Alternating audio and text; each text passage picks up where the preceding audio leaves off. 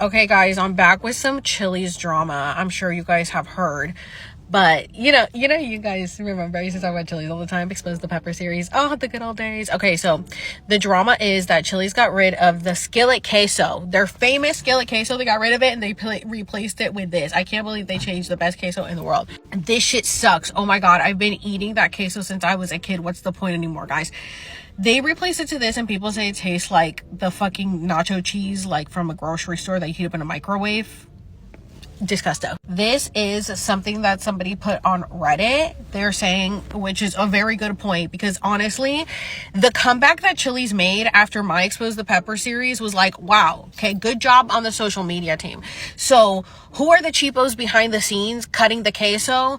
Probably the new CEO. Remember, the CEO retired after my whole Expose the Pepper drama. He like abruptly retired after a year of that, and I was like but anyway, they ended up getting the CEO from KFC and was it KFC and Taco Bell? I don't know, but I'm pretty sure it was KFC. I made a video about it, and that's who they have now as CEO. And so clearly he's used to being cheap, I guess. And then he ordered that nasty queso, and people cannot believe it because, like, yeah, why do these people at higher ups like don't know how to make a single smart decision, because they never actually worked in the restaurant, and they just come up with stupid ideas and they think it's smart, but it's just to save money. And so apparently they were saying that they spent 2 years creating this crappy queso that people did not like.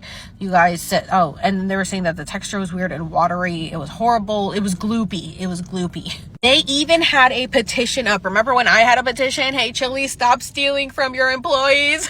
Stop having your servers pay your staff. Remember, because Chili's cut the cook's pay, like in California when minimum wage was $13. They cut the cook's pay from like $20 to $13, and they started having the servers tip them out and pay their wage. Do you remember that? And then they also did the ghost kitchens, and they were not paying anybody extra, so everybody's doing double work for no extra pay. Do you remember that? Do you remember all of the SA allegations that, I spoke about in my Expose the Pepper series, and all the work I did with Rock United and everything to expose Chili's, but their social media just had a great comeback and everybody forgot. But this everybody's upset about, the skillet queso. Well, of course, Chili's social media team was right on the case. Justice is coming. And I was like, this is giving Cracker Barrel PR stunt, okay? If you guys don't know, Cracker Barrel was going to change their logo. Everybody like threw a fit. They changed it back. And I was like, this is giving PR, but whatever. I do genuinely believe that they're just really fucking cheap, because they are very cheap behind the scenes, and they really did want to get rid of this. But this is what they just posted. We tried to kill it, but you love the skillet, so it's back.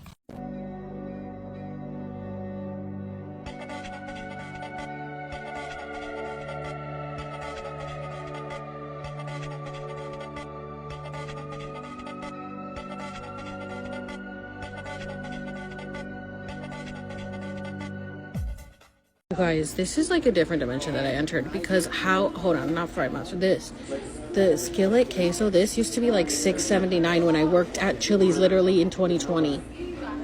What the fuck? How did it go up to $11.79 for a skillet queso? That's insane, bro. That used to be literally $6.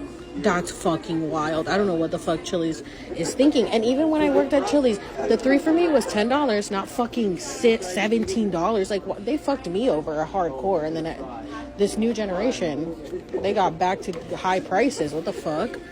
Okay, you guys, I'm gonna show you. I'm gonna put in my phone number. I'm not gonna show you guys my phone number, so hold on. Putting in my phone number for, that was the login, right? Login. Oops, there was a problem. Okay, well, let's go to join now. Put my phone number in again. Oh, there's a problem. That's so strange. Ryan, can you log in and see if yours works, just to make sure that it's not the system? How about chips and salsa in the meantime? Oh, wow. So I'm not crazy. Chili's did block me from having an account. That's wild, Chili's, you little haters. So I guess all I had to do was make a video that went viral to catch your attention, huh? Why didn't these women catch your attention? All these women that have been sexually harassed throughout the years at your company. And that's just a small portion of the comments I received. The upside of being on a do not rehire list is that I can expose you for the shitty company that you are. So let's go on to part 2. Let's go ahead and start with free labor. Yeah, that's right. Chili's has its employees working for free. You guys ever order from Just Wings on DoorDash? Yeah, Just Wings is a ghost kitchen ran by Chili's and partnered with DoorDash. So what they're doing is having the cooks make the food and the to-go specialists / servers box it up for absolutely no extra pay. 100% of the profit goes straight to Chili's and DoorDash. This is called free labor. Oh, and you're never informed of this when you get hired. But that's not out of their character. Because when I worked for Chili's, I was doing 6 jobs for the price of one at $5 an hour. Serving, host, to-go, busing, expo, food running. But the CEO right here, who took it over in 2013 and is running it to the ground, not giving a fuck about its employees, doesn't care about that because look at his net worth. Who wants a part 3? This is so lame, but losing Chili's is an attack on the middle class family. I'm sorry, but I'm also not sorry because I take partial responsibility for the fact that there are Chili's closing across America. If you guys haven't checked out my Expose the Pepper series, I highly recommend you do. In May of 2021, I made a video saying why I believe that Chili's was going under. And the amount of responses that I got from ex-Chili's employees and current Chili's employees talking about how they had reported SA allegations to HR and nothing was done about it was insane. It was like hundreds and hundreds that just kept storming in. That fueled a fire under my ass to start an entire series for a year. For an entire year, I posted videos about Chili's calling them out on everything. How they pushed all of these SA allegations under the rug, fire the people who would actually come forward to HR and keep the management or transfer them to other locations and not fire them. I also started talking about how they were stealing money from the employees and how they were not paying their employees properly. It got to the point where it kept going viral so much, Chili's was trying to contact me. I don't work for you. I don't have to answer to you. I kept going. I had articles written about me. You guys can Google Alex Serves Tea, Chili's. You guys will see all the articles that come up. I was doing press conferences. I partnered up with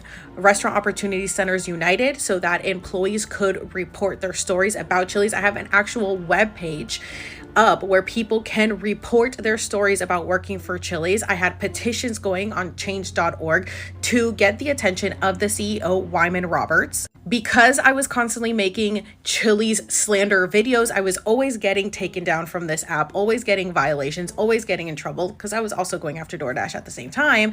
And those are partners for TikTok, so they did not like that. It got to the point where literally everybody in the entire nation that worked at Chili's knew me as the Chili's girl. There were managers telling their employees not to talk to me, not to tell me stories, but they would come and tell me anyway. I had managers giving me insider information and how we believed that the CEO was lying to the shareholders. So I started watching the CEO, Wyman Roberts, at his shareholders meeting, possibly lying about the numbers. So I contacted the shareholders.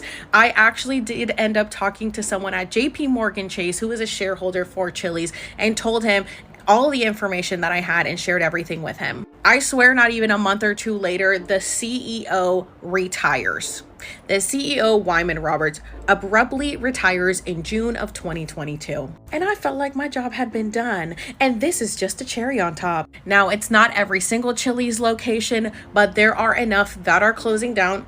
Here we go, 16 locations are closing down because they were not performing to their standards. I personally like to take a little credit here, and this is for all the people who say just because you don't like something, it's not gonna change. Yes, it can, and it will. Thanks to the people like me who stood up and said something. I put my face and my everything on the line for people who didn't even know me. I didn't work at Chili's anymore. I worked there for 4 years. I was already gone. People on the internet who did not know me and who I don't think would have done the same for me at all. But I cared enough to make a change and I spoke up.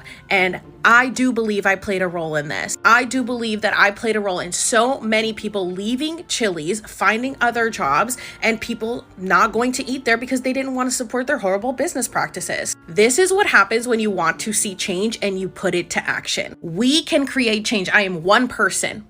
We have the internet at our disposal. We are able to talk to everyone all over the nation, and we can come together and create change. So anytime someone tells you nothing is going to change just because you don't like it, remember me. I am proof. We can do it. We are doing it. We have done it. Nothing ever works properly. Let me tell you a little story about when I worked at Chili's and the AC was not working during the entire summer. The AC was only working at about half of the restaurant, but the side that I was always on because I was a closer never worked, and I was dying. Well, one summer, I don't think the AC was working at all, and we had fans throughout the whole restaurant, and ghetto, so ghetto. Like, people did not, in Florida, you think people want to come in and eat hot food with fans around, musty, and it's humid? Ew, gross, no. So I worked with this girl, her and I were always, like, we run hot, so we were always just, like, trying to be in the freezer to cool off, but one day, she was working lunch, and the AC wasn't working, and she was running around. It was only her and one other server. And it got so hot that she ended up passing out from the heat. And then the ambulance had to come and take her away. They took her to the hospital, and yeah, pretty much like Chili's didn't want to be responsible for her hospital bills, and they pretty much were saying like it was almost more like it was her fault rather than their fault, even though it was extremely hot and the AC wasn't working and we didn't have any way to cool off. So she definitely should have gone after them. But anyways, so the worst part of it all was afterwards her partner had to go to her tables and be like, I'm so sorry. As you can see, the ambulance had to show up. You know, my coworker, she passed out from the heat and everything. And they're like, I don't care. You're taking up my time and I have to go back to work. So where is my food? That is how people reacted. They do not care. She's over here busting her ass, literally passed out from the heat, had to go to the hospital and was there the rest of the day.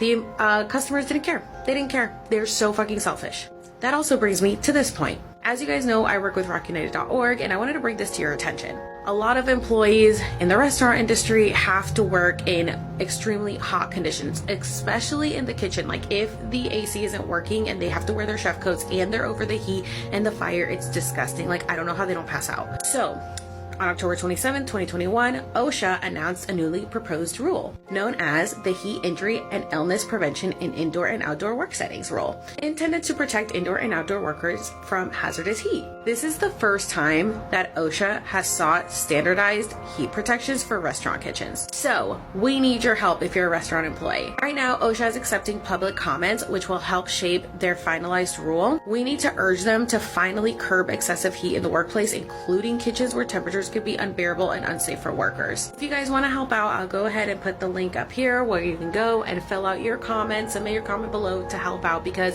if you work in the restaurant industry, you know how abusive the conditions are, and we need to do everything in our power to change them. So please, please, please help us out.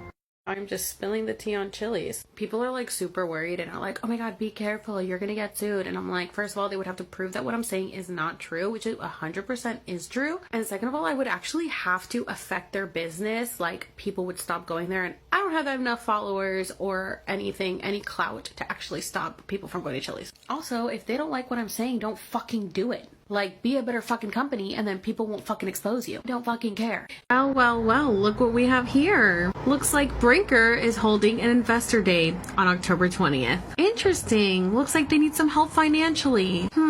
I wonder why that is. What I want to know is, are these investors going to help pay for all of the staff that's being overworked, abused, and exploited right now? Across this video this morning that somebody tagged me in, just give you a little example of what the Chili's employees are going through.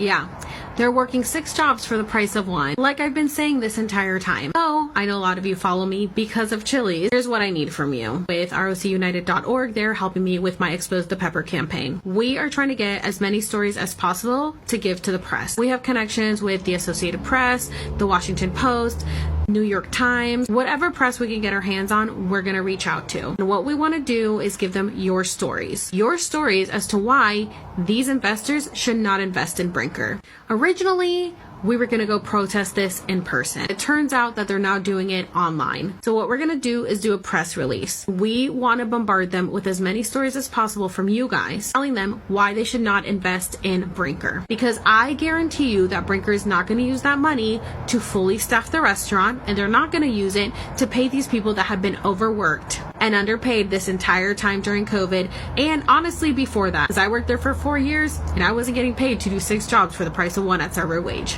So I know a lot of you have shared your story anonymously with my Expose the Pepper campaign, but this one is if you want to share it publicly. If you are willing to talk to the press, please comment below so ROC United can contact you. That way we can collect as many stories as possible and we can make sure that these investors know the truth about this company. If you guys are willing to take Brinker down with me, please, please, please comment below. This is what we need right now. This is our big chance to hit them where it hurts, their wallets. This is the time. These investors need to know that this is not a company worth investing in because they do not take care of their employees. And I want to make sure we fucking bring them down. So let's fucking go. I will also tag ROC United in the caption if you guys just want to talk to them directly. Feel free to DM them or comment on their videos, or you can just comment here. They will be looking it over. Thank you so much for your support, guys. I really hope that we can do this press release and we can fucking hit them where it hurts. Let me tell you guys why Chili's sucks and it will probably go out of business soon. And you can't sue me for slander when it's true. Chili's used to be a great company to work for. I started there in 2016, had friends that worked there for years. They all loved it. But somewhere along the line, it got sold to people who don't know how to run a fucking company. First, they cleaned house in corporate. They fired about half or 3/4 of their employees. Then they started making changes to the menu. 2 for $25, which include the dessert. 3 for $10, which is literally a drink, a starter, and a meal, all for $10. What kind of crowd do you think that's bringing in? Not one that's really tipping the servers, who are doing double the work now. And they have the reward. Free chips and salsa, free dessert, free appetizer. You know what? Give the whole thing for free. Who fucking cares about our employees, right? And in places like California, cooks' wages got dropped from $20 an hour to minimum wage, and they had the servers tip them out because they can't afford to pay them. Let's not talk about how shitty the fucking food is because it's really disgusting and mostly microwaved.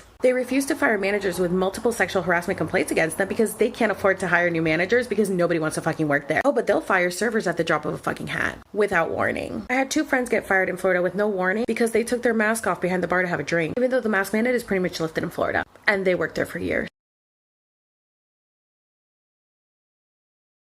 So I guess all I had to do was make a video that went viral to catch your attention, huh? Why didn't these women catch your attention? All these women that have been sexually harassed throughout the years at your company. And that's just a small portion of the comments I received. You know, the upside of being on a do not rehire list is that I can expose you for the shitty company that you are. So let's go on to part 2. Let's go ahead and start with free labor. Yeah, that's right. Chili's has its employees working for free. You guys ever order from Just Wings on DoorDash? Yeah, Just Wings is a ghost kitchen ran by Chili's and partnered with DoorDash. So what they're doing is having the cooks make the food and the to-go specialists / servers box it up for absolutely no extra pay. 100% of the profit goes straight to Chili's and DoorDash. This is called free labor. Oh, and you're never informed of this when you get hired. But that's not out of their character. Because when I worked for Chili's, I was doing 6 jobs for the price of 1 at $5 an hour. Serving, host, to-go, busing, expo, food running. But the CEO right here, who took it over in 2013 and is running it to the ground, not giving a fuck about its employees, doesn't care about that because look at his net worth. Who wants a part 3?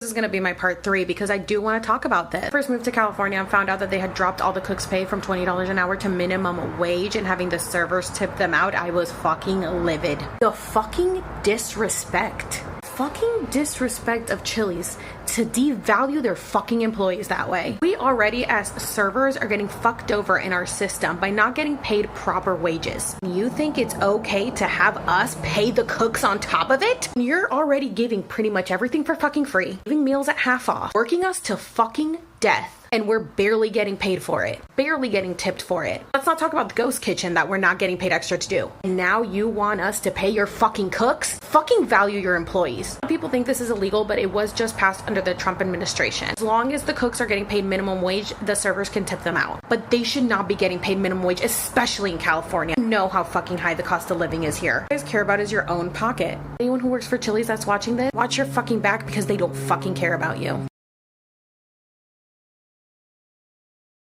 Let's be honest, this Exposing Chili's series can go on for fucking ever. Part 4, here we go. Right here is a message that I received from an ex-Chili's employee that worked there in 2007 and is telling me the difference between then and now. Ironically enough, this is a post that my ex-GM from Chili's posted today, and he hadn't even seen my video. Oh, if you thought that was bad after he was there for 21 years, you should hear about my other manager who was there for 32 years and was about to get his pension, and they fired him because he accidentally left the back door unlocked at 2 p.m. during a lunch rush while the truck was unloading because they said that was just very unsafe.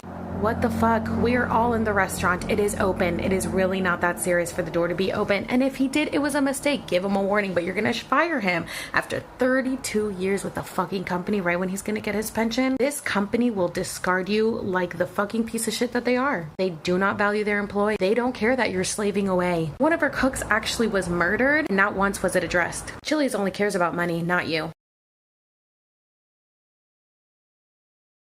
So as some of you know, yesterday I posted a video exposing Chili's for running a ghost kitchen out of their restaurant, It's Just Wings. A lot of people were very surprised because they had no idea this was even a thing, didn't even know what a ghost kitchen was. They didn't understand how it's free labor. And let me break this down for you guys. Would you be okay with your boss adding an extra load to your work and not giving you a raise? I've gotten so many DMs and comments of people telling me how their restaurants are running so many ghost kitchens out of it that they are doing the job of 15 people for literally no extra pay. Someone told me that their restaurant was running 6 ghost kitchens. 6? That is 6 extra restaurants on top of the one they're already running. That is time taken away from guests that could be tipping them. I don't think that this should be legal. This is something that started in 2020 and it's complete bullshit. Take Chili's, for example. Sure, they're using the same wings. They've got 15 other sauces, different fries, fried Oreos, and now they're adding pasta. It is literally a whole another restaurant. You are not paying the staff to work extra for. I don't know all the ghost kitchens, so I would love you guys. Please comment below and tell me what restaurant you work at and what ghost kitchen it is so we can expose them.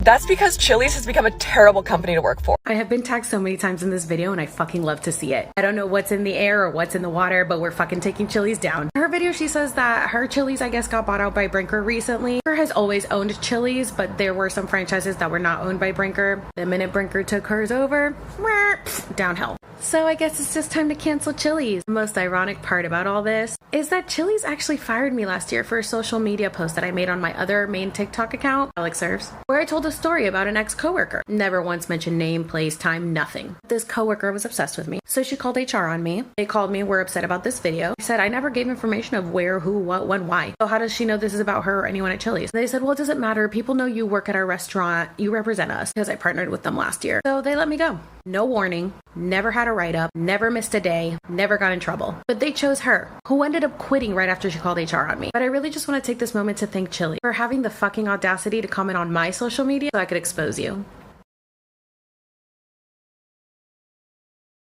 Okay, so this one's like a little difficult to explain. It's not so much that everything is cooked in the microwave, it's just reheated in the microwave. The pasta, reheated in the microwave. Broccoli, reheated in a bag in the microwave. Street corn in the microwave. The chicken, shredded chicken that goes like in the tacos, carnitas, brisket, chicken that goes on the salads. All of that is pre-cooked. It's just like portioned away in bags and just microwaved when you order it. The grilled chicken breast is not a grilled chicken breast, it is a baked piece of chicken that was compiled of chicken pieces from rib meat and who knows what else that was taken apart and put back together in clumps, and it's run through the oven twice. The grill marks are fake on it. It's just put on like a cast iron with grill marks. Chili's doesn't have a grill. Your steaks are not grilled, they are cooked on a flat top. Burgers are cooked on a flat top. Salmon is ran through the oven. It's really gross. It comes out with like bubbles on it. So does the chicken, comes out with bubbles on it. Why? The molten in the microwave, which us servers have to do ourselves. If it takes a minute, it's because we're busy. Ice cream's probably frozen.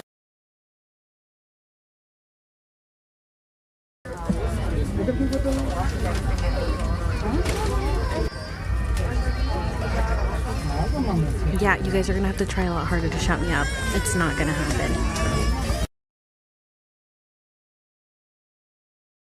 Alright, so to continue my exposing Chili's train, these are what is called a kiosk. I'm sure you guys have seen it. You can pay at the table with them. Now, there's a survey that comes up right after you pay. The survey ranges from dissatisfied to highly satisfied. Now, here's the problem with that survey. You see all these scores right here? All those scores are what the survey accumulates to. The survey asks about 5 questions. Was there a host greeting you at the door? Was your food hot? Did it come out in a timely manner? If you answer honestly, you're not gonna put highly satisfied on everything because it's fucking Chili's. But if you don't put highly satisfied on every single question, it counts against the server. So even though the questions don't have to do everything with the server, these scores right here reflect on only the server. And if your score is at the bottom, you get your shifts taken away. How are you going to base a server's livelihood off a survey that isn't only reflective of them? If your guest with problem average is high, you are fucked. The system is so fucked up. So this is pretty much what a shift was like at Chili's. This were all the things that we were out of one day. Mushrooms, waffles, root beer, ribeye, bone-in wings, steak fajitas, ice cream, avocado salsa. This was like a weekly occurrence. Every Tuesday morning I had to work lunch and I had to go in knowing that everyone was gonna be pissed at me because we didn't have the food they wanted because we ran out of things by the weekend. The truck didn't show up till about 2 p.m. on a Tuesday. People were pissed. I would get stiffed. I would get yelled at as if I run the restaurant. But the real reason that we were always out of items was because if the managers saved on food costs, then they got bonuses. That's right. Screw over everybody else in the restaurant for their pocket. But are we surprised? Not with the CEO having a net worth of $49.1 million. All managers are working 60-hour work week, washing dishes because we never have a dishwasher, cooking food because we only have 2 cooks on the line, helping with tables because there's 3 servers on the floor, no host, no expo, no food runner, no busser. They're really just trying to make more money wherever they can. And I don't blame them. So I'm the type of person who always has receipts, literally and figuratively. I was scrolling through my pictures and I thought it was really funny because I found a picture of some receipts that I had taken of a big party at Chili's. $10 on 115, 0 on 61, 0 on 44. Because there's no automatic gratuity at Chili's. There's no automatic gratuity at pretty much any corporate place anymore because the IRS did away with it in 2013. And the places that still have automatic gratuity is because they care about their employees. Companies had to make a choice if they wanted to pay taxes on automatic gratuity or if they just wanted to get rid of it. Because the IRS said it was a wage, not a tip. So most companies got rid of it because they said, fuck our servers. We're not paying taxes on that. So if you ever see a company that actually has automatic gratuity on large parties, it's usually a better company to work for because they clearly care about their staff. If you go out to eat and you are a large party, please tip your server because what I had to pay out of pocket for these people. I had to pay the restaurant to serve them. I'm back with some more Chili's photos from my archive. This day I came to work and I had to take a picture of the board because I thought it was really funny what my manager wrote. Everyone showed up for their shift today! Wow, I bet they're not saying that now. This picture was not taken the same day, but it was a whole ass mood every day. That's me. That's me going into work, literally hating life. I did not want to go because I closed 5 nights a fucking week. I worked every holiday. And I knew I wasn't getting out early. Ain't nobody closing for the closer. That's the face of a closer 5 nights a week at Chili's. I was playing host and to go for the first 2 and the last 2 hours of work while playing expo, food runner, and busser and serving 10 tables at a time the entire fucking shift. And this was before the ghost kitchen started. You got me fucked up if you thought I was gonna do all of that shit plus a ghost kitchen on top of it at server pay for no extra tip. Yeah, go fuck yourself.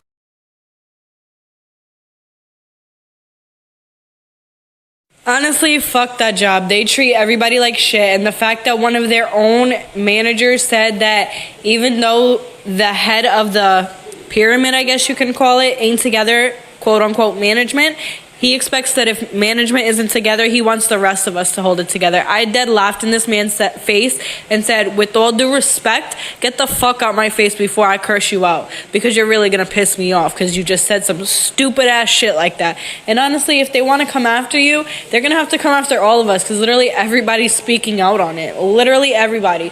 From every fucking corner of the fucking earth that worked at fucking Chili's, everybody's pissed off because they really don't give a fuck about their hardworking employees. They really just want, like, kids that don't know what actual value of labor is that's gonna bust their ass for no money. Like, they want kids that are gonna do that. And these new kids, they're gonna be able to do that, to mold them.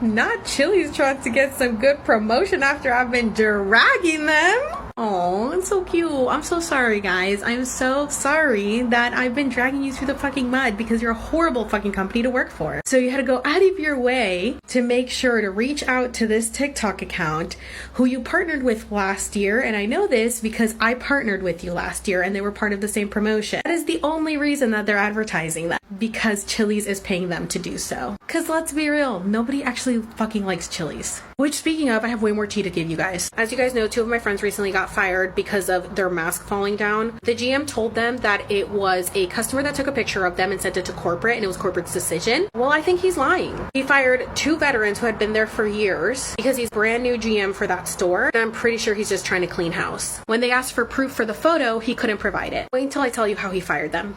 Okay, so this is a continuation from my last video about my 2 friends that got fired at Chili's recently. Both of them have been working there well over 2 years, probably 3 years, I'm gonna say. Amazing servers, bartenders, both. Trainers, everything. So this new GM comes in and fires both of them for the same exact reason. Tells them that a customer took a photo of them without their mask on and sent it to corporate. Which I highly doubt, because when corporate's gonna fire you, somebody from corporate calls you to talk to you first about it. Or you would hear it straight from corporate. Then when they asked for proof of the photo, it was nowhere to be found. So apparently for one of them, he called her on her day off to fire her. Are you supposed to fire people in person? I know in the state of California, you have to do it in person and give them the final paycheck. If anybody knows what the law is about firing people in Florida, let me know. And apparently he had been telling everyone he was going to fire her because everybody knew before she did. Then for my other friend, he said, do you want good news or bad news first? And she was like, I guess good news. He said, oh, the good news is there is no good news. The bad news is you're fired. What the fuck? Who jokes around like that with somebody's livelihood? And apparently he's doing some other really shady shit there. So Chili's, if you're watching this, look into like Mary Chili's in Florida. Don't sleep on Chili's 3 for $10. You're kidding, right? You're kidding. You guys, this is not a coincidence. First of all, Chili's hasn't posted on their official account for a year now. And then all of a sudden, when I start exposing how horrible of a company they are and how horrible they treat their employees, how interesting that now all of a sudden Chili's is trying to promote themselves all of a sudden to get good promos. So 2 accounts now, I've been tagged now in both of these accounts that I've stitched that they've been promoting Chili's. Why is Chili's so worried? I wonder. You're not up to date with how horrible Chili's is of a company and how bad they treat their employees, and they literally discard them like pieces of shit, and they allow their staff to be sexually harassed, and they abuse and exploit their workers, and they literally manipulate you. They tell you that if you're not willing to work, then you can just fucking leave. Just watch all my other videos, because this is why they're trying to get good promotion right now. No, they fucked up.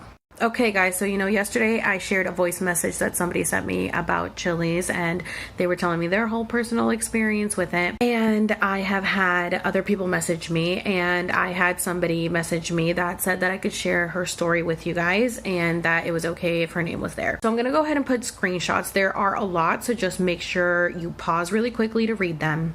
But it's jaw-dropping, to be honest. I read it to my sister and she couldn't believe what I was reading to her, so here we go.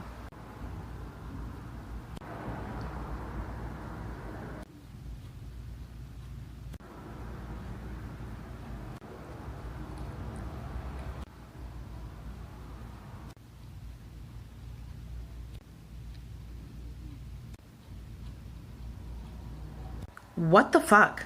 And the fact that this happens in so many restaurants, literally working in restaurants is like being back in high school. It is an extremely toxic environment.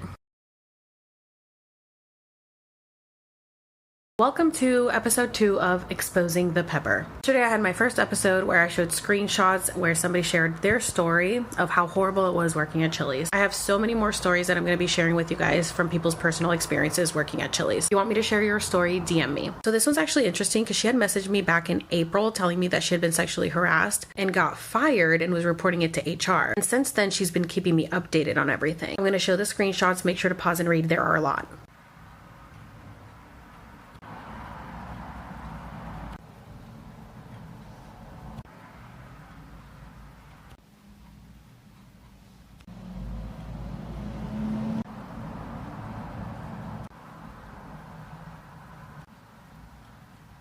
In case you guys can't read it, it says it happened in St. Pete, Florida. Her first message was sent on April 9th. Her follow-up was sent on April 28th. And yesterday she messaged me that nothing got done about it. So since Chili's wants to ignore all of these sexual harassment allegations, I'm going to go ahead and use my platform to make sure these women are heard.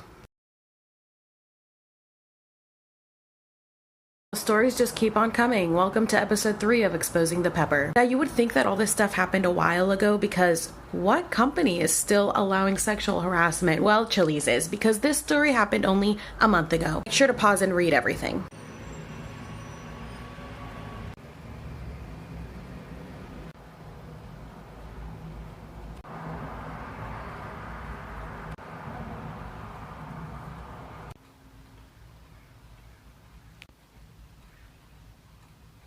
Unfortunately, I don't know which Chili's this happened at, but the fact that this is going on nationwide and the fact that they're being reported and nothing is being done about it by Chili's is fucking disgusting. And like I said, I'm gonna post every single day stories about Chili's and how they mistreat their employees and mishandle allegations, or rather don't handle allegations at all until something gets done about it. I can understand if this happened at only one location or it wasn't being reported. These women are doing what they're supposed to do and corporate is doing nothing about it.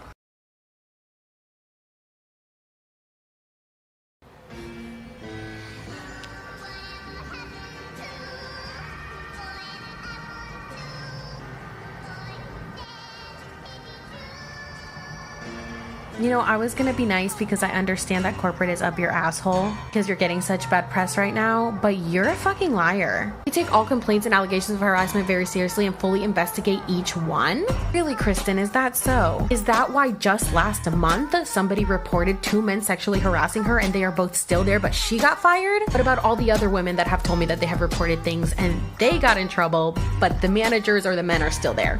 But those were all fully investigated? And then you want me to provide you additional information?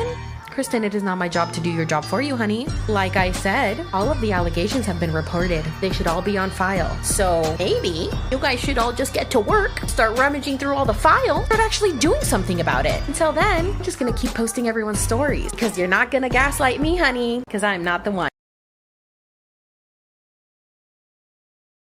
Welcome to episode 4 of Exposing the Pepper. This person shared with me a couple different stories. Some of them were about sexual harassment, some of them were just about the staff she worked with and the managers she worked with, and all the shady shit that went on at her Chili's. The location for this one was Kansas City, Rowan Ridge. Hopefully I said that right. Alright, so I'm gonna show the screenshots and just make sure to pause and read.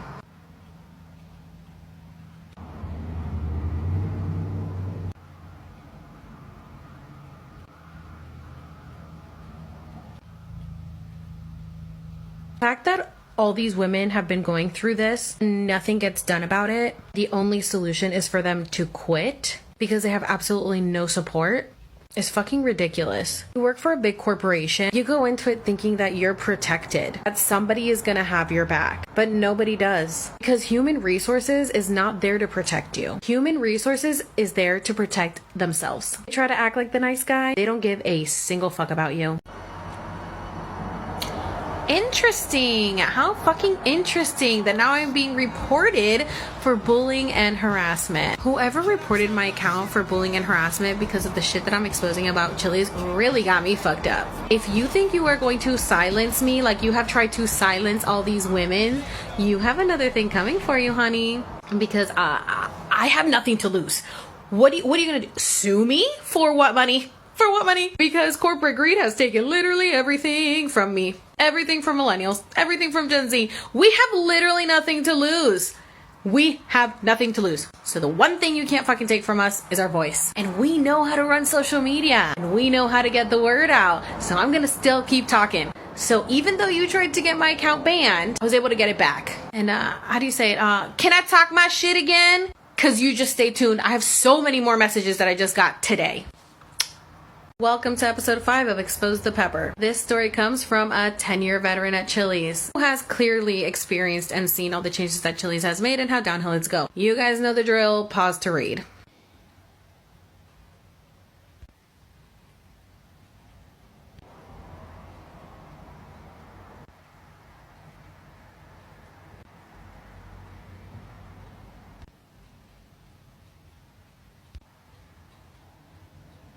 So here we have a situation where something actually got done. The person who was doing all the sexual harassment finally got fired after so many women spoke up. But then the inevitable happened. She got blamed for it. She got the brunt of the manager's wrath. It's true what she said. Maybe if you paid them more, they wouldn't walk out mid-shift. And it wouldn't be so hard to find cooks who want to work for you. I cannot tell you how many cooks walked out mid-shift in the middle of a fucking lunch rush. And they all got to come back. They were valued more than the server because everybody quit all the time. And they're harder to find because they don't get paid enough. Okay, I have to be up in 4 hours for work. I just wanted to say that I have been getting these comments a lot and DM, and I appreciate you guys so much for stressing out about me. But you guys have to understand that I'm not doing anything illegal. Businesses want to intimidate you into not speaking out. They want you to think that you signed some fucking NDA, which you didn't, and even if you had, you can still speak out on shit that's illegal. I'm not gonna get sued for speaking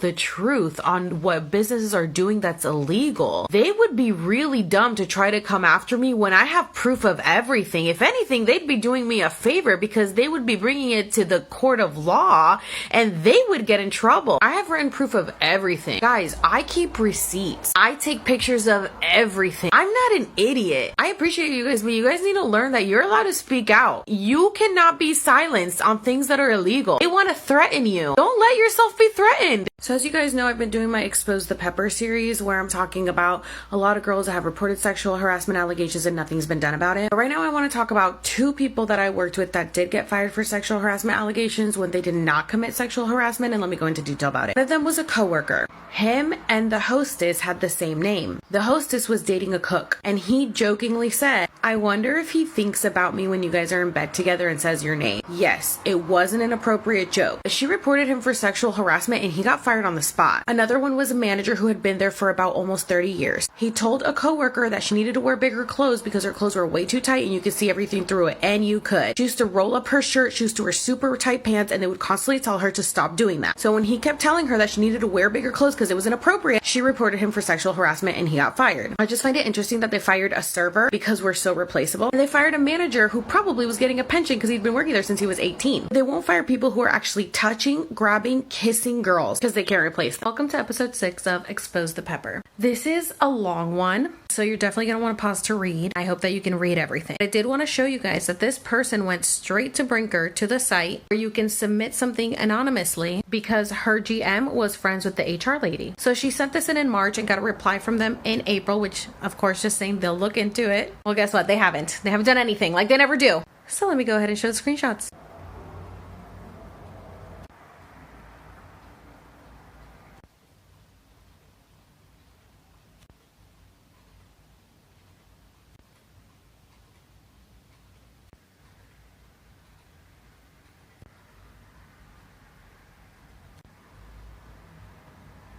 Absolutely nothing came from that. Me and the other 3 main bartenders quit 4 weeks after I sent that. So as you can see, Chili's doesn't follow anything through. They are in the business of protecting themselves and fucking over anybody who goes against them. Okay, so I'm sure you guys are gonna think I'm a little crazy, but I just got out of the shower and I was like crying in the shower because I was just so angry at all the stories that I've been reading from you guys about Chili's and about other restaurants and how they've treated everyone. And then I was thinking about how people are like, be careful, they're gonna sue you. And I was like, I know that God did not make me who I am to then forsake me. Like, I know that I am who I am for a reason. And if my purpose on earth in this lifetime is to be the voice for so many people that can't do it, then I'm gonna do that. It hurts me so much to read these stories about people who almost killed themselves because of this job. And so many people that just don't feel like they can speak up. Like, even my sister's like worried. She's like, I just don't want you to get the repercussions just because these people are standing up for themselves. Like, I understand, I appreciate the movement, but you're my sister and I want to protect. I'm like, I know that, but like, I'm literally like David versus Goliath, like Daniel in the lion's den. Like, I know that God has my back. He has never ever betrayed me. He has never forsaken me. I'm going to keep fighting till the very end. Can you believe we're on episode 7? Welcome to episode 7 of Expose the Pepper. This is a good one, because this one actually has a case opened against Chili's. And didn't Kristen say that they investigate everything thoroughly? Yeah, read the last message this person sent me and you'll see that Kristen doesn't actually do her fucking job.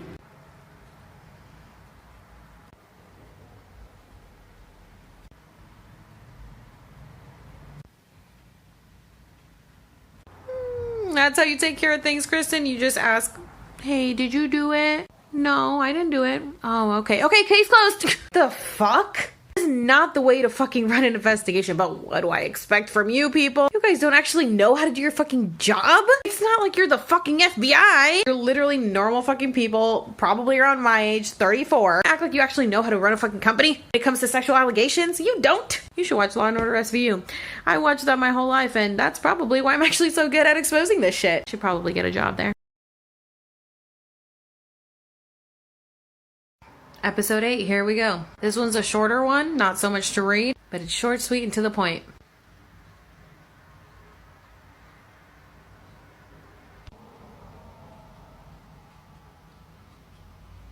I don't know if you guys can read what it says down there, but she had swine flu. She had a doctor's note saying she had to stay home, and they still scheduled her knowing this. Then when she didn't show up, wrote her up for a no-call, no-show. And then she had to sign it so that she could get her shifts back. What? You know how fucking toxic restaurants are? We don't fucking get sick days. We don't get sick days. We don't get to call out. If we call out, we fuck everyone over in the restaurant. If we call out, we get in trouble. If we're sick, we lose out on money. We don't get paid like everyone else does. We don't get sick days. So you make as much as you work. And actually, it's really just based on how much people want to tip you. And what the fuck is this? I seriously hate men. I got a message with a screenshot of what the Chili's employees are tipping out. Take a look. Okay, so on credit card tips, this person made $61. To the bartender, she had to tip out $10. To the cooks, she had to tip out $34. To the expo, she had to tip out $4. And to the food runner, $12. Her share, 91 cents. 91 cents. I was like, there's no way you walked out with less than $1. She walked out with $65.91 on $1,000 sales. If you guys know anything, if you were making 20% tips all day, she should have walked out with $200 before tip out. Back in Florida, I only had to tip out 1% to the bar. So I would have had to only tip out $10, which is what she did tip out to the bar. I would have walked out with, if I got 20% that day, which I really didn't, I would have walked out with $190. Read the following conversation. Chili's, I'm sorry, but this is abuse to your staff. You're making your servers pay your entire staff. People have messaged me that they've been in the negative at the end of their shift, so they have to go to the ATM to pull out money to tip out the fucking staff. This is bullshit. Okay, so everybody's freaking out about my video that I posted about how servers at Chili's are tipping out the cooks. I actually made a video about this back in Christmas on my main account and on this account, but I guess it didn't really get much traction. Okay, so this was actually passed under the Trump administration. Okay, so as you can see, it was passed in the very last days of the Trump administration. They can pull tips from the servers to pay the back of house. So exactly what that says right there. We just put more money in the pockets of the owners while forcing the staff to do more work for less money. So this could pretty much cost them $700 million a year by doing away with the 80-20 rule. Like, why pay a wage when you could just have a tipped employee to do it? So pretty much they would raise the servers' wages to minimum wage while lowering the cooks' wages to minimum wage. It was not labor advocates, but their bosses who lobbied for the change. So as long as the cooks and the servers are making the same wage, which is minimum wage, the servers can tip out the back of house. It is complete and utter bullshit, because in the state of California, servers make minimum wage, but 44% of our income is taxed. Okay, so yesterday's video about what Chili's servers are tipping out the back of house and everybody else at the staff is blowing up right now. And somebody commented, if you have screenshots of somebody who went in the negative, please show us. Well, I was able to find someone who had it in the negative, so here you go. All right, so tips generated $37, to the bartender $731, to the back of house $21.20, to the front of house expo $20.92, and to the food runner $877. Her share, negative $305. She texted someone and said, what does this mean? I owe money? And they said, yes, it means that you tipped out more than you had in credit card tips. So I owe that money. Yeah, so it'll just take it out the next time you make money. Okay, for people saying that that's why they leave cash tips so that servers don't have to tip it out. Tip out is based on sales, not on tip. Cash only helps us when it comes to taxes. Thank you for that. And for people saying, oh, well, she just isn't claiming her cash, so that's why she's in the negative. No, that means that she walked out with only cash if she made any that day, but the $305 or whatever came out of her paycheck, or she had to pay it the next time. Welcome to episode 9. In this episode, we're taking it all the way back to 2007. You know, you would think after all this time, things would have gotten better, but they haven't. Nobody takes us seriously. So it's time that changes. Anyway, you guys know the drill. Pause to read.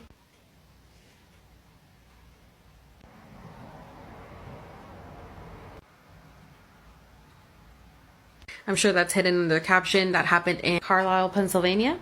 The whole managers having relationships with servers is nothing new. I don't think I've worked at a restaurant where a manager has not fucked a server. Restaurants really are just a breeding ground for creep. If you want to have access to young women and have control over them, become a manager at a restaurant. Because clearly nobody actually fucking cares how bad you treat your employees or all the sexual harassment that happens there. But I'm hoping that with all of the attention that I'm bringing to this, things finally fucking change. Because this shit needs to change. It's been going on way too long. Okay, so I'm sure a lot of you have seen my videos that are going viral right now about how Chili's employees have to tip out everyone, including back of house. There are a few things that I would like to address. First of all, just because your Chili's only tips out 1% doesn't mean that they all tip out 1%. My Florida location did only tip out 1%. Then I transferred to California and had to tip out 5.5%. Telling people that their experience isn't valid just because it didn't happen to you. You can't sit here and say, oh my God, that didn't happen. That's not true. That didn't happen. It didn't happen to me. So it didn't happen to anybody. Everybody's experience is different. Stop invalidating. Stop telling people like, oh, there's no way they only made $65 on $1,000 sales. That's not true. That's not true. They must be a shitty server. No, it fucking happens. First of all, had she made the whole amount, it would have been $120 on $1,000 sale. That's 12% tip. Yes, that's pretty average for fucking Chili. And she had to tip out $60 of that to everybody else. Makes fucking sense that she only walked out with $65. Second of all, stop commenting that you're just not gonna tip. I was not tipping the answer. I need your tip to help compensate for everybody else that I have to tip. If you don't tip me, I'm paying it out of pocket. It's a fucked up system, but it's our system right now. That's why I'm spreading the word so we can change it. Stop saying, oh, then the owner has to make up for missed wages so that it makes up for minimum wage. Nobody can survive off minimum wage. Stop being an ignorant fucking moron. While this doesn't only happen at Chili's, it happens nationwide at every restaurant. Servers always have to tip somebody. It's the norm. Why tipping is important. Please watch the rest of my videos because I can't answer all the comments.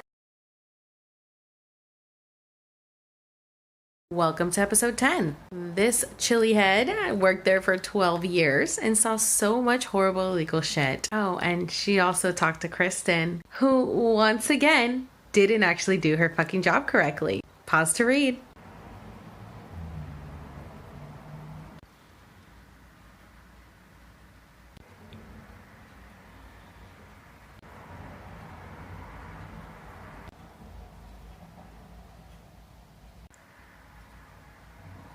My favorite part of this all is Kristen from Team Member Relations HR is completely useless. I know like 10 people who filed corporate complaints against our same GM and they do not care. Kristen waited 2 months to call me back. Called once a week and was told she was investigating the matter. And then when she finally heard from her, she said she had closed the case. Kristen, what did you do? What did you actually do to investigate the situation? Kristen, I think you might be getting fired soon. Be careful, because they're exposing you.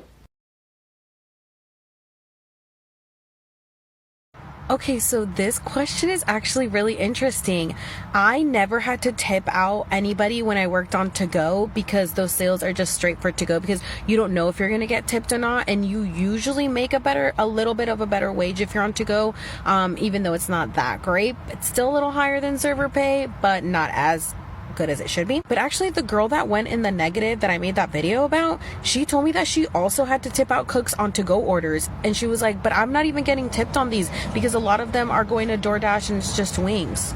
I don't know how that's okay unless she was clocked in as a server and was getting server pay and then was still having to tip out on to go. I don't know. I think that's complete bullshit. Okay, and for those saying that they don't understand why servers have to tip out back of house and that is illegal, I already made a video about this, but it was passed under the Trump administration right before he left office. As long as servers and cooks are making the same wage, usually minimum wage, servers are allowed to tip them out. It is not illegal now. How are we already on episode 11? And I still have more to go. So this is a good one. This is from somebody also named Alex who kind of just broke everything down about what is wrong with Chili's. So this is a fun little read. You guys know the drill. Pause to read.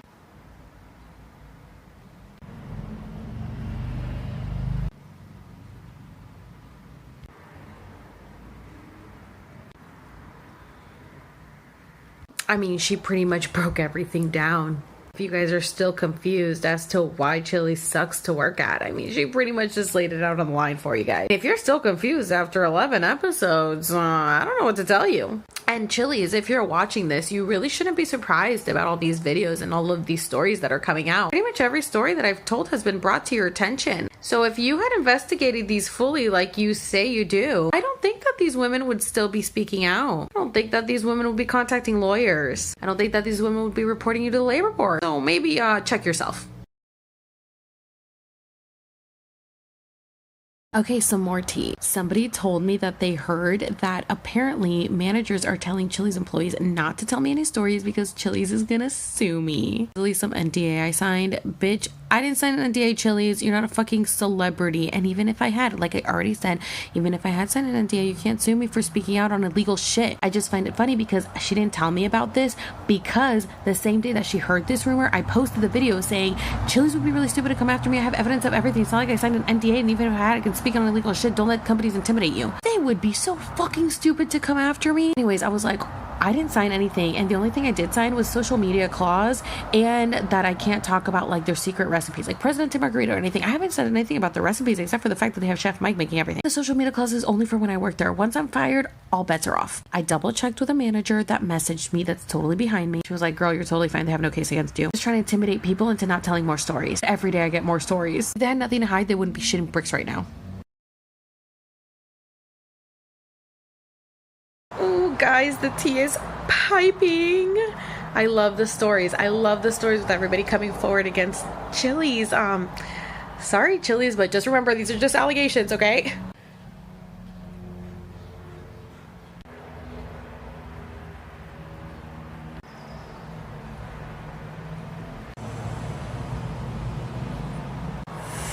Oh, that's bad. That's bad when back of house people are now coming forward. You know, you would think they start treating employees better after all these people are coming forward about how horrible they treat them. But this person was just fired on May 31st. A very hardworking employee, which I can attest, the kitchen at Chili's, usually very hard workers. They get ran to the fucking ground. And no appreciation whatsoever. I don't know. I think we're going to start seeing a lot more stories like this coming forward. I feel bad for you, but I don't. You know, you really can't be everybody's hero. Even when you are fighting for the rights of others, literally alone, fighting for everybody's rights, people will still hate on you. So let's go ahead and analyze the comments of a troll that I got this morning on Instagram. All right, so right here, he is saying that I am not professional, and that if this abuse really occurred, then why am I not following it legally? Sir, because the better action is to expose them publicly. There are plenty of people who are already following it legally that I have spoken to. Chili's has a lot of cases open against them right now. It is not news. And I have been in the industry for 15 years, and that is why I'm speaking out about it. Right, and then right here, it is saying that I am ensuring that I will never work again. Now, you sound like my parents at the beginning of this. I would rather work for a company that supports what I'm doing, which my company does, because they know that the abuse is wrong. And if a company would not hire me because I stood up for the rights of others, I would not want to work for them. You're judging me for being angry? The question is, why aren't you? All right, so let's move on to part 2 of me responding to my trolls from this morning. The most interesting part is that I got 2 haters at the same time with no picture. Looks a little suspicious. Maybe someone who works for Chili's is a little worried. I don't know. Just saying. Okay. So again, calling me unprofessional sounds like it's the same person as the last video. So right here, maybe if I did my job, I wouldn't get fired, weirdo. Okay. I did my job. I never got in trouble at work. Literally, me getting fired had nothing to do with my work performance, but nice for you to judge me. And right there, it says I'm so unprofessional. No wonder I keep getting canned. Hope I get help. Oh, I keep getting fired for standing up for myself. I keep getting fired for having a voice. You hope I get help? Honey, I hope you get help, because if you think that this is all okay, you have mental issues. Apparently, they're agreeing with some other comment. I don't know what the other comment was, but let's do things the right way and change things for all. You must be a dumbass boomer. Because there's no other explanation. Social media is way better, but you wouldn't know that. Welcome to episode 12 of Exposing the Pepper. So this is an interesting little twist of events. This person actually got accused of sexual harassment after he was sexually harassed. There's only 2 screenshots here. Pause to read.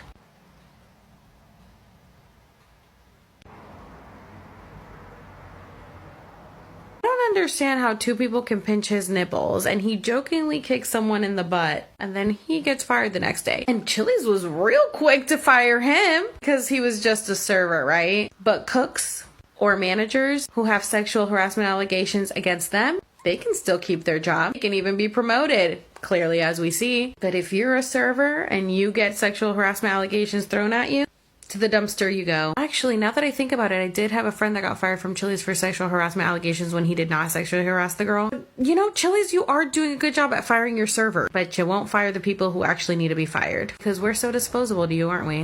What the fuck? Do you guys see this comment? You have to tell them so that they can take it out the next time you work or out of your paycheck or whatever. What? Chili's, Chili's, you fucked up, bro. You fucked up. You're fucked up. How dare you fucking steal from your fucking employees? And then you want to get mad and fucking get mad that your own employees are stealing from you because they're fucking what is it called? Floating drinks, or changing 3 for 10s on cash tables, pocketing cash. You know what? That's what your fucking employees have to do because you're stealing out of their fucking pockets. I heard that you guys want people to be cross-trained in at least 2 positions and only starting at minimum wage. You want them to do 2 jobs for the price of minimum wage? You can go fuck yourself, bro. Fuck yourself. Why don't you have the fucking CEO doing the shit? Why don't you have the CEO who sold his stocks, his shares in stocks in March of this year for $12 million fucking dollars? You know what? While I'm at it, let's just fucking go. Let's go. When I started at Chili's in 2016, there was no free chips and salsa. The 2 for $25 was 2 for $22. You could add Presidente margaritas for the 2 for $35, and then there was no dessert. A little after that, the 3 for $10 got introduced, which was a limited time offer. I used to fucking hide that shit and take it off the tables all the time because I was like, what the fuck? This is half. It cuts my bill in half. Then after that, they introduced the 2 for $25 instead of the 2 for $22 because they added a dessert, which was extra. It was an upcharge for us. Now it's included, and now we have to do it for every fucking table. We have to make a dessert. Now for every table with the 3 for $10, we have to get a table, a drink, a starter, and now an entree for $10. Now you're stooping to the level of fucking Olive Garden, where I was running around for limited soup and salad for $1 tips. Then we had meetings where they showed us a video from corporate, and they were like, I know you guys are thinking like, oh no, my checks are gonna go down, but you have more people coming in, guys. You're more money for your pocket. No, you're a liar. And then they're like, oh, you can upsell it. No, the people that are coming in are cheap. They're coming in for the deal. Okay, so they come and lie to us from corporate, and they're like, guys, don't worry. I know you're worried because your price average is now going to go down, but it's going to bring more people in. No, once you lower your standards, you cannot raise them. Once you put yourself down here, that's the fucking crowd you're bringing in. So sorry, no offense. I love a good deal. Okay, I love a good deal. But as a server, you're not making any fucking money on $10 checks. You spend more at Taco Bell. You spend more at fucking Chick-fil-A, Burger King. You spend more at McDonald's. At this point, then they started doing everything. They started doing the fajitas. They started doing the steak. They started, you know what? I was like, put the whole fucking menu on the 3 for $10. At this point, we're fucking Steak and Shake. We are Steak and Shake. And then they judge us like we're fucking robots. The whole fucking system, the survey system needs to fucking go, okay? Because they're even doing it in healthcare. In healthcare, there's no reason that a 5 should count, but everything else is a negative. This whole fucking corporation bullshit needs to go. Okay, so now at this point, you have everybody coming in for 3 for $10s and 2 for $25s, doing all the fucking work. Like I've already said in all my videos, I was serving to go, expo, busing, food running, what the fuck else? I don't know. I was doing every fucking job, okay? Okay, so I'm already doing every job.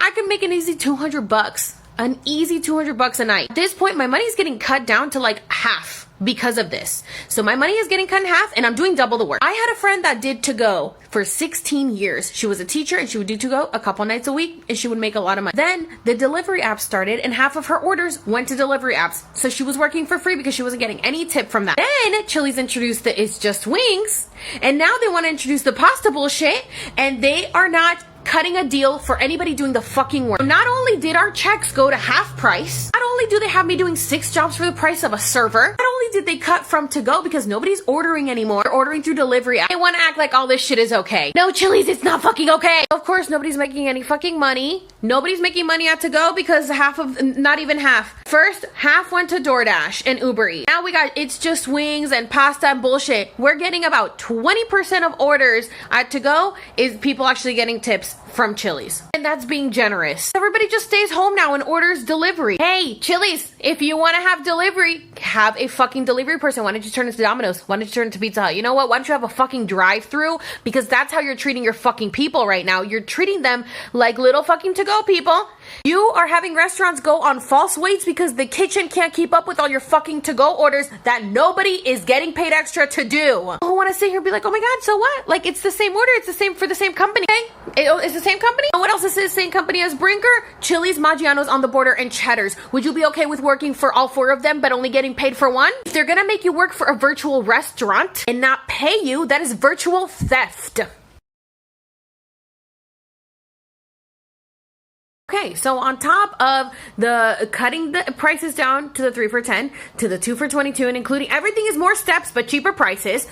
Same with the fucking delivery apps, okay? They have all that going on. On top of that, they add the Chili's Rewards program, which is constantly giving away free chips and salsa, and free desserts, free appetizer, free kids meal, free whatever the fuck you want. Every fucking table comes in with a fucking coupon, and they see it as business because it is business for them. It is money in their fucking pocket because their price for their fucking pasta is about 2 fucking pennies. It's about 2 fucking pennies. That's why they can sell it at in the 3 for 10. They're making all the profit, but the server doing all the fucking work, running 16 tables, no fucking autograph. Oh, do you know how fucking annoying it is to have a 30 top ordering all 3 for 10s and I'm running my fucking balls off for no fucking gratuity? Don't even get me started on the reason that gratuity got taken away. It got taken away because the IRS said it was a wage and not a tip. Corporations didn't want to do the extra tax paperwork because they're fucking selfish. So, on top of everything that I've been listing for the last 5 fucking videos, they get rid of the autograph, like I said, okay? But then they're like, oh, don't worry, guys, because we have the fucking Ziosk at the table. And it automatically will set your tip to 20%, the pre-discounted price. Before all the discounts, it'll be 20%. Okay, but it's not 20% when the bill is $10. It's not the pre-discounted fucking tip. It's not like, okay, if you ring in everything on the 3 for 10 separately, it comes out to $21.50 in Florida. It came out to $21.50. That would have been a $4 tip. Oh my god, $4. Okay, yeah, $4 tip. But now you just cut it down to $10. So guess what? 20% is gonna go do? Boop. It actually went to like $1.90 or $2 or something like that. That's what it would be. That's what it would be. Okay? So no, Chili's, stop sitting here fucking spewing out your fucking stupid ass lies to your fucking people. Oh, don't worry, guys. You're gonna have more people coming in and people are gonna tip 20%. No, they're fucking not. Especially when you have Ziosk. It's so easy to scroll to 0 because people have no fucking shame. They don't give a fuck about us. Let me tell you why I'm so fucking pissed off. I'm pissed off because I have been a server for 15 years and people treat servers like literal fucking shit. And it is not okay. Because you guys want to cry now that restaurants are closing left and right and you want to be Karens and you will be like, why is my service not fucking a subpar? Okay, just answer me this. Why do you talk down on servers? Why do you ask them when they're gonna get a real job as if we're getting paid in Monopoly money? Last time I checked, I get paid in real fucking money, motherfucker. That pays my fucking bills, okay? But you guys want excellent fucking service. You want us to lick your fucking assholes. But you don't want us to do this as a career. You talk shit on us who do make it into a career because some people actually enjoy it like I do. I do genuinely enjoy serving. You know what I don't enjoy is corporate fucking greed that ruins a good company. And right now I'm working for an amazing restaurant that takes care of me and takes care of their employees. And that is why I'm speaking out about this, because it doesn't have to be this way. It can be better. Last video, I addressed the people that want to be like, why don't you get a real job? Why don't you get a real job? But then you complain that high schoolers are waiting on you who don't know how to do the fucking job because you talk shit on the people who make it a fucking career, okay? You guys can go watch my last video because I have plenty of questions for you. Now I want to talk to the corporations. To the corporations who treated us like we're a dime a dozen. Oh, you're just a server. I can replace you any fucking moment. That's what they would say to us. Oh, you can't work the weekends. You can't work every holiday. You can't work doubles without a break for 14 hours. You have to go pee? You have to go pee? Absolutely not. Oh, you can't work a year in Florida without AC? That's right. My fucking Chili's was out of an AC for a fucking year. My friend passed out from the heat, went to the ER, and Chili's refused to pay for her fucking hospital bills, allegedly. Okay? There was also mold in the walls, and everybody was getting sick, allegedly. Everybody was getting sick because there was alleged mold in the walls, okay? But now corporations want to put signs on the walls and nobody wants to work for them. Wonder why? Welcome to episode 13 of Exposing the Pepper. This one personally pisses me off because it happened at the Chili's that I worked at. This girl started hostessing after I left, so I know exactly who she's talking about. And he has always been a creep because when I got hired there, the person that trained me said, oh yeah, you see that creep in the kitchen? Yeah. That's how I was introduced to him. I used to go off on him all the fucking time. If I was still there, I would have fucking rolled up and beat his ass. And of course, she contacted HR 4 times and nothing got done.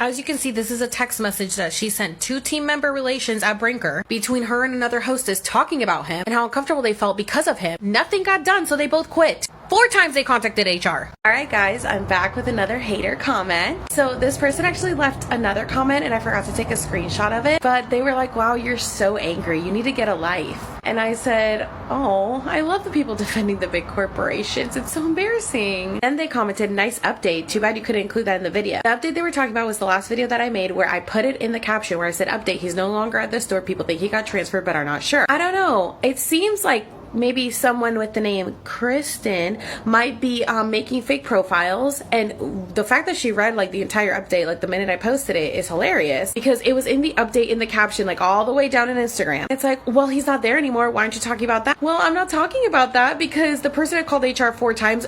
I know other people had called HR, even guests had called HR. You didn't do anything about it. I think the only reason he got transferred is because you needed help at other stores. And I said, nice fake profile coming from the person telling me to get a life because that was their profile. So obvious. This one, I actually ended up thinking about it later on and ended up crying because it broke my heart. It's really long, so pause to read because it's gonna go fast. It's just really sad.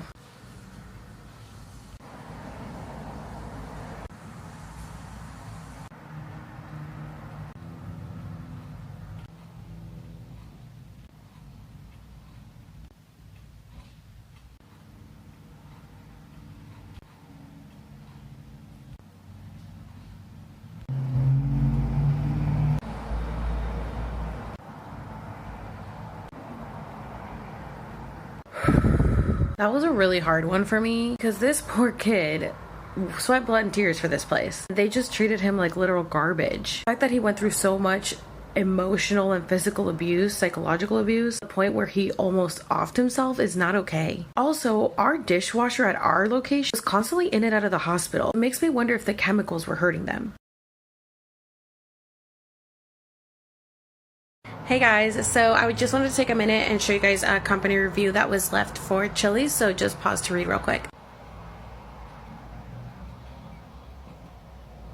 I don't know if you guys can see the bottom. I know the writing is really small, but pretty much just said, management treats front of house staff horribly, nothing is done, sexual harassment, assault, cheap menu prices, management does not back up their staff, management doesn't respect the staff, kitchen exceeds 30-minute ticket times, pretty much just dragging it to the ground. Now, I don't think that legally I can say like, hey, go give them bad reviews. Obviously, that would be lying if you've never had a bad experience, but I do think it's important if you have worked at a place that does not treat you well, that it is important to warn others. I know that when I'm applying for a new place, I do like to look up employee reviews. So if you guys feel that this is a good thing to do, then by all means, please do so. And let's spread the word and warn others. Alright, I am back to talk about these fuckers. Okay, so convenient, right? When you're running 8 to 10 tables and you don't have time to cash everyone out. Oh, it's great. Just pay on there, you're good to go, right? Let's talk about the flip side of that. The flip side of having these kiosks, besides the surveys, which I already covered how horrible that system is that it makes it very, very easy for people to walk out on their check. I had a young couple that ran up a check to $70, ate there plus got food to go, waited till I walked away to get something for another table, and ran out on their check. Before COVID, this was happening every day. Every day, people just walking out on their check. Now, the issue is that you can't chase after them. You cannot go after people and be like, hey, excuse me, you didn't pay your check. You're not allowed to do that. But somebody walks out on their check, you get a write-up. What the fuck do you want me to do? You want me to run 10 tables. You want me to watch them to make sure they're paying. Turn my back for a second, they run away. I can't chase after them. So then I get a write-up, and legally they cannot make you pay for it. Okay, I'm on my way to work right now, but yes, I did want to make a video about this. I was literally just about to make it right when I saw your comment. Now they changed it to where if people don't pay on the Zios, that one, you get in trouble because your score goes down on it like shows like what percentage of your tables are paying on it. Your score goes down. You actually need a manager card to have a credit card. Like when we were doing to go during COVID, they're like, oh yeah, they're changing now. You need a manager swipe to be able to use a credit card. Everybody has to use the fucking Zios. I'm like, to go during COVID, like I don't have time for this shit. They wanted us to like go out to the cards with the little Zios, swipe the cards. It was so fucking stupid. Now they're making it even more difficult for us to be able to do our job, because there were people who just did refuse to use the kiosk because they were like, that's going to steal my information. And you know what? There was a security breach at Chili's particularly, and Target, and we know that this happens all the time. And some people don't feel comfortable. So don't make them fucking do something they don't feel comfortable with. They had no respect for anybody. They have no respect. It's just like, do what we say or you're fired. Even to the guest, they can. And I'm back with more tea from the back of house at Chili's. These are all just allegations, of course, but pause to read.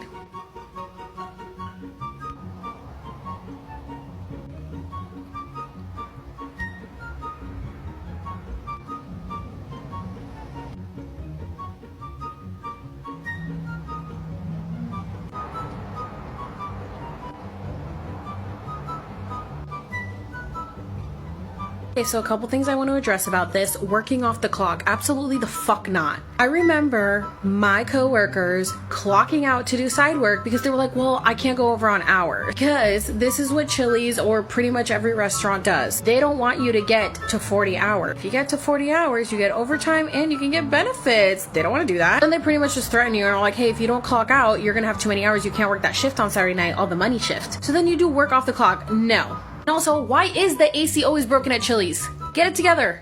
Honestly, I've just lost count at this point. I don't even know what episode we're on, but all right, got more stories for you. Pause to read.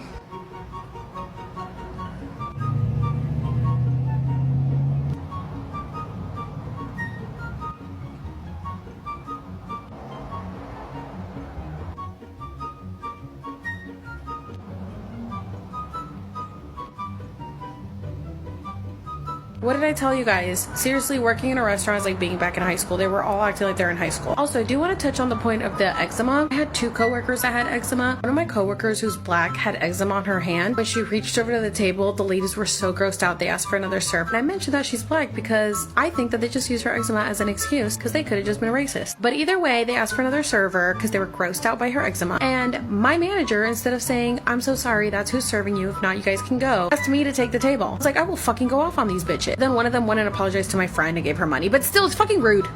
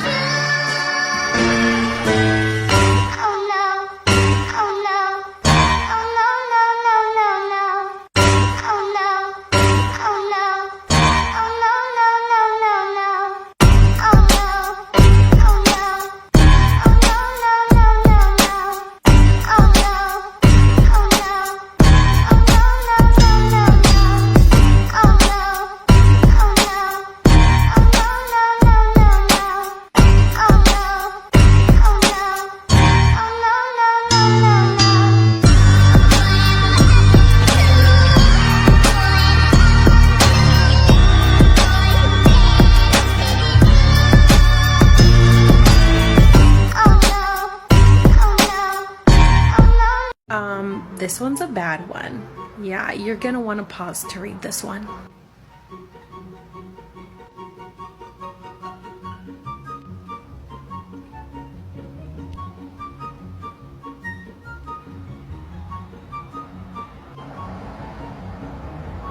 Sorry, I had to crop this one. It's super zoomed in. So it happened in North Carolina in 2019 to 2021 before she realized it was harassment and stopped replying to his messages if it weren't about work. What the hell? What the hell, bro? Like, you're director of operations and you're acting like that? Do you see the shit they do? They manipulate women all the time, especially if you're young and you're like getting into this position, management position. They're fucking creeps. Just heard about a manager at Olive Garden that's horrible that just got promoted to GM. Corporations, they don't fucking care. They don't care. If you're a body willing to slave for them, they'll take you. Just when we thought things couldn't get worse at Chili's. If you're in California, you're going to want to pause to read this one because your tip out is about to go up to 6.5% when minimum wage goes up to $15 an hour.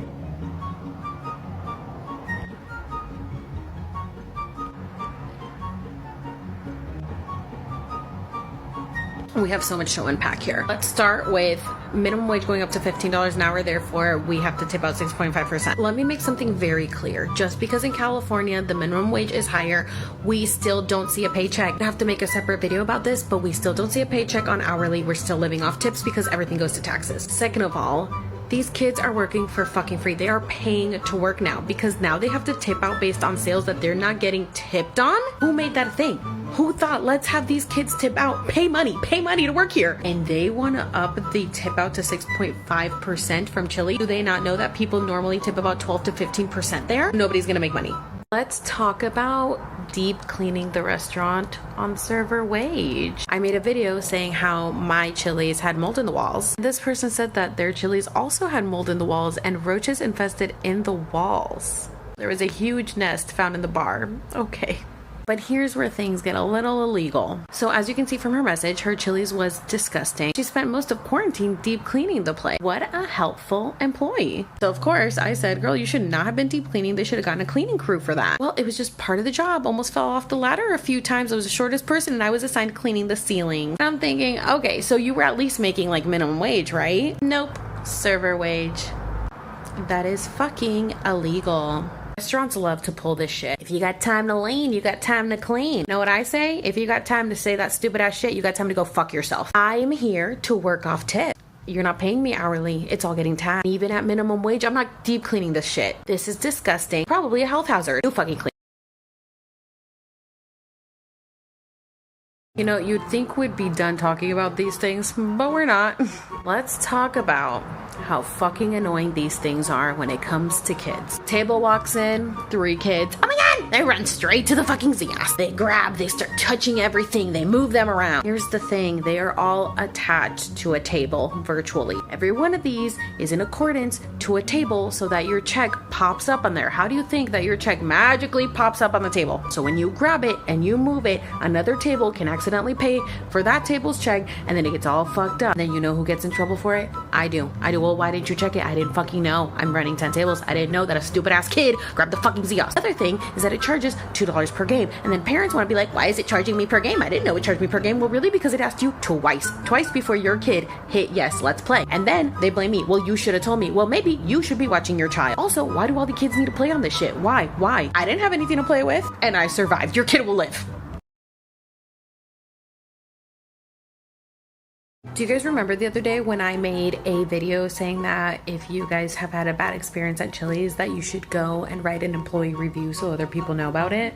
Well, interestingly enough, the same exact day that I posted that video, 5-star reviews started popping up left and right. I think the most hilarious part is the approves of CEO part. Yeah, okay, I'm sure they really approve the CEO. I think the CEO wrote this review himself. And here's another one the same exact day. I think the most hilarious part is the advice to management. Remember that teamwork is 50-50, not 80-20. To exercise and execute the give and take, that'd be nice, please. Here's another one. This was actually a few days prior, but another great review. This person is very enthusiastic. I love my job. I haven't heard a single Chili's employee working there in 2021 that says they love their job. This one seems a little more realistic.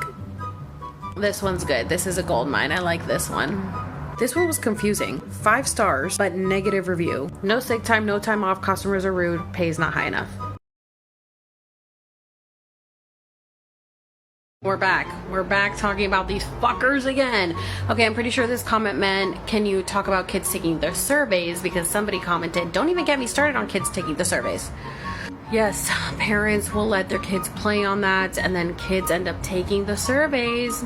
They're not reading the questions, so they're all hitting dissatisfied on everything, and then we get in trouble for it. I've already talked about how horrible these surveys are. Unless you hit highly satisfied on every question, it counts against the server, even though not every question has to do with the server. So yeah, parents won't pay attention, kids will take the surveys, fucks over the server gets their shifts cut, the server gets in trouble for their scores being low, the server gets in trouble for literally everything falls on us. Again, this is why I'm saying that if we were to raise server wages to a normal wage, servers wouldn't be dealing with all this fucking shit for no tips. Like, we just wouldn't. If you haven't watched all my videos and all the shit that servers go through, watch it and you will understand why this is not a job that anybody wants to do for no tips. I'm going to be taste testing every single appetizer on the Chili's menu to let you You guys already know I got tagged in this. I think every single Chili's video that comes out now, I get tagged in at least 10 times a day. But you know, I do find it hilarious that they're trying so hard to get some good promotion, getting some verified creators to talk good about them. No hate to the creator, girl, get your coin, we know you're getting paid. And there's Chili's commenting. They ignore all the bad comments that you guys tag them in, but this one they're making sure they're on top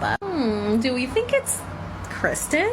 I honestly do wonder if Kristen still has a job there. Kristen, if you're watching this, which you probably are, can you comment and let me know if you still have a job there? I'm gonna assume you probably do because it seems like your work on that comment. Also, I do still get comments trying to defend you, so I don't know if you're creating fake accounts or not, but girl, give it up.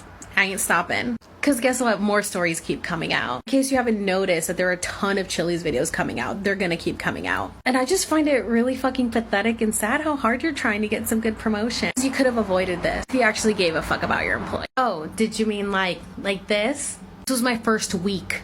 My first week at Chili's.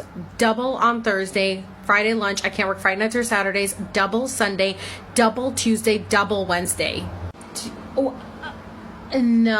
No, thank you. Absolutely not. I was like, y'all got me fucked up. I'm not trying to work doubles, open to close every single day that I work. No, I'm not working 4 days open to close. I'm not doing that. They had just cleaned house, so I was one of the newer servers, so everybody's schedule was like that. And I'm in my 30s at this point, and I'm like, I don't know who the fuck you guys think I am, but I'm not a 19-year-old that can fucking do this shit. I'm working one shift a day. I'm not doing doubles. But I did used to do open to close doubles on Sundays to make up for not working Friday nights or Saturday. The annoying thing is that like sometimes it would look like that and there'd be a bunch of on-calls and you're like, oh, okay, so I probably won't work. You end up working them every single time because somebody was always calling out. Literally, because there was on calls, everybody was calling out all the time. It wasn't until we got a new GM and he was like, no, we're getting rid of that we finally got rid of it. And I was like, thank God. But that's ridiculous. Oh, did you guys think I was done? Oh, no. I still have more stories for you. Welcome to episode 20 of Expose the Pepper. If you're new here, these are stories from Chili's employees, both past and present, exposing how horrible they are of a company to work for and how horrible they treat their employees. So go ahead, pause to read.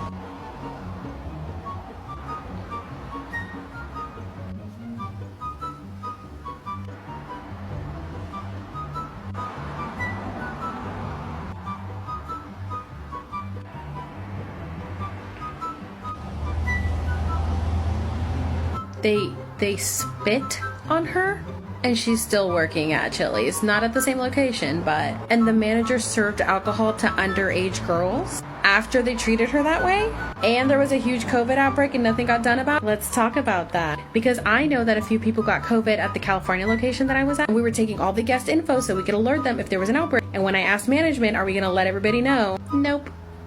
Oh my God, look on text from last night, my story about Chili's is out. You know, I wish they would have talked about the sexual harassment, but it's okay. We're getting some traction. I do want to thank, I think her name is Rachel. She's the one who actually reached out to me. If you guys want to read the whole article, let me show you where it's at. So if you have a Facebook, you can go on text from last night. You can click on there to see the link and then go from there. But this is the site, the Daily Dot. You're making your servers pay your entire staff. Yeah, bitches. Okay, text from last night has 3.1 million followers on Facebook, so I'm glad it's finally getting the word out. And people want to fight in the comments. I don't give a fuck, guys. I'm telling the truth. Chili's is making their staff pay for the entire rest of the staff, and it's not okay. And I'm hoping that through this, people will go on my page and see how horrible Chili's is and how they allow their staff to be harassed, bullied, and sexually harassed, especially, and do nothing about it. So finally, it's fucking getting some traction publicly. Thank you. Thank you so much, the Daily Dot. Chili's. Oh man, you guys crack me up.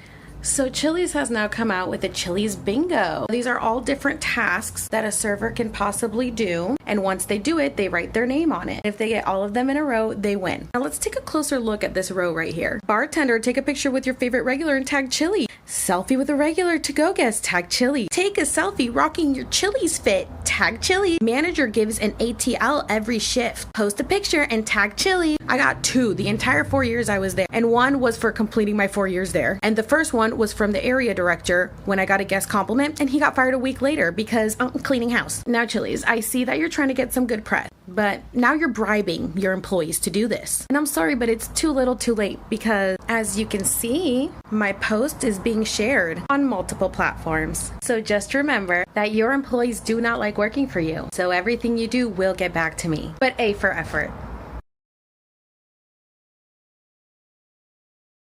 Okay, so I got sent this Chili's bingo thing this morning right before work, so I made it in a quick hurry and I didn't really look at it too well. So let's explore it a little further. This is for everyone saying that this has nothing to do with me and that Chili's doesn't give a fuck about me or my post, right? Tell me why this is their main thing. Tag at Chili's on your pictures and post.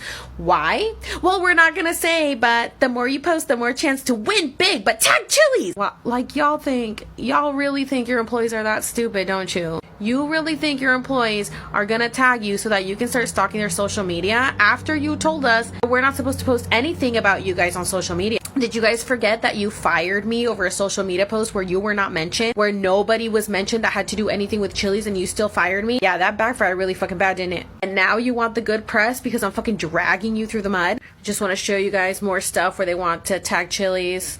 Tag Chili's, tag Chili's, tag Chili's. The fucking desperation.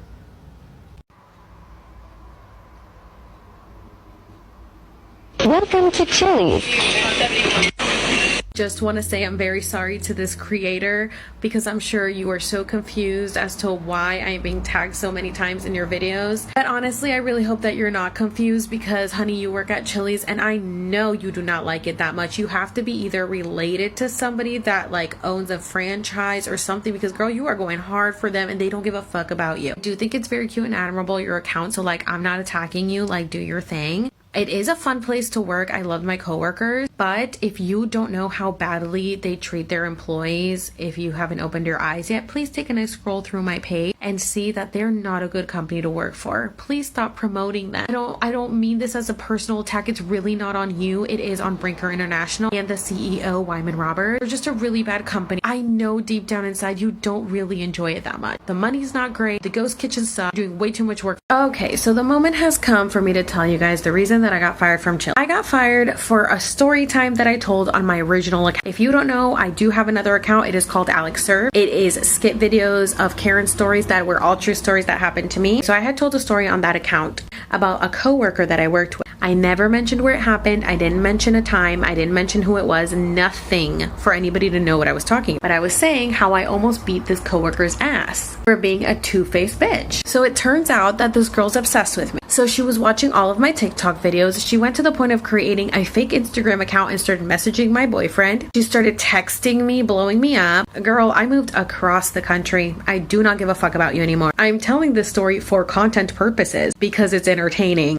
It's really not that serious. So I tell this story on my original TikTok with no information whatsoever, just the story. And the first thing that set me off was the fact that I had an old manager message me and he was like, I need you to take that video down because you mentioned that I was there. I didn't mention his name. I mentioned his ethnicity. I said my Mexican manager was there and he knows that I'm fucking crazy because I'm Puerto Rican, and he asked me to leave because he said I really need them to work tonight, and it was a Friday night. It was really busy, and he was like, I need you to leave. Like, I know you're crazy. I know you'll beat their ass, but please leave, right? It was actually two girls that I was gonna beat their ass. So I post this video, and because I mentioned that little fact, they threatened to call HR on him because he was being a friend to me instead of reprimanding me because he just told me to go home and to not fight them. So he was scared for his job. He's like, I have a wife, I have kids, like, please, blah, blah, blah. I'm like, all right, bro, chill. So I cut that part out and I reposted it. So they still went to HR and complained about my video. HR calls me and was like, oh, we saw that you posted this video about Chili's. And I was like, no, I did not. How do you know? So they kept trying to drill me, being like, no, we know that this happened at Chili's. I said, how do you know? I've been a server for 15 years. This could happen anywhere. I never mentioned name, place, who, what, when, where, why. Well, because the person called us and told us it was about them. I was like, okay, so they're lying. And they're like, no, they also had other people call. I said, okay, so now they're getting friends to call. And then they just kept going and going. And at this point, I was so fucking over Chili's because I was at the California one where we did have to tip out 5.5% for the people who are telling me we only have to tip out 1%. I don't give a fuck what your state does. In California, we had to tip out 5.5%. Just because it didn't happen to you doesn't mean it didn't happen. Anyway, back to the story. I was ready to quit. So I said, are you gonna fire me? Because I don't want to have to go back. I will quit right now. They're like, no, just go back to work. Everything's fine. Just that people do know you work at Chili's because you do represent us, because I partnered with them last year for my TikTok account. I'm like, okay, and first of all, this girl is a fucking cokehead, sells pills illegally, doesn't give a fuck about this job, but you're choosing her side over me, who has no issues, but okay. Next shift, I go to work, fucking GM sits me down and fires. I literally laughed in her face. I was like, man, I wanted to fucking quit this bitch anyway. Peace out, bitch. We are not owned by Brinker. We're actually in Oklahoma and we're owned by the Choctaw Nation. Okay, I wanted to stitch this because I wanted to formally apologize to you, girl, because yesterday I made a video saying please stop promoting Chili's because Brinker is a horrible company to work for. But as you can see, she doesn't work for Brinker. Actually, she works for this company in Oklahoma called Choctaw Nation, and they get free healthcare. You know, Brinker can really learn a thing or two from this franchise. I was under the impression that all the franchises got bought out by Brinker, but I guess I was wrong. And even though I still think Chili's is a shitty fucking company, there's really no way of knowing which one's owned by Brinker and which one's not unless we individually ask everyone. I now understand why you are so gung-ho for your store. I don't blame you. I think Chili's is a great place to work if it's ran properly. So I'm sorry that I made that video yesterday, but I had no way of knowing that you didn't work for Brinker. I still want to get the word out that Brinker is a horrible company to work for, but they can learn a thing or two from Choctaw Nation. Take notes, Brinker. Okay, never in my life did I think that Britney Spears and I would be together side by side on Google Home. What? I'm literally all over Google. Like, what is happening? What is happening? Also, Bored Panda did reach out to me for a statement, so let me go ahead and show the screenshots. Pause to read.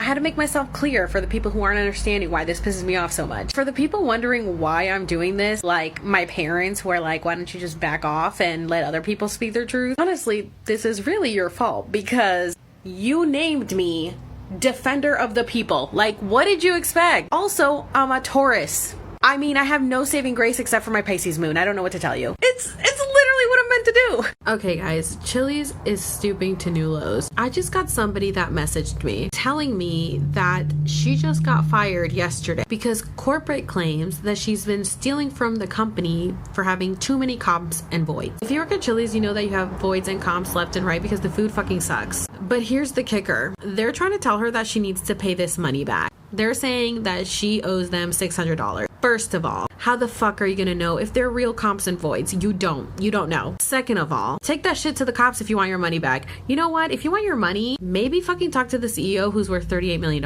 Also, I know for a fact you can't be asking your employees to give you money back when you have no proof of stealing. And even if they had stolen, you still don't ask for the money. I had 2 coworkers that got fired for stealing. One of them, you asked, why did you do this? Is something going on in your life? And she said, yeah, my mother was murdered and you guys are stealing from our pockets with your fucking 3 for 10, so I have to do what I need to do to get money. And guess what? You didn't make her pay it back after she fucking admitted it. You guys are so fucking desperate. You're trying to make servers pay you. Like, RIP to my Chili's TikTok because you actually can't do that. I also just want to point out that I love my job so much so that I had the brilliant idea to just start videoing everything that I was doing at my job.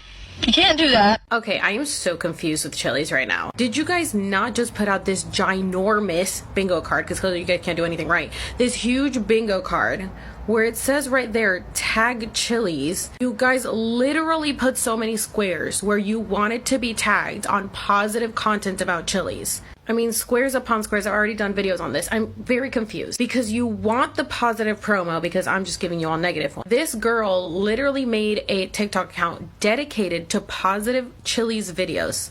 And then she gets reprimanded for it. What do you guys want? What do you want? It's like on the Notebook. What do you want? I think the reason she had to take her last 2 down was because she was showing stuff in the back of house and their secret recipes of bagged food. When you get hired, you sign paperwork and it says you can't post anything on social media about that stuff. So I get that part. But Chili's, you should actually be really, really thankful to her because her 2 videos went viral and they were really positive videos, and her Chili's was actually extremely clean compared to so many other Chili's TikToks that I've seen of how disgusting it is in the back of house. She was actually giving you guys some good promo that was unpaid for, because I know you guys are paying people left and right for promos, verified creators, I'm sure. My assumption. I want to get for slander here. And PSA, all of my videos about Chili's are allegations, okay? I'm just saying allegedly. Everything that I post is alleged about Chili's. In case they try to come at me for slander, even though I have so much proof and so many people that are backing me up right now that are more than happy to take your company down. The point is, you can't have it both ways. You can't tell people to tag you on positive Chili's content, and then when somebody literally dedicates their entire account to your company because they love working there so much, they get in trouble for it. The girl was giving you free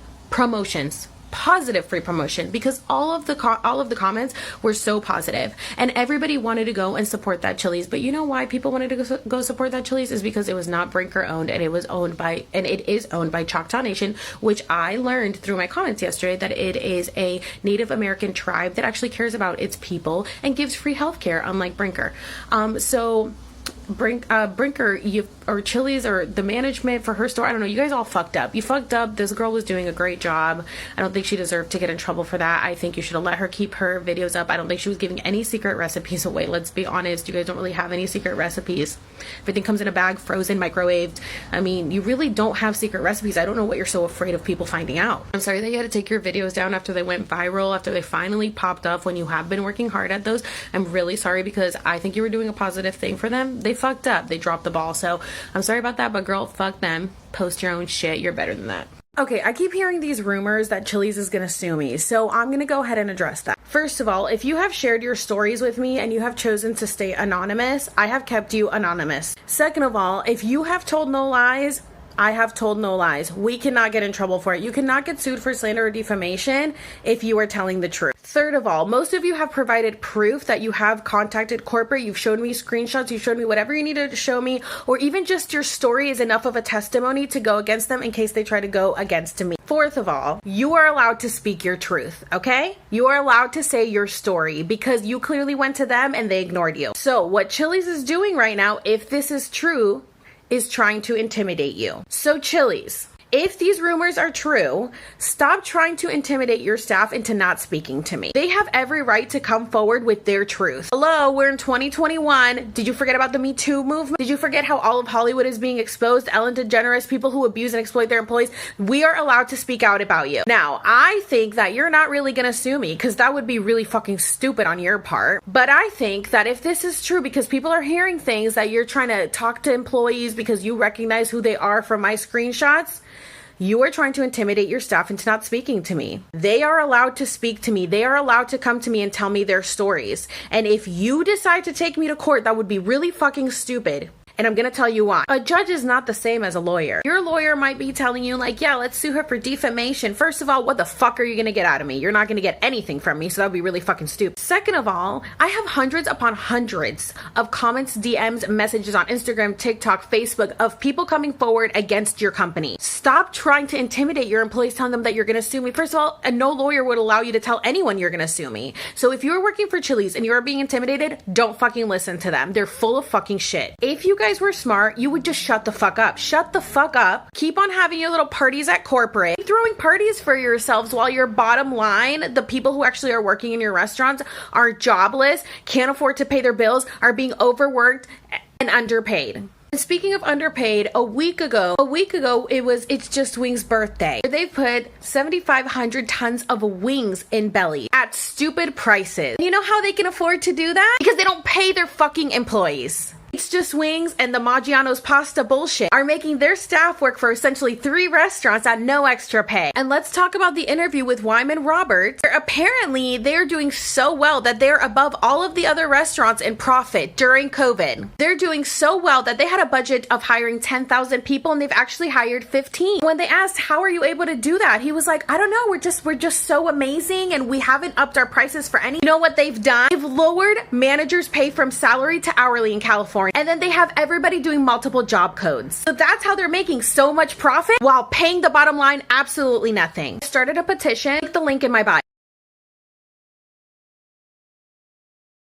I don't know how many of you had time to watch my video this morning because it is 4th of July. I'm sure a lot of you are busy. But at the end of it, I did say that I started a petition against Chili's. I don't really know what I hope to accomplish. I just want people to sign this to show my support against Chili's. I want to bring it to the attention of Brinker International and the CEO Wyman Roberts. I did an interview for CNBC recently talking about how great Chili's was doing and Maggiano's, how they had a budget to hire 10,000 people but actually ended up hiring 15, which I find quite interesting because anytime you go to a Chili's, they're all short-staffed. The servers are doing 15 jobs. The managers are saying they have no one applying. So I just want to know where all these new hires are coming from. Maybe the reason you went over 10,000 people is because so many people quit that you ended up actually hiring 15,000 because they keep dropping like flies. I also want to talk about how It's Just Wings just had their 1-year anniversary and how they were able to feed so many people at such stupid prices. I wonder why that is. Their food for so cheap because they're not paying the staff to do extra work. The kitchen, the to-go, and the servers are all doing everything for these ghost kitchens for free. So on top of It's Just Wings, they're also adding the Maggiano's or It's Just Pasta and not paying anyone extra. And everything is going to their pocket. During this interview, they asked him how Brinker International is doing so much better than all the other corporations. And he's like, I don't know. We're just doing so great. You're doing great. You want to know why you're doing great? Because you dropped the cook's wages from $20 an hour to minimum wage and started having the servers tip them out. On top of that, you're also having the to-go specialists tip them out. The to-go specialists, when about 70% of your orders or more are delivery and they're not getting tipped on it, which means that essentially they're paying out of their pocket. You also dropped managers' wages in California from salary to hourly. I also heard that any new hire that comes in needs to be cross-trained in at least 2 different positions at no extra pay. Also, in March of this year, you just made $12 million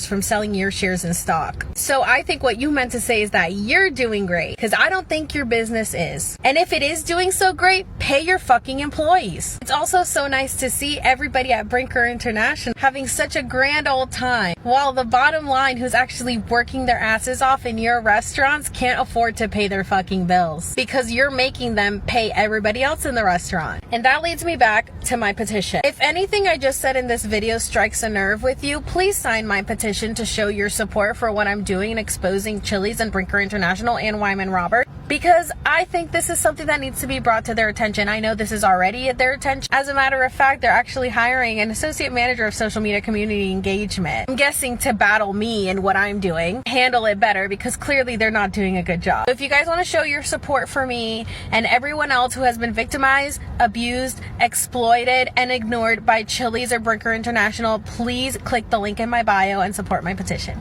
Okay, this comment reminded me of a story time from Chili's, of course. Okay, so one time I was on the phone helping out on to-go because there was a to-go person, but I was the closer and we were really busy and they couldn't get to the phone, so I picked up the phone. By the way, there is a skit of this on my original account, Alex Serves. I don't know when I posted it. If you want to watch all my videos, please go watch and binge. But anyways, I was on the phone and I'm trying to take this lady's order and she's just like talking to other people. I'm like, hi, what can I get for you? And she's like, okay, so do you want the pasta? I mean, you don't have to get the pasta. You can get the chicken crispers, or do you want to do the burger instead? And I'm like, ma'am, hello. And she was like, yeah, hold on. Okay, so what do you want? And then this went on for like a few minutes. And in restaurant world, a few minutes is a few hours. I mean, the fact that we don't even go pee because a couple minutes to pee could set you back so much is a big fucking deal. So I'm sitting here on the phone and I'm like, ma'am, I need to take your order. Hello. And she's just like, hold on, like giving me an attitude. And I'm like, okay, can you please call back when you're ready to order? And she was like, no, I'm ready now. You can take my order. I'm like, okay, what do you want? And then she's just talking to other people.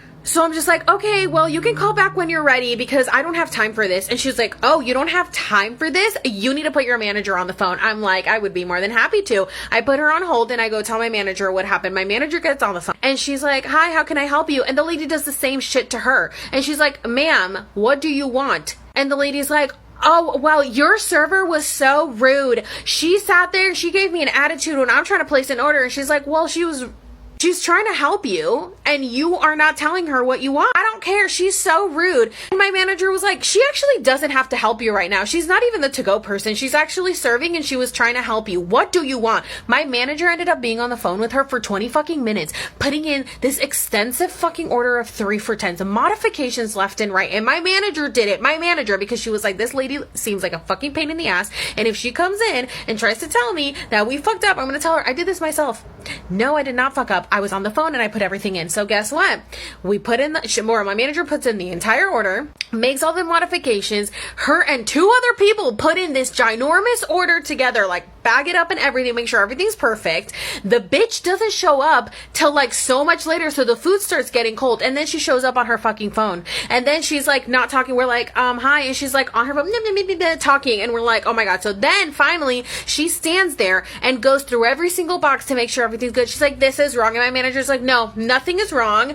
Pay your bill and get the fuck out, because we've already done this. You've taken up like an hour of our fucking time now. Get the fuck out. And they were pissed. They were like so mad that we were like not bending over backwards for them, and we're like, no, we're fucking busy and you're a pain in our fucking ass. Which also reminds me of another story time that I gotta tell you guys about Chili's. I have so many of them. Okay, so I have another Chili's story time for you guys. Okay, so there's this family of a grandma, a mother, and a daughter. And this old lady looked like she was already dead. Like, I don't know how she was still alive in the wheelchair. But anyway, we called her pee-pee lady because she smelled like piss every time she came in. And like, I don't know if it was her or if it was cats or what the fuck it was. I'm so sorry, but bathe your grandma. Bathe your mother, because she smelled like piss. Okay, so she would come in and we called her pee-pee lady. I worked there for 4 years and I only had to wait on her once right before shutdown. First of all, they always came in right before close. Like, no fucking joke. Like 5 minutes right before close, and we're like, everyone hated her. They're like, fuck, pee-pee lady's here.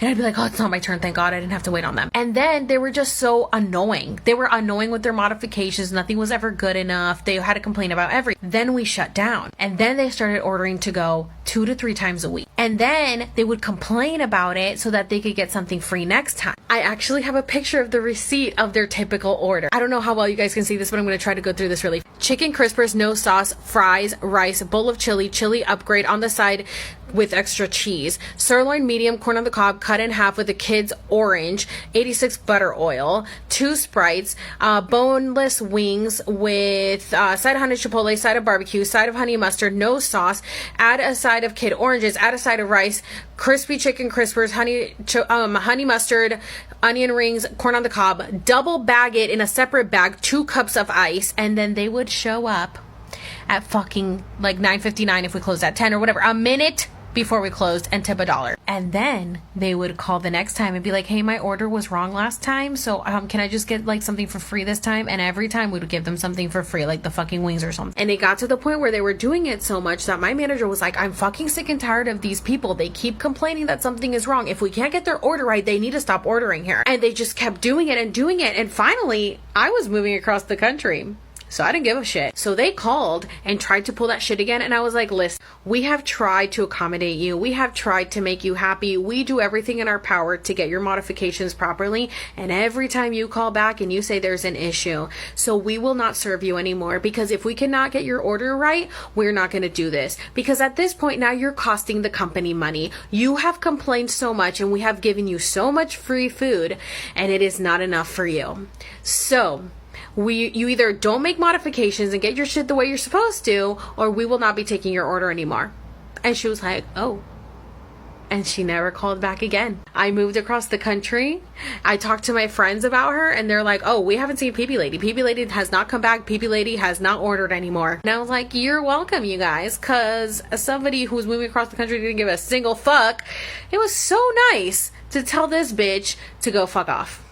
Hey, so this message is for anybody that worked at Chili's or works at Chili's and has reported sexual harassment to HR in the state of California. If that is you, can you please DM me? Because I have gotten so many messages, DMs, comments in Facebook, Instagram, and TikTok that I can't keep track of it. And I really just need to talk to some people who have reported it to corporate, even if it is Maggiano's or Chili's for Brinker International, to HR, and nothing got done in the state of California. If this is you, please comment or message me on here or on Instagram or whatever. Please, I really want to talk to you. Thank you. Yes, I do miss my friends from Chili's. There is one that I still talk to regularly, like on Instagram. We DM each other and talk a lot. And, you know, I'm still friends with most of them on like Facebook or Instagram or whatever. So I do miss my friends from Chili's. I did have a good time there. I did have a lot of fun working there. I liked going to work because it was fun to work there. And I do miss my regular regulars. I have regulars that still text me to this day, and they're like, we're thinking about you, we miss you, we're at Chili's, hope you're doing well in California. So I did build good relationships with regulars and with my coworkers for the most part. There are a few that I definitely don't miss, who can definitely go fuck themselves. They belong at Chili's. But I do also miss my managers. I did have some great managers there too, who I'm also still friends with on Facebook and stuff. And honestly, if it wasn't for how bad corporate runs the company, it really wouldn't be such a horrible place to work. It was great money before they ruined it.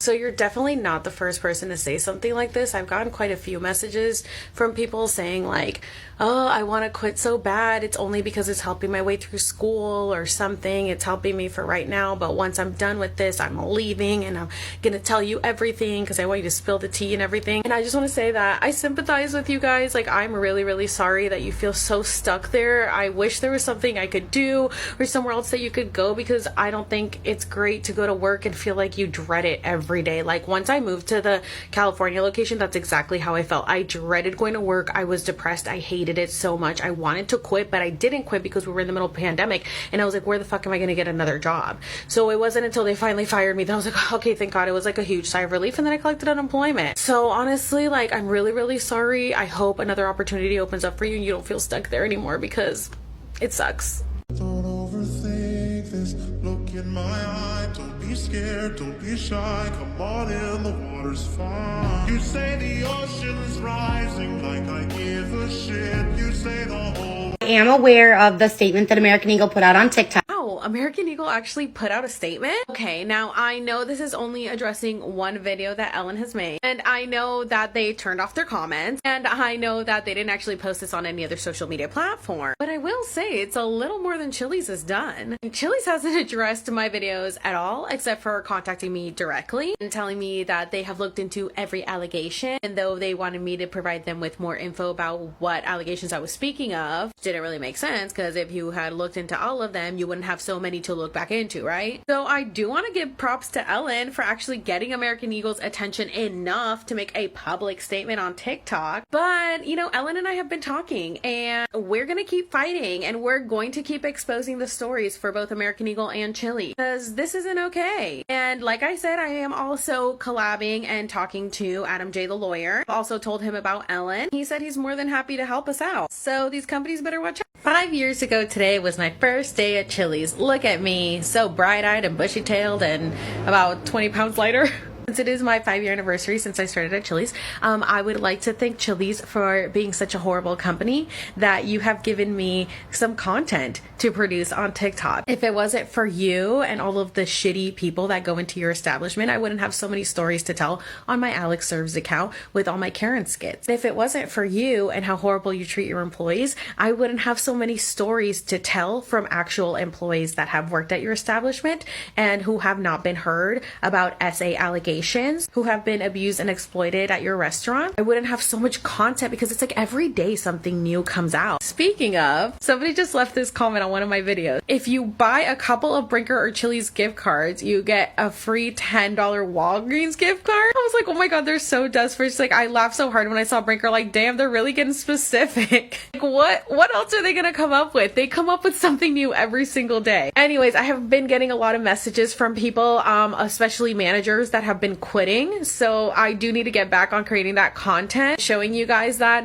for my Expose the Pepper series. I've just been getting banned so much because of exposing people that I'm scared to put stuff out. I need to be careful with what I say, but I'm not gonna stop. I'm still gonna show you guys everything. But like I've said in my previous videos about getting banned, I do have my info up in my bio for my Instagram, YouTube, and my other account, Alex Serves. Please go follow me there in case anything happens to this account. There is some glitch going on with TikTok. Everybody's getting banned left and right for absolutely no reason. We're not doing anything wrong. TikTok really needs to fix this issue. Hopefully they fix it soon. I feel like the other day when TikTok was down, they were doing some upgrades or something, and it just fucked everything up. So hopefully they figure this out soon. So I'm kind of like trying to take it slow right now, trying to see what shows, what doesn't, because I've been trying to put up videos and they get 0 views for hours. So I don't know what is going on, but I have so much content that I want to share with you guys, but I'm kind of just posting videos here and there just to see how they do. But anyways, happy 5-year anniversary to me for starting at Chili's, and thank you so much, Chili's. Chili's for all the content you've given me. Would I be here without you? Probably, but maybe for some other content. I don't know, because as you guys see, I have another account that did well, and now this account is doing pretty well. Not a lot of people can say that, so I'm not mad about it. Either way, whether it's Chili's or any other content, I have videos that go viral all the time, and even though TikTok is acting up right now, I know I'll be okay. Either way. Thank you guys for following me, and stay tuned for more Exposing the Pepper series. Well, look who's back. That's right, it's me. I'm back. Because word on the street is that Chili's thinks that if they just ignore me, I'll just go away, but I won't. They are sadly mistaken. I'm so sorry to tell you, Chili's, I'm not going anywhere. So here we've got a photo that a Chili's ex-employee sent me. He was a cook of the food that they're serving you. So this looks like it was maybe the baked potato soup, some queso, mashed potatoes, rice. I don't know what this could have been. This is what you're paying for, guys. This is what you're paying for. Chili's, is this your secret recipe that you're afraid that's getting out? Here we've got some queso. You see that? Nice. That queso had been reheated in the microwave about 5 times. This employee did not want to serve this, but got told that he had to. This is disgusting. I don't want to pay for this. Do you?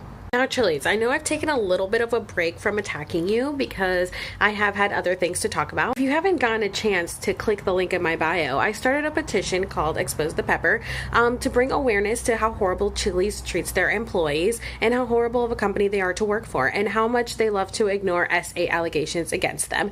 And as we can see, the fact that they think ignoring me is the answer. So far, I have almost 300 signatures. I would love for everybody who sees this video or comes across my page and supports what I'm doing to please sign this petition so that Chili's knows that ignoring an issue is never the answer. So the funny thing is that they have ignored all of the issues up until this point, and allegedly people have heard that they said, we know about her series and we're just gonna ignore her and hope she goes away. Because that's the Brinker way. Let's just ignore all the issues and they'll just go away. No, Chili's, that is not how you get things done. The way you get things done is to address them. And you thought that ignoring me was the answer? You thought that ignoring all of these people who have brought issues to your attention is the answer? You're sadly mistaken. All of these ex-employees of yours and current employees of yours still keep messaging me to this day. I'm going to keep exposing it, especially now that I heard that you guys think ignoring me is gonna make me go away. In case you don't know me by now, I don't shut up.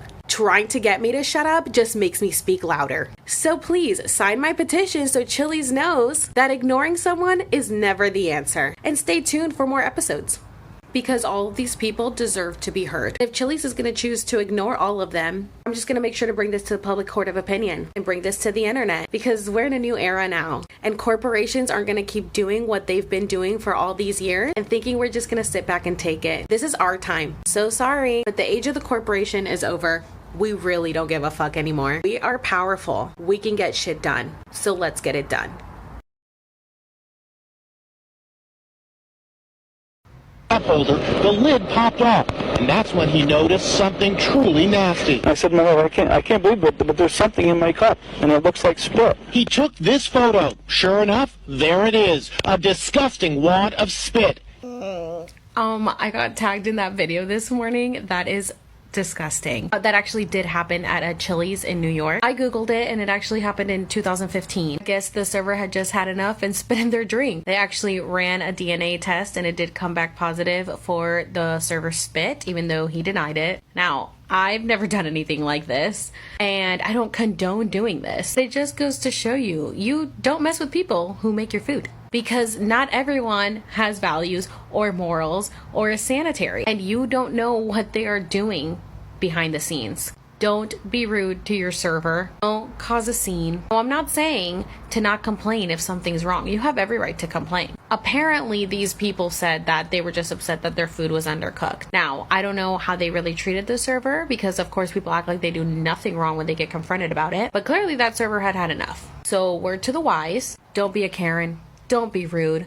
Treat your server with kindness, because you don't know who's messing with your food. The horror stories that I've heard, I mean, cooks dropping food on the floor and just putting it on a plate and giving it to you. Unfortunately, It does happen. But I do have to wonder if Chili's ever actually addressed this issue, or if they just brushed it under the rug like they do everything else. If you haven't watched my last video, please go watch it. Click the link in my bio to sign my petition. Let Chili's know that brushing things under the rug and ignoring allegations is not the correct answer. Ignoring an issue is never the right thing to do. You guys need to be held accountable for your actions, and I'm going to keep exposing you until you address it. I don't know why you think that ignoring me is gonna make me go away, because it's not. So if you're watching this and you support what I'm doing, please sign the petition in my bio and let Chili's know that ignoring an issue is never the answer. That they need to be held accountable for their actions, ignoring so many allegations, letting so many complaints fall on deaf ears, and that abusing and exploiting their employees is not okay. And that their employees deserve better. Because if it wasn't for the employees slaving away for them, there would be no restaurant running right now, despite what they think. Because the people in corporate office are not the ones working 14-hour days without a break, doing so many positions, getting pay cuts, being exploited and abused, just having parties up at the corporate office. They don't know the work that really goes into a restaurant. The employees deserve to be heard and acknowledged.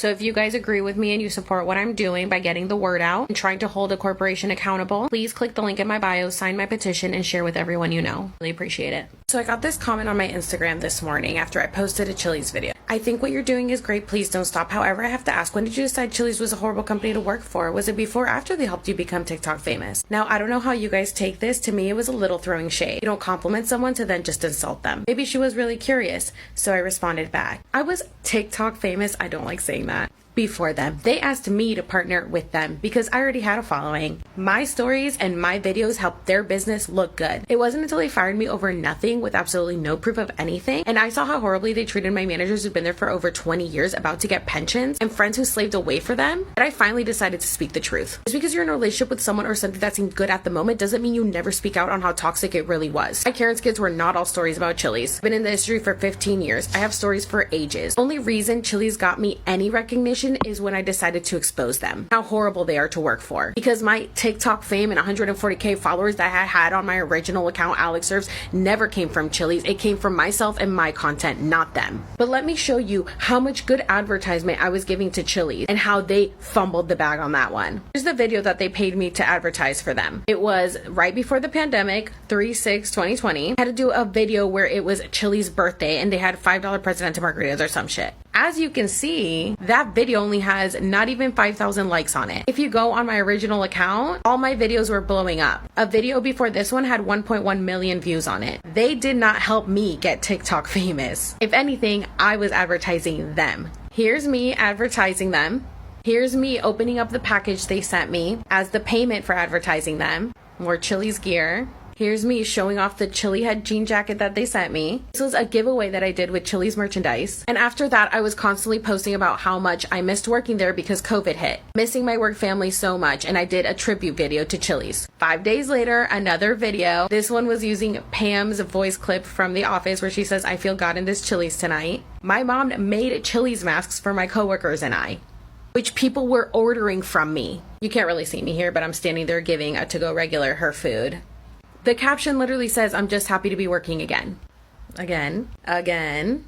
This was right before I moved. My manager was scratching out my last day because she didn't want me to leave, and I said, "It's getting real," crying face. This was when I found a customer's phone and I FaceTimed her and we put a TikTok video up about it. Chili's was like, "Oh my God, amazing, great work, blah, blah, blah." This is me doing face painting for a Chili's event.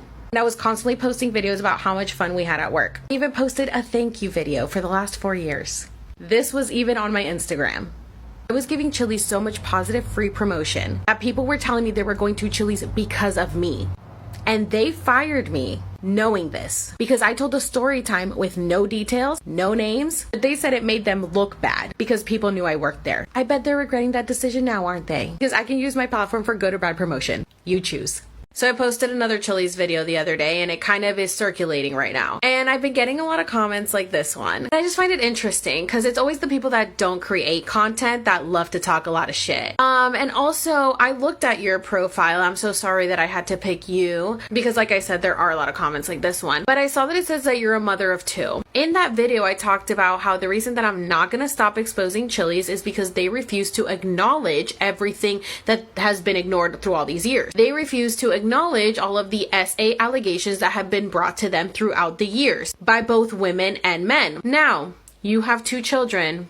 If your children reported SA allegations to an HR department from their job and nothing happened, would you be saying, damn, you got nothing better to do with your time? You're gonna still keep fighting for this? You would tell them to just shut up and pretend like it didn't happen? This is what I don't understand with the people that are sitting here being like, damn, you got nothing better to do. All you talk about is Chili's. Yes, and I'm gonna keep fucking talking about it. I don't understand the logic behind you guys. Like, you guys have peas for brains. Literally, the people who are sitting here being like, okay, like, get over it. Why are you still talking about Chili's? Because one, I have every fucking right to talk about whatever the fuck I want to talk about. If you don't like it, you can keep on scrolling. The fact that you commented on my video is only pushing me further on the For You page, so thank you for that. Second of all, I don't understand people who think that, okay, you should just move on. No, I'm not gonna move on.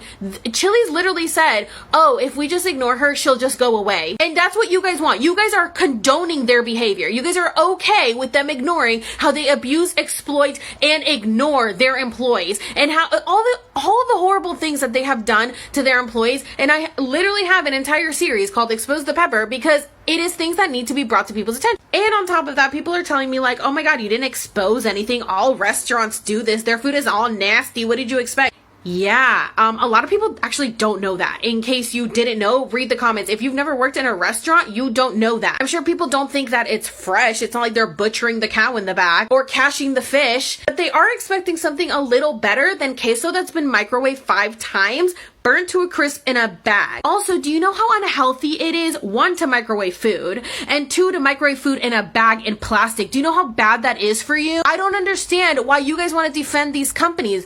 You guys you don't run Chili's. What are they doing for you? I mean, unless you're working there. And if you are, a lot of people have worked there for up to 20 years and I've been like, girl, yes, fucking expose their asses. They're fucking horrible. I'm not gonna shut up about it. I'm not gonna shut up about it because I have a voice and I'm here to make a difference. I used to want to be like this content creator who like, oh, look at my merch and like, look at me, I'm creating content and it was all about me. And then I realized that there's way more important things to worry about, like standing up for people who don't have a voice. And that's what I'm gonna keep doing because I have been put on this earth for a purpose and I'm here to fulfill it. If you don't like it, keep scrolling. Attention Chili heads, this one is for you. I'm sure Chili's thought they were off the hook for a minute because I was going after DoorDash, but they're not. So apparently this is a notice that all Chili's have to post at every location. Let's look into it a little further, shall we? The National Labor Relations Board has found that we violated federal labor law and has ordered us to post this notice. The federal law gives you the right to form, join, or assist a union, choose a representative to bargain with us on your behalf, act together with other employees for your benefit and protection, choose not to engage in any of these protected activities. We will not maintain a mandatory arbitration agreement that our employees reasonably would believe bars or restricts their rights to file charges with the National Labor Relations Board. You guys can read the rest. Now, what does this actually mean? Arbitration is different than litigation. What is the difference? Litigation means taking a dispute to court. Both sides present their case before a judge or jury who will render a decision. Arbitration, on the other hand, is a private session in which both parties agree that in arbitration, a neutral third party will render a binding decision. I still don't understand what arbitration is. Arbitrator is a form of alternative dispute resolution in which an expert arbitrator settles a dispute between 2 or more parties. Many, but not all arbitrators are lawyers. In most states, arbitrators are only required to maintain neutrality and have some expertise in the field of the dispute. In other words, arbitration is just a shittier form of mediation. So what this notice is saying, that apparently, allegedly, maybe some employees signed an arbitration agreement when they were hired to Chili's. I don't know if I signed one. I don't know if everybody signed one. If you did sign one, it is no longer enforced. Let's break this down in layman's terms. Pretty much essentially what Chili's wanted to do, that if there was an issue that was a legal issue that you wanted to address, it would be settled essentially out of court because it would be an arbitration instead of a litigation. Wanted to keep everything private and under wraps so that the public wouldn't know about it. The issue with that is that if you did an arbitration, the mediator is a lawyer that represents them. Therefore, you would probably lose. There's really no way to win against them before. Now what this is saying is that they violated the law by putting that in their agreement when you signed, when you got hired, and that it's no longer valid. So now if you have an issue, a legal issue that you want to sue Chili's for, want to unionize, want to get all your coworkers together and do something about it, we may possibly have a day in court. There's no saying that we will win or not, but we now have more rights than we did before because they violated the law by doing that. Now, I'm not going to take credit for this, but I'm going to take a little credit for this because I feel like I have exposed them so much. Somehow, some way, the National Labor Relations Board caught wind of this. I know that there are tons of people trying to sue them, so maybe that's how they found out about it, but I'm so happy that we are making moves. I'm so happy that if we do decide to do something, we will see our day in court. And this is a big fuck you to everyone who told me that my videos weren't doing anything. Not saying you aren't doing anything, but your highest view count is 200K. Do you really think Chili's gives a fuck about that? Okay. And then you said, so you're telling me that a company that makes 700 million a year is shaking from one content creator whose TikTok videos maxes out at 280K. Okay. Roll the tape.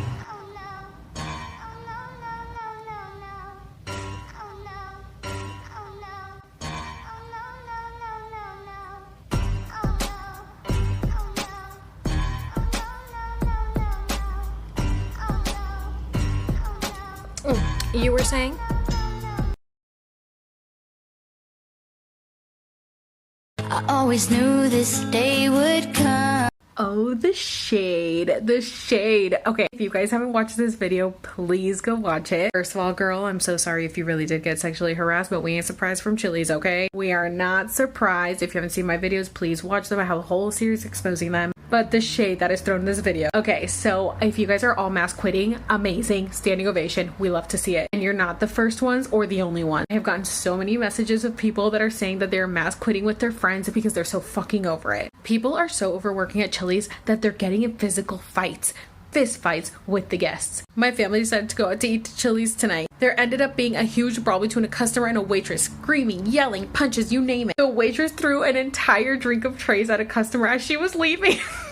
The woman turned around and punched the waitress multiple times. I hope the waitress was fired. Behavior like this is unacceptable. Okay, let me tell you guys something. I have video evidence of this fight. And I wanted to upload it onto here, but it won't let me do two things. I guess because I already stitched it, it won't let me upload a green screen video. I can upload it if you guys want to see it, but the camera work is horrible like always. But I don't think that the waitress was at fault. I think that the customer was being a rude ass bitch, catching a fucking attitude with the server. She got fucking pissed off and threw the tray of drinks at her, as she fucking should. This was a comment on that post. I worked there and it was a terrible place to work. I'm sure the server was fed up with being abused by her bosses all day, and the customer was probably being a piece of shit and deserved having a tray thrown at her. Listen, I agree. You know, violence is not always the answer, but sometimes it is. People want to be rude as fuck to customer service people, as if we aren't already dealing with enough, especially at places like Chili's. They want to act like they're in a fucking 5-star restaurant, catch an attitude, and then think we ain't gonna catch an attitude back. Y'all got me fucked up. I'm gonna match your energy, okay? We're over this whole customer is always right bullshit. We're matching energies now. You want to be disrespectful? I'm gonna be disrespectful back, and with good fucking reason. So be nice and kind, or we're gonna throw drinks at you. Now, somebody sent me screenshots of a server, bartender, and restaurant group, which apparently was posted today about Chili. I'm gonna go ahead and show you guys some screenshots. Not all of these are recent. Some of these are from years ago. But as you can see, nothing has changed at Chili's, and things only get worse. Pause to read them.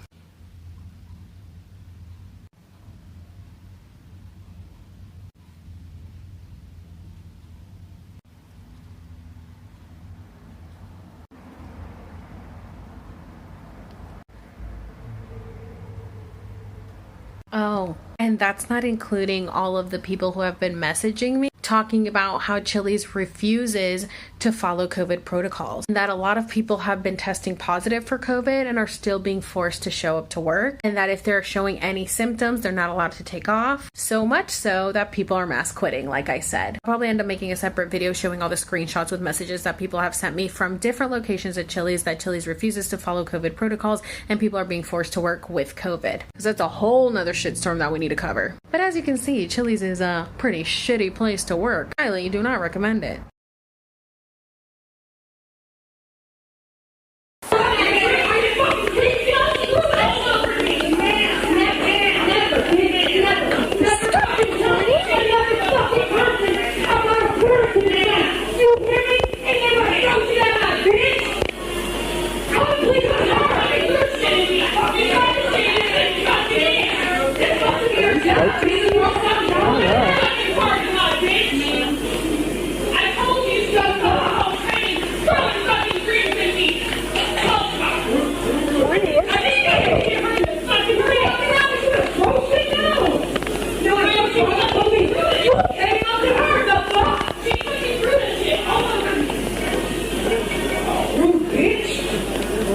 manager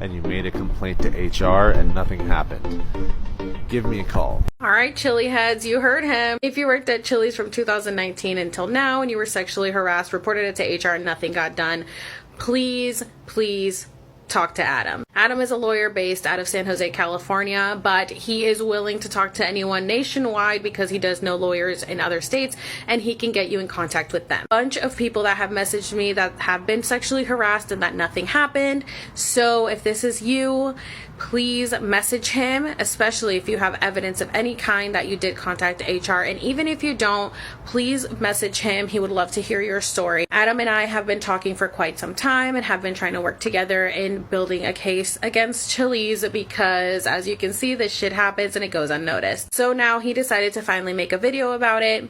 Put the word out there.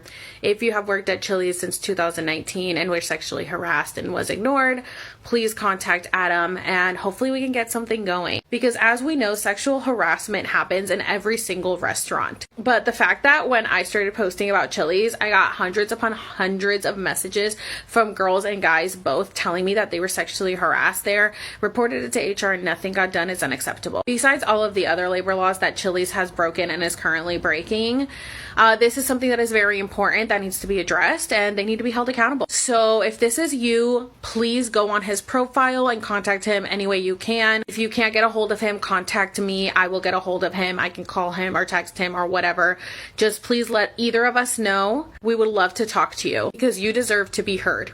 Christ compels you. Does it, Jay? The power of Christ compels you. The power of Christ. Sorry, I just had to stitch this because it makes my heart so happy. This is the second video of his that I'm stitching because I love it so much. You are a man after my own heart. Throw the shade at Chili's. If you haven't seen his first video, go check it out. It went viral. So much shade was thrown. So much tea was spilled. We love to see it. Chili's was obviously not happy about it. Trying to fire everybody, but everybody already quit. Because as we can see, everybody's quitting left and right. This is from a different store that a DoorDasher sent me. Sincerely apologize for the inconvenience due to staffing concerns. We're forced to limit dine-in seating capacity. We are working diligently to remedy this. We appreciate your understanding, cooperation, management. Are you Chili's? Are you working diligently? Are you? Or are you just underpaying everybody and abusing everybody and exploiting everybody? Is that how you're working so diligently? Because you're essentially cold calling people for jobs. Somebody made a video and tagged me in it. Look at this. They sent her a text asking her if she would look. She said, nope, heard too many bad things about working at Chili's. I'm good. Have a good day. I'm doing the Lord's work. I'm doing the Lord's work. I don't care what you people say. Saving you guys one video at a time from working at Chili's. Chili's, give it up. Y'all suck.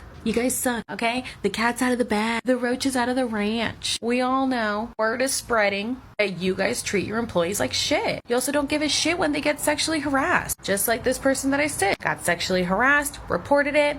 The manager just got transferred to another location. Very on brand for Chili's. How many times have I heard this story? Over and over again. Doesn't get fired, just gets transferred. Because Chili's can't afford to lose more people. They wouldn't be losing so many people if they weren't such a shitty company to work for. If you haven't watched my video with Adam J. the lawyer, please check it out. If you have been sexually harassed at Chili's in the last 3 years, he's willing to take your case on. Please check out that video. DM him, DM me, comment on our videos, whatever you need to do. We're here to help. And take this corporation down, because fuck them. Fuck the pepper. It's a pepper prison. Don't work there. Save yourself. As you guys know, this is very, very on brand for Chili's. I have gotten so many hundreds of stories exactly like this one. The person that I stitched in the video that I'm replying to also got sexually harassed and the manager got transferred instead of fired. Because that's the Brinker way. So as you guys know, I stitched the video that I'm replying to. I went on that video and started reading all the comments, and oh my god, if you have not gone through those comments, please read them. Let me just show you a few examples of the type of comments that are on that video. A girl accused my sister and 3 other waitresses of bullying, and instead of investigating, Chili's just fired them all, including the one being bullied. Chili's is ass. Working there was a nightmare. One time they ran out of fucking napkins. Napkins, bro. I will attest to that. We did run out of napkins once. God, it sucks how Brinker is destroying Chili's. 100%. They don't give a fuck. I worked at 2 different Chili's in college, and both of them had married managers fucking the staff in the walk-in in the parking lot. Wow, I had an old cook that would literally punch girls in their My boss used to do coke and drink margaritas. I was 18. Oh, I could sue the Chili's I worked at probably because I was a minor at the time. I'm a Chili's server and it fucking sucks. Big corporate chain restaurants should just end. I agree.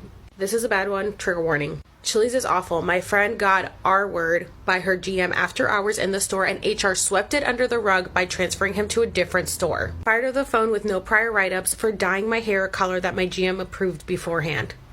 I just left Chili's corporate IT. It doesn't stop in the restaurant. I really want this person to DM me because I want the tea on this. And that's just a few of the comments. If you guys have the time, go read through those comments because it's insane. I don't understand why Chili's won't take accountability for literally anything. Someone recently sent me this article from Texas. Houston couple suing Chili's over possible racial discrimination. According to the story, she went in, she asked for a table, a large party I guess. The hostess told them they were on a wait. She saw a table that was open. We know sometimes the kitchen's backed up, they have to be on a wait, right? So she put her on a false wait. She was waiting. Then her husband came in from outside and said, hey, I need a table for this many people, and the hostess sat him right away. And then she was like, what the hell, that's my husband. I've been waiting for a table and you told me you didn't have one available, but you have one available for him because he's white. The manager ended up writing up the hostess for better communication and to not put people on a false wait. And I guess the manager got written up because he hadn't gone over the biased video in more depth with her. Of course, Fox reached out to Brinker, and do you guys want to know what their response was? We investigated the incident and did not find any discriminatory behavior. We do not tolerate racism or discrimination of any kind. This is not who we are. I'm gonna assume that was Kristen because Kristen always investigates everything further and there's no evidence of anything. Brinker refuses to take responsibility for literally anything. Nothing is ever their fault. Why wouldn't they just say, yeah, what the host did was wrong, what the manager did was wrong. We're looking into it and we're gonna take care of the issue. Even if they actually don't, at least pretend like you give a fuck. No. They don't. They don't give a shit. They don't give a shit about literally anyone. It is a horrible fucking company. I don't understand how it's still going. Honestly, I encourage everybody who works for Chili's to just walk the fuck out. Walk the fuck out. Believe me, you're not gonna miss out on anything. There's so many better jobs out there. Save yourselves. They suck. Let's talk about how Chili's refuses to close down even though their entire staff could possibly have COVID. I stitched a video yesterday, and this morning I posted a video showing some of the comments on that video because it was very anti-Chili's. And in that video, I saw these comments. The Chili's near me in Texas, the manager can't make her employees get vaccinated, and 15 tested positive. She asked HR to close down for a day or two so that they can all get tested and vaccinated, even though people probably wouldn't get vaccinated, and Chili's corporate said no. She's struggling to run her Chili's because she has no employees that aren't COVID positive and she can't do shit. Now, this isn't the first time I've heard this. I have had quite a few people message me about this. You should make a video about how Chili's as a company does not force any COVID policy and has opened up completely and makes people come to work when they think they're positive. We've had 2 workers and a manager test positive, exposing all of us while being forced to still come to work knowing damn well they weren't feeling good. Me and 2 cooks walked out today because we refused to be put at risk and risk our loved ones. I said, oh my God, good for you for walking out. My location in San Diego was actually keeping track of people's phone numbers so that we could let them know if people tested positive. When they did test positive, I told the managers, okay, are we gonna let all these people know? And she was like, oh, we're waiting to hear back from corporate. What do you think corporate said? If they even contacted corporate, nobody fucking knew about it. She was like, ridiculous. The fact that they don't sanitize anything knowing people were sick and not wearing masks and just wanted all of us to keep working like nothing was wrong. So I asked what location. Merritt Island, Florida. Are we surprised that it's in Florida? Actually, her and 9 others tested positive. And they still won't shut down or clean or take precautions to protect the staff or the guests. Like what? 9 people? 9 people tested positive and they still had to go to work? They still had people coming in until they took a test saying that they were for sure positive. So, you know, spreading it around to more people. One of the girls just told me she's pretty sure everyone there has it right now, but it's just affecting people differently. I told her how other people had messaged me the same thing. So that when people asked if they could take days off to get tested, they said no. I came to work and surprise, surprise, everybody got sick. And here's another message from someone else. I'm so furious. Our GM is asking our employees to wait for results from COVID tests, but not let the staff know, so that way it doesn't worry people about being exposed and running short. Also, he had instructed his manager to tell us to suck it up and run the shift with no sense of smell, taste, fever, and nausea. What the fuck? Some of us have weakened immune systems and go home to people who also have them. All for the sake of $1 with no staff. They're allowing people to get exposure to COVID. I go to upper management higher than the GM him. I don't want to get fired, and I'm sure the outcome will be the same. My friend just called me so upset that her GM called her to tell her not to say anything about testing since she worked all weekend. I was like, dude, so many people have been telling me the same thing. The girls just walked out and quit for the same reason. And he's like, yep, it's in the talks here. I'm not sure who to contact because I don't think anybody even fucking cares. There's no protocol that is actually followed anymore. It's all about money. So as you guys can see, not only is Chili's infested with roaches and dirty ass food, microwave food, it's also infested with COVID because they refuse to follow protocols. So don't think that you're safe going out to eat just because you put a mask on or you're vaccinated. There is the Delta strand. Everybody at Chili's is clearly getting sick at different locations. So be safe, take precautions, and don't go to Chili's. Oh, I used to be on Twitter all the time, but I never go on it anymore. And last night, I got a random feeling that I should start up my Twitter account again since I'm constantly getting banned. Swear to God, my gut just knows. So I figured out my password, logged back in, realized that I'm being posted all over Twitter with my videos. Had no idea. A bunch of people were sharing my video on Twitter, along with tagging Chili's. So I see that 29 minutes before I log in, Chili's fucking replied. Chili's replied on Twitter. On Twitter, where I'm never on. Because they saw that I wasn't tagged on anything. But they can't have the balls to address it publicly on their account or on TikTok. They're just sending the general automated message to everybody on Twitter. It was their lucky day because my gut told me to log in, so I went ahead and replied to them directly. Let me know where to send you the store locations. You can also just scroll through the comments on this video. A lot of your employees agree with these claims. I am more than happy to help. And then this morning, they replied again. These claims are so troublesome. Can you please DM us the store locations? You really think I fucking DM them? Why, so that everything could be private? No, bitch, I'm gonna make it public just like everything else. So I said, the video clearly states Merritt Island, Florida. People have also mentioned Cedar Park, Texas, 2 other locations in Texas, not sure the cities, but like I said, please feel free to scroll through the comments and contact your employees directly. Like you guys know that I've told Kristen plenty of times that it is not my job to do her job for her. Let me give you a couple hints, Kristen. Viera, Florida, there's one. Altamont, Florida. Reported it, never got back to me. I worked in Lake Mary, Florida, and people worked with COVID, so I'm not surprised that people in Altamont did too. They're neighboring cities. Utah. Here's the comment about Cedar Park, Texas.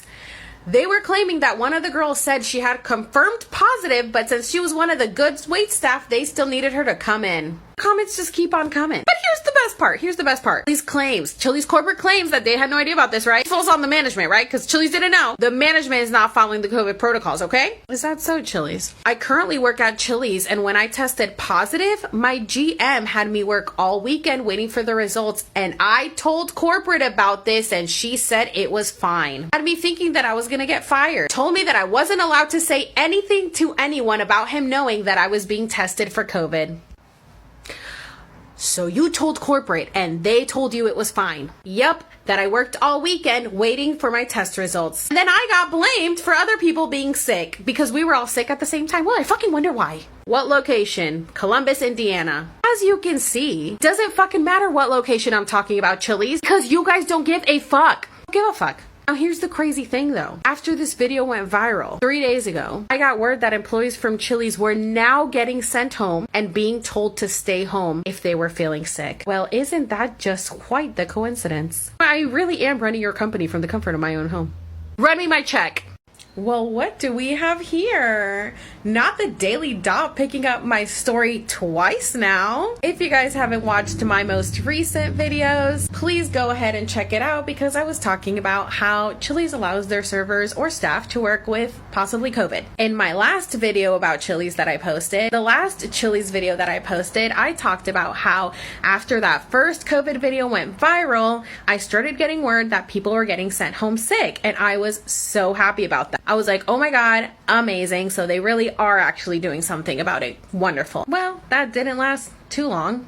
My friend worked sick as a dog tonight with quite a few COVID symptoms, and she couldn't go home because we were short-staffed. I'll be waiting to hear her results tomorrow. She asked to go home? Yes. Are you fucking kidding me? Are they not watching my videos? I'm literally waiting for her results. I am in close contact with her. I give her rides to work. We work together all the time. Are you guys wearing masks? We don't have to. Not sure if it's in the actual protocol, but we did wear masks around her today. I don't understand how they allowed her to work with symptoms after my videos are blowing up. That one was in New York. This one's in Texas. Coworkers texted me this morning about everyone who is positive is back at work today. It's been nearly long enough, but they feel better, so corporate cleared one. The other one didn't even report it to corporate, so she just took it upon herself to clear herself, and it was good enough for management. You gotta be fucking kidding me. Corporate cleared it? Yep. Is corporate the CDC now?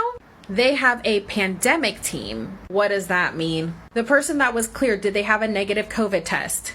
Nope, no test needed. One never reported it to corporate, and they cleared her with no retest needed because her symptoms subsided, and one is at work today as I type this, who's only been out maybe a week, and said the manager said that she could come back already because she didn't feel symptomatic. Now, I posted this on my backup, and a lot of people were saying that you could possibly test positive for months, which is why you are cleared after 10 days. But I personally think that you should still get a negative COVID test or have no symptoms to go back to work, especially if you tested positive, because as we can see, this is so unpredictable. It just keeps mutating. And this message is the reason why I think that this is important. This person told me that his aunt was passing away of COVID. I asked how she was, and unfortunately she passed away. But it gets worse. I have had 9 immediate family members pass from COVID in the last 8 months. This is why Chili's disregard for protecting us makes me so angry. And that is why I decided to partner with Rock United. We made this webpage, #ExposeThePepper, where you can go rocunited.org/Chili's and share your story with us. All the information will be kept confidential. We just need it for when we decide to take legal action. If we can get enough stories in, we can report them to the EEOC, the Labor Board, and get a federal investigation going on them. So please, please, please share this with everybody you know. Please submit your story because they deserve to be held accountable for their actions. As some of you know, my videos have been getting shared all over Twitter, and I just wanted to show you guys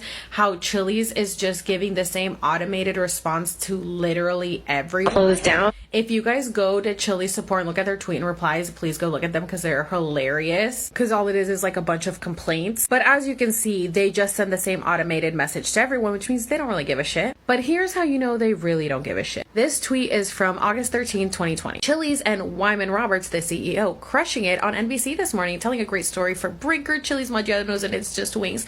Restaurant business isn't overbuilt, it's just underutilized. Here's a screenshot. COVID and restaurant chains. Pretty funny. They were talking about COVID exactly 1 year ago, and yet they don't actually give a shit about it. This guy has been attacking them on Twitter, and it's fucking hilarious. But this just proves that they're not actually reading the tweets. Because he said, you must have thought your staff was underutilized as well. Great job on finding a way to make an employee do 3 jobs and not pay them. And Chili's reply was about COVID. The safety of our guests and team members is top priority. Our teams are still taking extra precautions against COVID. Nobody was talking about COVID here. Literally, his tweet was about doing so much work and getting no extra pay for it. And again, they just replied about COVID protocols. So I said, why the fuck is Chili's reply about COVID when you're addressing the exploitation of their staff with ghost kitchens? Just further proof that it's all BS and they don't actually give a fuck. Which is exactly what I've been saying, that these ghost kitchens are abuse and exploitation. And that they don't give a fuck. But thanks to that tweet, I was able to find the CEO, Wyman Roberts. So I decided to write him a little message. You need to be held accountable for the actions of your company. You are a horrible CEO. You exploit and abuse your workers. You allow them to be sexually harassed and make them work with COVID. The world will know the truth about you. Sorry, Wyman. It's about time people knew how truly evil you really are. Because you and your company refuse to take accountability for anything. Nothing is ever your fault. You refuse to address this publicly. You know about my series, and yet you just think that ignoring me is the answer and it will make me go away. But all that's doing is making me speak out more. You refuse to take accountability for anything. You guys are always investigating everything without actually doing anything, brushing everything under the rug, closing cases left and right, abusing and exploiting your staff, and not giving a shit about anyone but yourself. I think to work at corporate, you must have no heart. Because I recently launched a site, rocunited.org/Chili's, Expose the Pepper. People have been submitting their stories about what it was like working at Chili's, and some of them are very gut-wrenching and very hard to read. And if corporate knows about this stuff, which probably they do, and they're allowing this to happen, I have no words. Wyman Roberts is the villain of the story. He has infested Brinker International with his greediness, because so many managers have told me that they have quit because they have tried to talk to corporate about the abuse that's going on in the company, and they refuse to change it. They do not care. People deserve to know who you are, Wyman, and I'm letting them know. Okay, so you guys know that I've been sharing a lot of stories about Chili's and COVID on here, but this one left me a little speechless. This is from somebody who'd been working at Chili's about 7 years and is HIV positive and is okay with me sharing his story. My store had 4 people test positive in 1 week, so I took a week off to make sure that everything had been sanitized before going back to work. Obviously, he had to take the time off because he has a weaker immune system. Then he decided to pick up a shift. When I arrived, the manager was sitting in the office, tells me to come in the office, which is 5 by 6 foot, and proceeds to tell me that he has to leave because another one of the employees had tested positive for COVID and he was in the office with him that night. Let me remind you that I'm HIV positive, and that same manager that knew he had just been exposed to COVID had approved my shift to come in and then called me into a very small office to explain what was going on. And he knew my condition. When he told me this, I was shocked, because what if he had caught COVID and died because they were so careless? Now here's another recent story. I tested positive for COVID. I'd been off work and the corporate clinical team did contact me. They told me that I don't need a negative test to go back to work. I think that's crazy. My boss put me back on the schedule without even reaching out. I told him I'm still sick and I won't be able to work the shifts.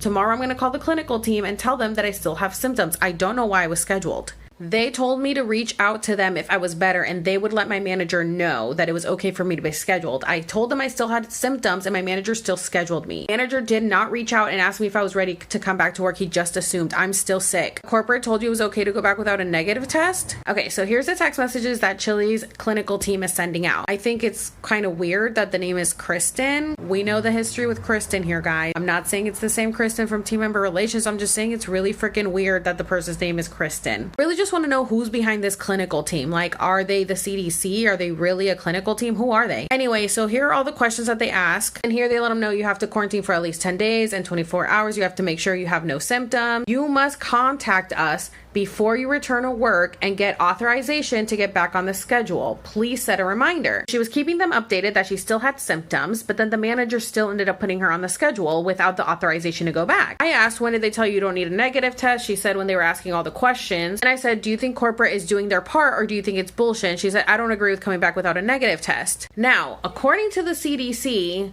you need at least 10 days since symptoms have passed, 24 hours without a fever, with no medicine or anything, and other symptoms have improved. Then it says that some people might need 20 days after symptoms onset. So even though corporate is just repeating what the CDC is saying, there's no communication between corporate and management. I think they're just sending that out so it looks like they're doing something, then nothing's actually getting done because people are still being put back on the schedule and allowed to come back to work without this stuff being checked off the list.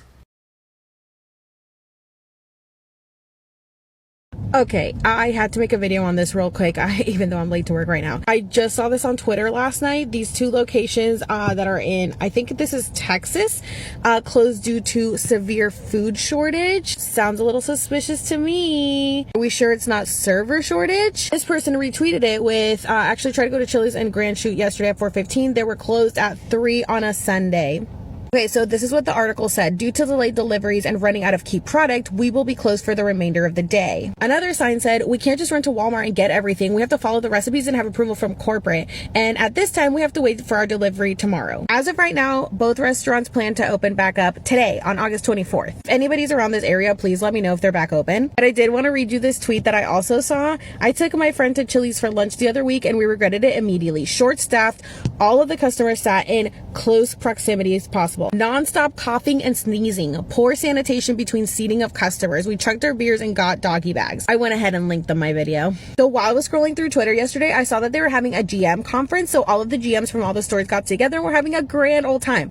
While their staff is suffering, quitting left and right, have food shortages, and stores can't even open. And then I saw this tweet. Honored to be with great GMs from Chili's today. So many great leaders and great people together in the same place. Got to serve margaritas to many of them tonight in our special costumes. Stupid costumes, yes, but hopefully we brought some laughs to the folks. Okay, so I don't know where this was, if this was at corporate or if this was at the conference, but this is the costume they had them wearing. This. Like, I don't know whose decision this was. Was this Wyman's decision to humiliate these men? Like, they don't seem happy about it. They're like, yeah, it was a stupid costume. They said it themselves. They're not happy to be dressed like this. Why are you making them dress like this? This looks like it's at the corporate office, to be honest. Like, is this supposed to...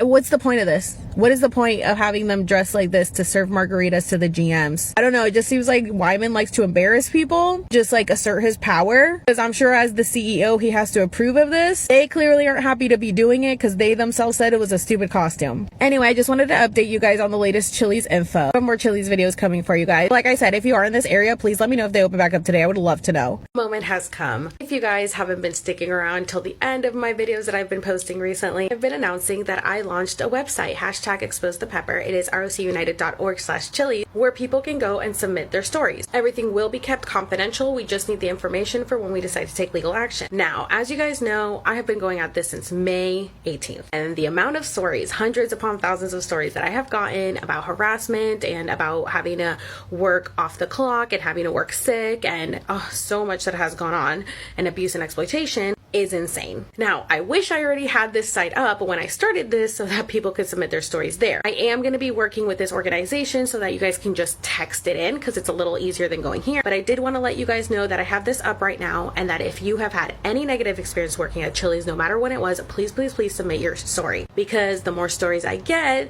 the better the chances are at getting an investigation going on them. We are going to be reporting them to the labor board, to the EEOC. We want to go to the media. We want to do whatever we can to get these people shut down because they don't give a shit about their staff. It is about time that they're held accountable for their actions. So please, please, please share this site, rocunited.org/Chili's, with everybody that you know. Please do me this huge favor and go to this site, fill out your info. Like I said, it's all confidential. Tell your story, because the more stories I get, the better. You guys know that I've been working really, really hard at this, and I would love your support. I would love your help to be able to bring them down. A lot of you have told me horrible, horrible stories, and I don't think that they should get away with this. Please, please, please, like I said, go to rocunited.org/Chili's and fill out the info and tell your story. I would really appreciate it. Okay, guys, we need to talk about COVID sick pay. Now, I'm not sure if this is a nationwide thing because I think it might have ended in 2020, but I feel like if you were out with COVID in 2020 and didn't get your COVID sick pay, you should definitely look into that. I don't know if there's any way to get your money now. That was a thing,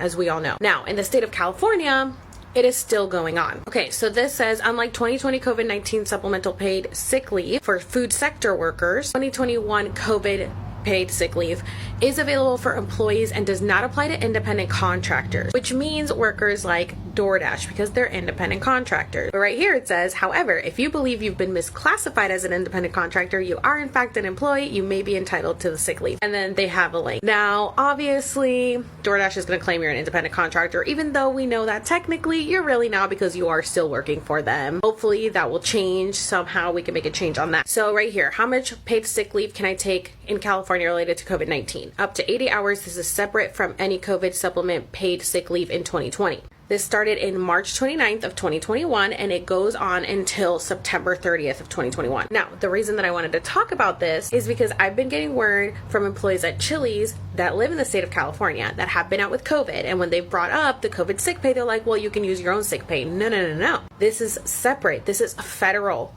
paid sick leave from COVID. This is not your own sick days. Now, as some of you know, I did start this webpage, rocunited.org/Chili's, #ExposeThePepper, where people can submit their stories about working at Chili's. Everything is confidential. We just need it for when we decide to take legal action. Now, somebody submitted that they got fired for reporting Chili's to the labor board because they said they were not getting their sick pay. That is not okay. This was not in the state of California, so I don't know what's going on in that state, but I just wanted to bring this to your attention because if you have been told that you don't get your sick pay, if it was in 2020, because this was a nationwide thing in 2020, you were at Chili's and that you didn't get your sick pay, refused to pay you, or even now they're still telling you that you don't get your sick pay, please fill out this info, because we tried to report it to the EEOC and the labor board, and they said if we can get a bunch of stories like this, then we can run an investigation on them. Also, if you have been harassed, sexual harassment, any kind of harassment, I don't care when it was, please submit your story, because again, I do want to get an investigation going on that. Please, please, please share this with everybody that you know, because the more stories I get, the closer we are to getting them shut down. You guys already know I got tagged in that video and I was dying. Like, no fucking way. Who is a fucking chili pepper? Maybe it's Kristen. But then I saw that they commented 8 hours ago. We've been looking for that. They weren't even tagged in the video. Of course I had to comment. I love how Chili's is so quick to comment on this, but stays away from commenting on my page. Like, really, Chili's? No, you get tagged every single day in my videos. You are not commenting on it. You are all over this. I just find it hilarious. They are really sticking to their let's just ignore her and hope she goes away. Pathetic. Hey, so I really want to address this comment. Let's talk about how Chili's is going bankrupt. And especially, I don't know, I know in California I was about to go bankrupt until they decided to pay the cooks minimum wage and then have the servers tip them out. Okay, so on this little paper I have a little breakdown of how the tip out is for Chili's in California. So the bar gets 1%.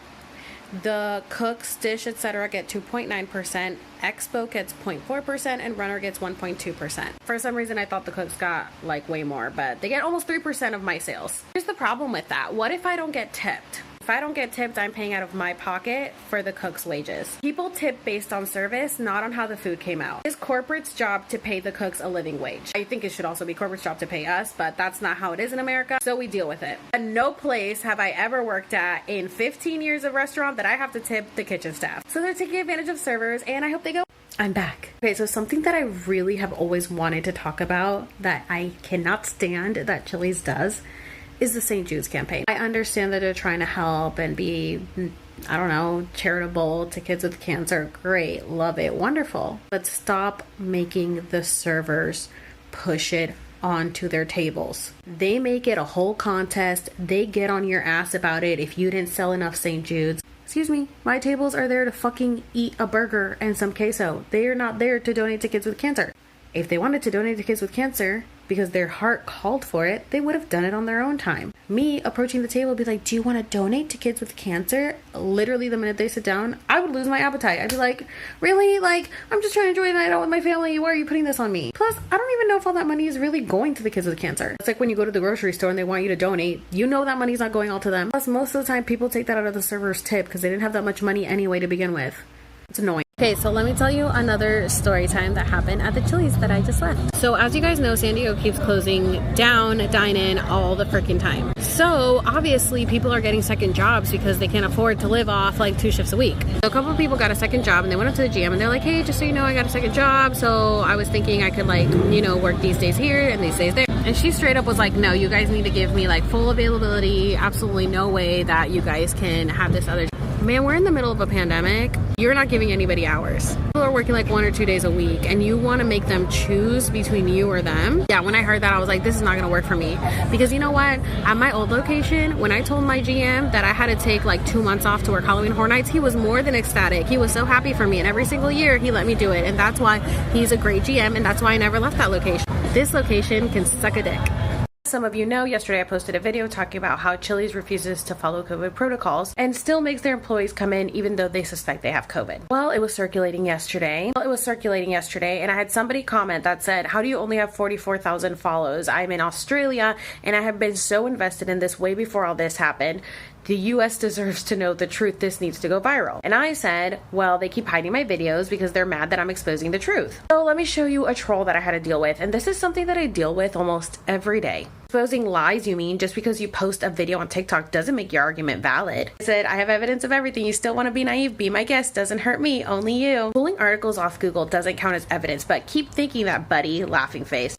I said, you're so ignorant, it's not worth commenting, but thank you for helping me get on the For You page more. They said, and yet you still comment. Good one, dumbass, LMAO. I was like, bro, you're on my page. You're only making yourself look stupid with every comment you make. Please keep going. Still talking, don't say I'm not worth it and keep talking on my comments. LMAO, stay mad. Like, hey, let's keep it going. You're only helping boost my video. This is the part that pisses me off because every troll does this. They get mad because I will keep arguing with them because like I said, the interaction just helps boost my video to be on the For You page. This is their go-to every single time. Video won't be up for long, I'm gonna report it. Video won't be up for too long, I'm gonna report it. Which I replied, not if I report you first. I'm getting your account banned. I was already planning on reporting and blocking this person. But I'm the type of person where I don't feel like I should have to report or block someone. I think that people should be allowed to comment whatever they want. They get mad and then they want to report me. And this is why my account keeps getting banned. So I had to beat them to it. I had to go and report them, which by the way, I said, have fun getting your account banned, Trumpy. Said no offense if you're a Trump supporter, but as long as you don't have the shit that this person had on their account, it was like very racist, very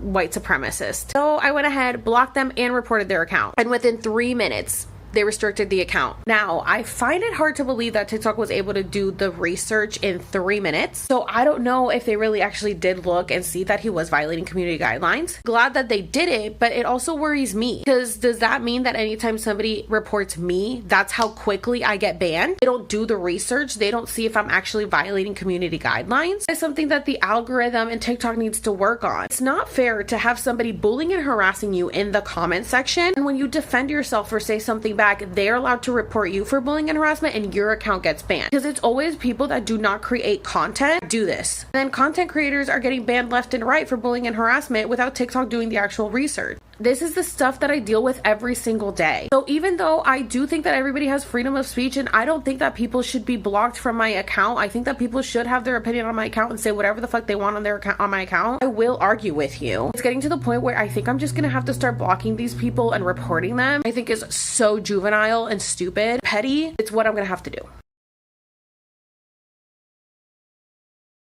No, honestly, at this point, I think there would be so much to cover that they wouldn't know where to begin. Between the sexual harassment, exploitation, working off the clock, working sick, people getting fired for reporting them to the labor board because they weren't getting their COVID sick pay. I mean, honestly, where would they begin? So if you have any stories that you want to share with me, please go to rocunited.org/chilies and share your story. Everything will be kept confidential. We just need it for when we decide to take legal action, because they need to be held accountable for their actions. Right now, a bunch of people are messaging me that they're opening up another ghost kitchen, which I already knew about. So not only do they have It's Just Wings, now they're doing the pasta Maggiano's bullshit. And then they said that you get salad and breadsticks with it too. And they're like, when did we become Olive Garden? Bro, please, if you guys are on DoorDash, first of all, don't use DoorDash. Go to my DoorDash playlist and watch why you shouldn't be supporting that. Second of all, don't order pasta from Chili's. Ugh, disgusting. You guys already know I couldn't let this one pass up. Chili's tweeted, "Did it hurt when the table next to you got fajitas but you already ordered?" And I had to come back with the clap back. Not as much as the abuse and exploitation that the staff goes through, working 12-hour days without breaks, working for 2 ghost kitchens at no extra pay, doing multiple jobs at server pay, and the endless amounts of sexual harassment that's been brought to your attention yet you ignore. Of course, I've yet to receive a response. These other replies, cherries on top as well. As much as knowing the waiter has COVID and was told it's okay to return to work, I'm gonna assume this person has watched my videos. And then this one, "Did it hurt when a Chili's manager fired a 16-year-old with a learning disability because he didn't understand what he needed to do, and then made fun of me when I came to him about it, leaving me no choice but to quit?" I love it. I love that these two were on top of it. Of course, I think Chili's actually did reply back to this one. I was like, "Please DM us," and she was like, "Then fucking reply to my DMs," because again, tell everybody to DM them, but then they don't actually do shit about it. Okay, let me tell you my story about corporate. It was Christmas Eve at Chili's. I was a closer. I walked in at 4 p.m. We were closing early that night at 9 p.m. because it was Christmas Eve. I walk in and I see that the place is empty. I was like, "What's going on?"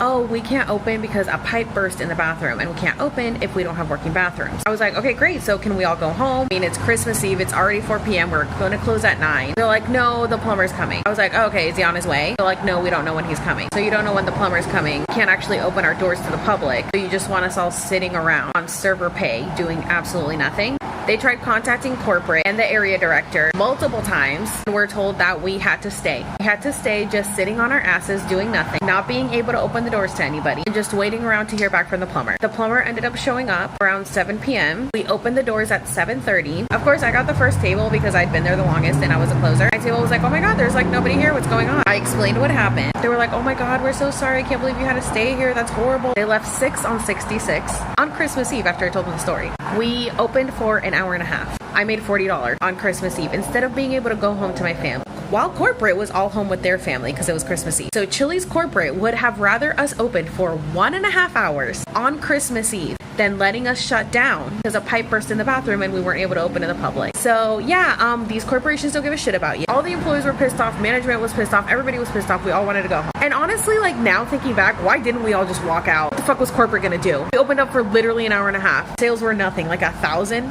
maybe. But the fact that they put profit over people on Christmas Eve shows what a shitty fucking company Chili's is. They don't give a shit about you. They don't give a shit. None of these corporations give a shit about anybody but their own fucking pockets. Oh, and I have more shit coming about Chili's, so Someone commented this on my video where I was calling the Pepper restaurant out for all the abuse and exploitation they put their employees through. And I replied back to it for my backup because I was currently banned when they commented this. I think comments like this are pretty hilarious and they really just say more about the person than they say about me. At 100%, Chili's lives in my head rent free, but it goes deeper than that. Not Chili's per se, it's the people they have wronged. It's the people that deserve justice for what they've ignored or how much they've abused or exploited them. Because they refuse to take responsibility, I will keep talking about them every day until they do. They 100% know about my series and have been known to say that they're going to ignore me in hopes that I go away. But I'm not going anywhere. I think it's so ridiculous that they think ignoring me is the answer. Ignoring an issue is never the answer, but that's Chili's way. That's the Brinker way. Let's just ignore it and hope it goes away. Because really, in the restaurant industry, the best way to just get rid of someone is to just ignore them. Do you know how many restaurants just stop scheduling you but won't actually fire you? And they just say we just got to cut back on hours so you're not on the schedule. And they'll just give you about 1 to 2 shifts a week until you can't afford to pay your bills, so you quit and find another job. But then you can't file for unemployment because you technically quit because they didn't fire you. They just manipulated you into quitting because you can't afford to pay your bills. And that's how restaurants have gotten away with dangling this over your head and telling you how easily replaceable you are. Because they think that they can just find another one. And they were able to. Servers were a dime a dozen. Then 2020 came around. It turns out we're not a dime a dozen because nobody wants to do this fucking job anymore because it doesn't pay well enough. People are fucking rude and entitled. And instead of COVID making people be a little more appreciative and understanding, they're worse. They're worse, they're rude, and they're so entitled. We 100% deserve better. So yes, Chili's lives in my head rent free because it goes so much deeper than just Chili's the corporation. I'm hoping that what I am doing will create a domino effect so that other restaurants can follow suit. And that is why I work with the restaurant organization, Restaurant Opportunity Centers United, rocunited.org, partner with them in trying to make a change. We've all been in the industry and we've all experienced the abuse and exploitation that the industry puts us through. And just because things have been normal in the industry, like all the sexual harassment and all the free labor pretty much that they get, working endlessly without breaks, doesn't make it okay. So I'm hoping that with me bringing awareness to these issues, we can create a change. Because I'm not going to sit here and complain about the industry, but then do nothing about it. Like a lot of people do. They sit there and they complain and don't actually get off their ass to make a difference. So you guys remember those videos that I made that went viral about how Chili's wasn't following COVID protocols, right? Well, the CEO, Wyman Roberts, recently sent out an email talking about how rampant COVID has been in their store and how they have lost 5 team members due to COVID since April. You know, it's almost as if they had followed COVID protocols and didn't allow their team members to work with COVID.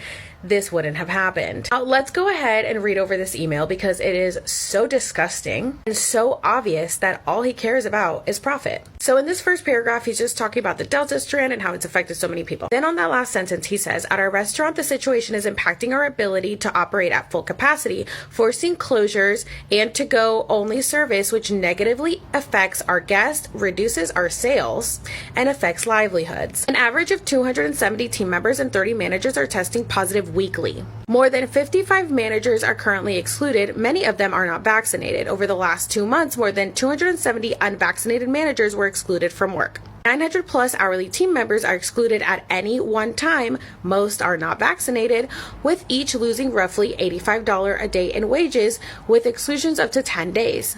This adds up quickly to nearly $700 in lost wages. Between 125 and 140 restaurants have had to modify hours due to exclusions and positive cases. We're averaging 32 to 40 closures per month, at least one shift due to staffing or COVID-19 concerns. This is about more than just business. Okay, Wyman, we believe you. And literally all you're talking about is numbers here. This is about your health and the health of others. Really, because you were letting people work with COVID this entire time. He talks about how he wants everybody to get vaccinated. That's where he mentions that they've lost 5 team members due to COVID since April. 90% of our GMs are vaccinated, all who safely attended the GM conference last month, which I made a video about, and I doubt they were all vaccinated. Our goal is to have 90% of all CSLs, which is manager and trainings and managers, be vaccinated by November. In other COVID news, you probably heard about President Biden's push to mandate the vaccine or weekly tests for large companies. We need to review the requirements before we know how this will impact us. My thoughts continue to be with you and your team during these challenging times. We're always here to support you.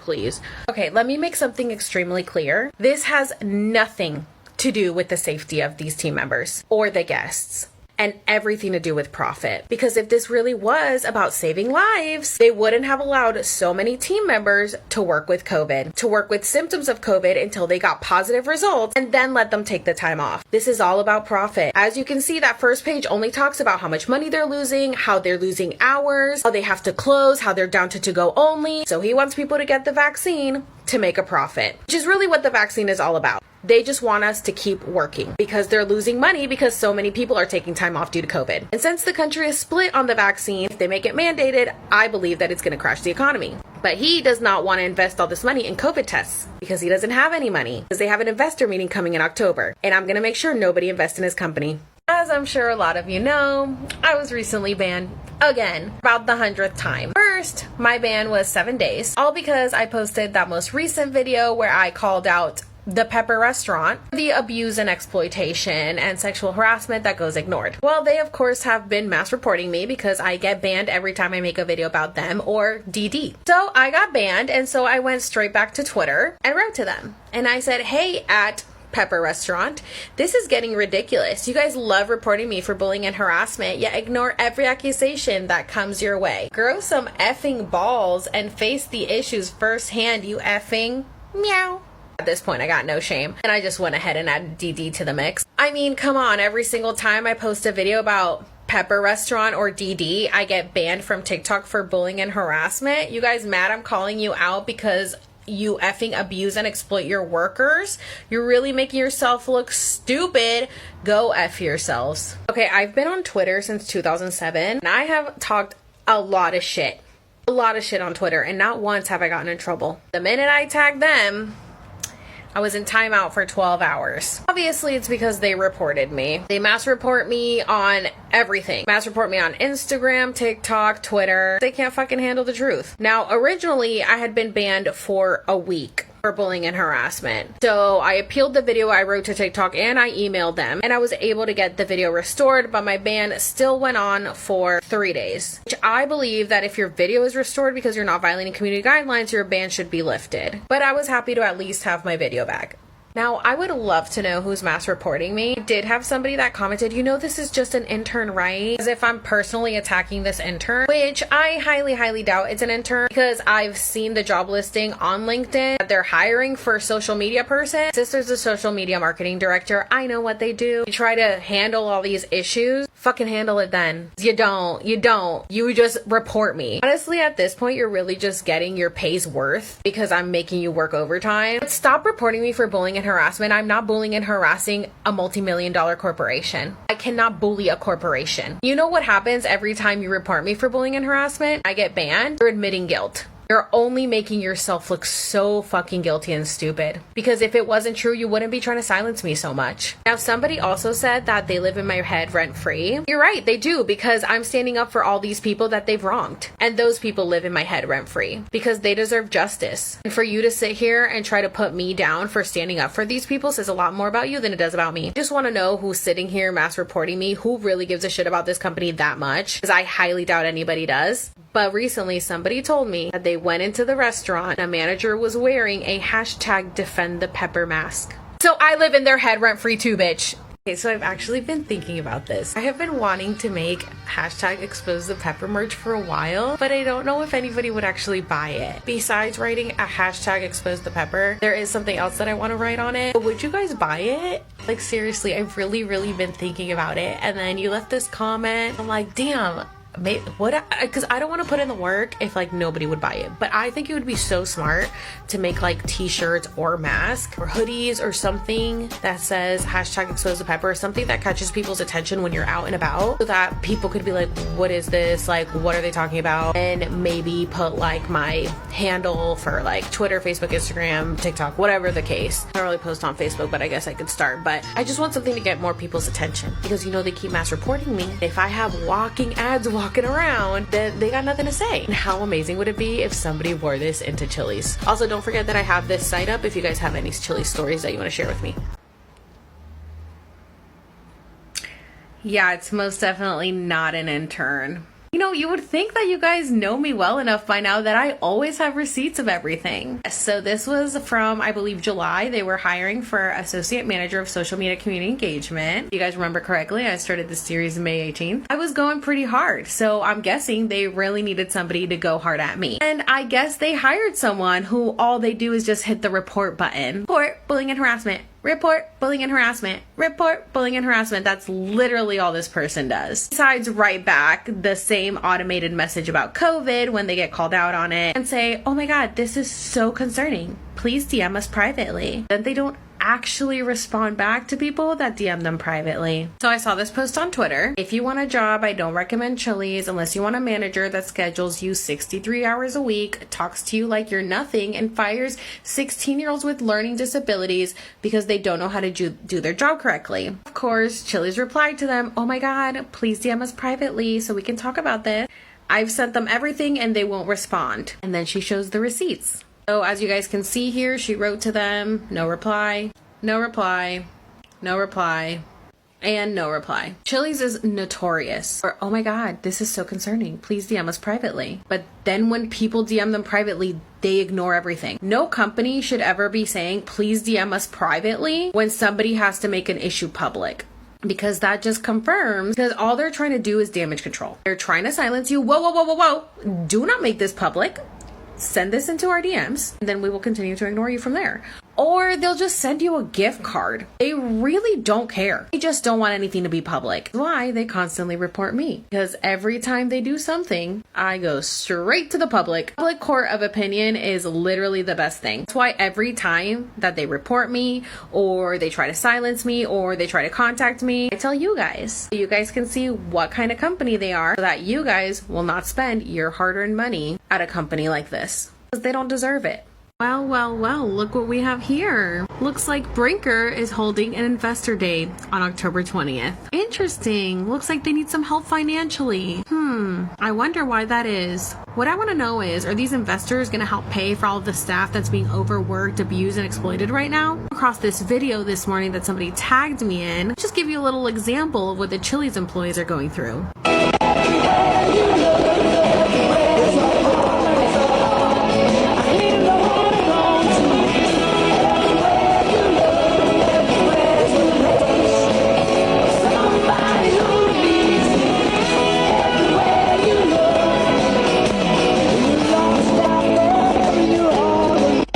Yeah, they're working 6 jobs for the price of 1, like I've been saying this entire time. So, I know a lot of you follow me because of Chili's. Here's what I need from you. With rocunited.org, they're helping me with my Expose the Pepper campaign. We are trying to get as many stories as possible to give to the press. We have connections with the Associated Press, the Washington Post, New York Times, whatever press we can get our hands on, we're going to reach out to. And what we want to do is give them your stories as to why these investors should not invest in Brinker.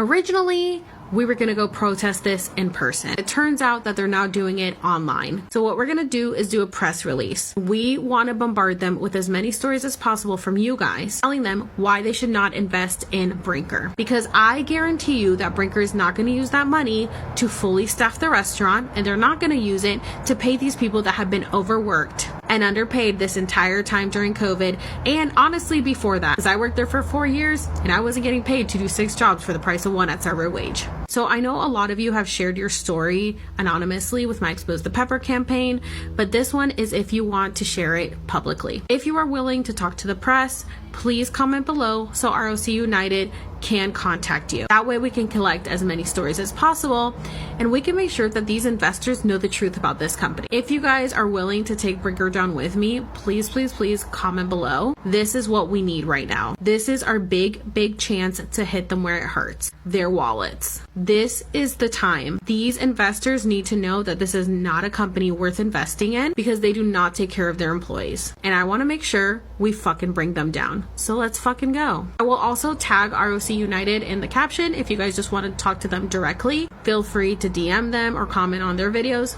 or you can just comment here. They will be looking it over. Thank you so much for your support, guys. I really hope that we can do this press release and we can fucking hit them where it hurts. You know, there's nothing I love more than a good morning roast. So the organization rocunited.org that I'm working with went ahead and sent me this tweet by Chili's this morning. They don't offer you the last Southwestern egg roll. Red flag. Of course, I had to jump all over that one. Chili's makes you work 6 jobs at server wage, makes you work with COVID symptoms, and ignores all the sexual harassment complaints that have been made to corporate. Red flag. At the same exact time, I had a follower sent me this. They got this in their email. Chili's College Ambassador Program. Don't miss your chance to rep the Big Pepper on campus. All our collegiate Chili's fans, now's the time to raise your flag and rep our squad on campus as an official Chili's College Ambassador. Become an ambassador at your university to score exclusive perks, included limited edition merch to rock on campus. Space is limited, so the only rushing you'll have to do is to the sign-up page before this year's spots are filled. I really don't know who's in here running to represent Chili's. Let's see what the ambassadors get. Limited edition ambassador merch, additional limited edition Chili's merch, and gift cards to give away on campus. More opportunities to win huge prizes throughout the school year. Interesting, none of those are actual monetary value that you get to keep as the ambassador. And if it is, it's what, a Chili's gift card, so it's their own money going to their own establishment. Interesting. It's almost as if they're trying to take advantage of college students, just like they do in their restaurants. They're trying to get free walking advertisement now. So not only are you taking advantage of your staff by not actually paying them their worth, not giving them paid sick leave, not letting them take the time off when they have COVID symptoms, not paying them extra for all of the extra work that they do, now you want free advertisement by college students who you think are dumb enough to fall for this. You know what? There may be some that will fall for this, but I really hope that they don't. Because you don't deserve free walking advertisement. You treat your employees like shit, don't care about your staff. Now you want to just take more advantage of these people. If you guys haven't watched my recent video, Brinker is having an investor meeting on October 20th next Wednesday. And I am working with rocunited.org in collecting stories so that we can release to the press, because we don't think that any investors should waste their money on this company. If you guys are interested in sharing your story with the press, please comment below so I can get you in contact with rocunited.org. and we can share your story with the press. Please don't fall for this. Do not fall for this. They do not deserve you working for them for free. It really is a red flag. The way that things keep looking worse for Chili's, but better for Expose the Pepper. So that was a video from the Chili's in Jacksonville, Florida, where apparently all of the cooks quit, as they fucking should. And the person said that the manager was in the back crying over their food. Maybe exaggerating a little, maybe not. And so the bartender had to go back there and cook everybody's food. The bartender was back there cooking. And in Florida, the bartender isn't making what the cooks are making. And it also said that he took a shot before he went back there, and he also made everybody else shots for the inconvenience. It gets worse every day. Every day it gets worse for Chili's, but so much better for Expose the Pepper. As you guys know, Brinker is having the investor meeting on Wednesday, this Wednesday, October 20th. If you guys want to be a part of this movement, I do have some graphics that you can share on your social media the day of, because I want to take over social media that day as far as Chili's goes, so that when the investors look stuff up on social media, our stuff will come up. I'm going to go ahead and link this in my link tree in the bio, so you guys can go on there and get access to the graphics if you guys want to share it on TikTok, Twitter, Facebook, Instagram, anywhere. So as you can see, it says, thanks for showing solidarity and sharing your content on social media. Below you'll find some graphics, videos, and shared language around getting workers to share their Chili stories. Be sure to use the hashtag Expose the Pepper and ChiliHead hashtag and tag us. So of course, Rock United is helping me. So Twitter, Rock United, Instagram, and TikTok. And if you have any questions or concern, we now do have a Chili's hotline. So you can go ahead and text Chili's to 40817, and then you'll be connected with Rock United. And here's is one of the graphics. It says the pepper puts profit over people, which is what I want to put on my merch when I come out with it. If I do, I mean, I'm hoping they have a downfall before all this, but if not, this is what I want to put on the merch. The pepper puts profit over people. PPP. They probably got a PPP loan during all this. Expose the pepper. Here's another one. Have you worked at Chili's? And then you get text Chili's. So you can share all this on any of your social media if you guys want to help support this campaign. And then if you click on the link, you'll scroll down and you'll see a lot of worker stories. And right here it says somebody was quoted that says, if you ask a manager to take a break after you've been working for 4 hours, they'll be like, the restaurant is too busy and deny. Now, I worked like 14 hours straight without a break in Florida. So maybe this was in California or somewhere where you're required to take breaks. And here you have some examples of the stories that you'll see on there if you click on the link. I am also planning on going live on Wednesday, October 20th. I don't exactly know what time yet, but I do want to get on live, and I'm hoping that you guys that are all for this Expose the Pepper will get on live with me. I am going to have to go public that day if I want to have people join my live. So I'll go public that day, and you guys can join my live, send in guest requests, and we can talk about Chili's and how horrible they are to work for. And hopefully investors will see it and not invest in them. And now, you've heard of the Expose the Pepper campaign. But did you know that Chili's has been sued multiple times over the last few years for employment discrimination, sexual harassment, and racial discrimination?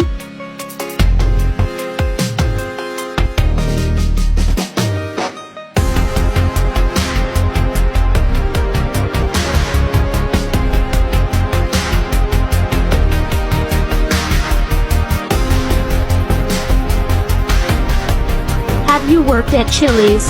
We want to know. Text ROC to 40,817. Chili's parent stock tumbles 10% after labor challenges and higher food costs hit earnings? Let's discuss, shall we? First of all, for those of you who don't know, I've been private for 3 weeks because the last time I got banned, I got a warning that they were going to take my account down. Interesting. I love how there's so many other people on here on this app specifically that expose other people, and that's okay, but because I'm exposing corporations, that's not okay. So make sure you guys are following me on my backup account, Alex Surfs Facts, and on my Instagram, Alex Surfs.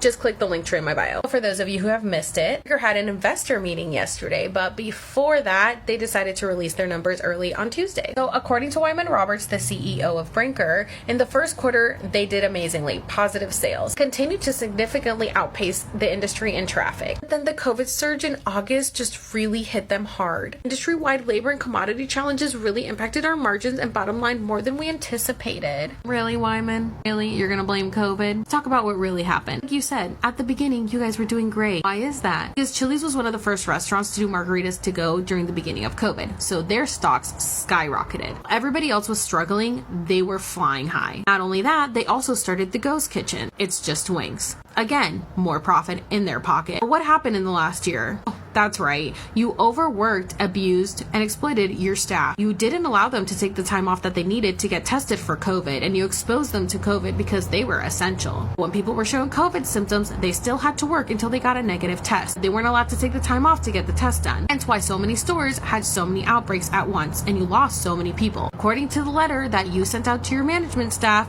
you actually lost 5 team members due to COVID in the past year. And like I said before, it's almost as if you followed COVID protocols, this wouldn't have happened. So, not only did you have them working with COVID-like symptoms, we're overworking them and underpaying them. Because the ghost kitchens came out during all this, nobody got a raise. People are doing 2 to 3 times the work at no extra pay. And not only that, you also didn't give a shit about your guests. Because the guests would come in, but they would be on a false wait because the kitchen was too behind for your ghost kitchens. So guess what? Everybody walked out because they realized that you don't give a shit about them. You were overworking and underpaying everybody. And that's why you lost your staff. Not because of COVID and because nobody wants to work. Just nobody wants to work for you. So, since Brinker only earned 34 cents per share instead of the 69 cents that were estimated, their solution is to raise the menu prices. They're going to raise the prices to fight the higher labor and commodity costs with a target of 3 to 3.5% for its fiscal year above its prior 2 to 2.5. But according to a Raymond James analyst, this action follows several years before the pandemic of having lower menu prices than the competition. Hiking menu prices helps Brinker protect its margins. It also runs the risk that customers will trade down to cheaper restaurants or opt to eat at home instead, which is what I've been saying from the beginning. Once you lower your standards, you cannot raise them. You've lost your good clientele and now you've lost your cheap one. Chili's stock has dropped 22% this year. And while your actions caused that, I'm going to take a little bit of credit. Tomorrow is Chili's Investor Day. We're raising awareness about the pervasive sexual harassment that currently and former Chili's workers have come forward to talk about.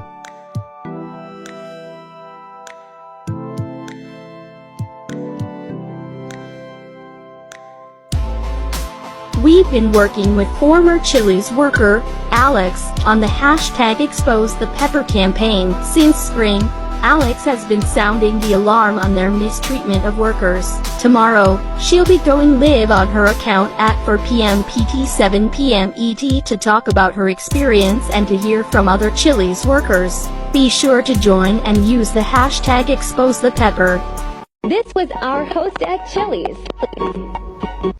I just love how Chili's has money to invest in a robot host, but doesn't have enough money to invest in actual human beings who have bills to pay because they don't actually pay their staff for anything. They abuse and exploit their staff. The staff that they do have has to pay the entire rest of the staff. The amount of times I get messages like this in like the last year after I talked about this. I don't know if you've done a video on this or not, but did you know that Chili's now has food runners, which are basically QAs who run your food to the table and get the first official drink, and they get 4% of the server and bartender's tips? How is that fair?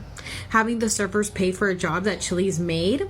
And what's the point of being a bartender now? Yep, I talked about it last year when I transferred from Florida to California. I tried to warn people, but people said I was lying. Do you guys remember this video? This video that blew up, got 202,000 views, 790 shares, where I went ahead and broke down what the Chili's servers were tipping out, and this person walked with 91 cents that day.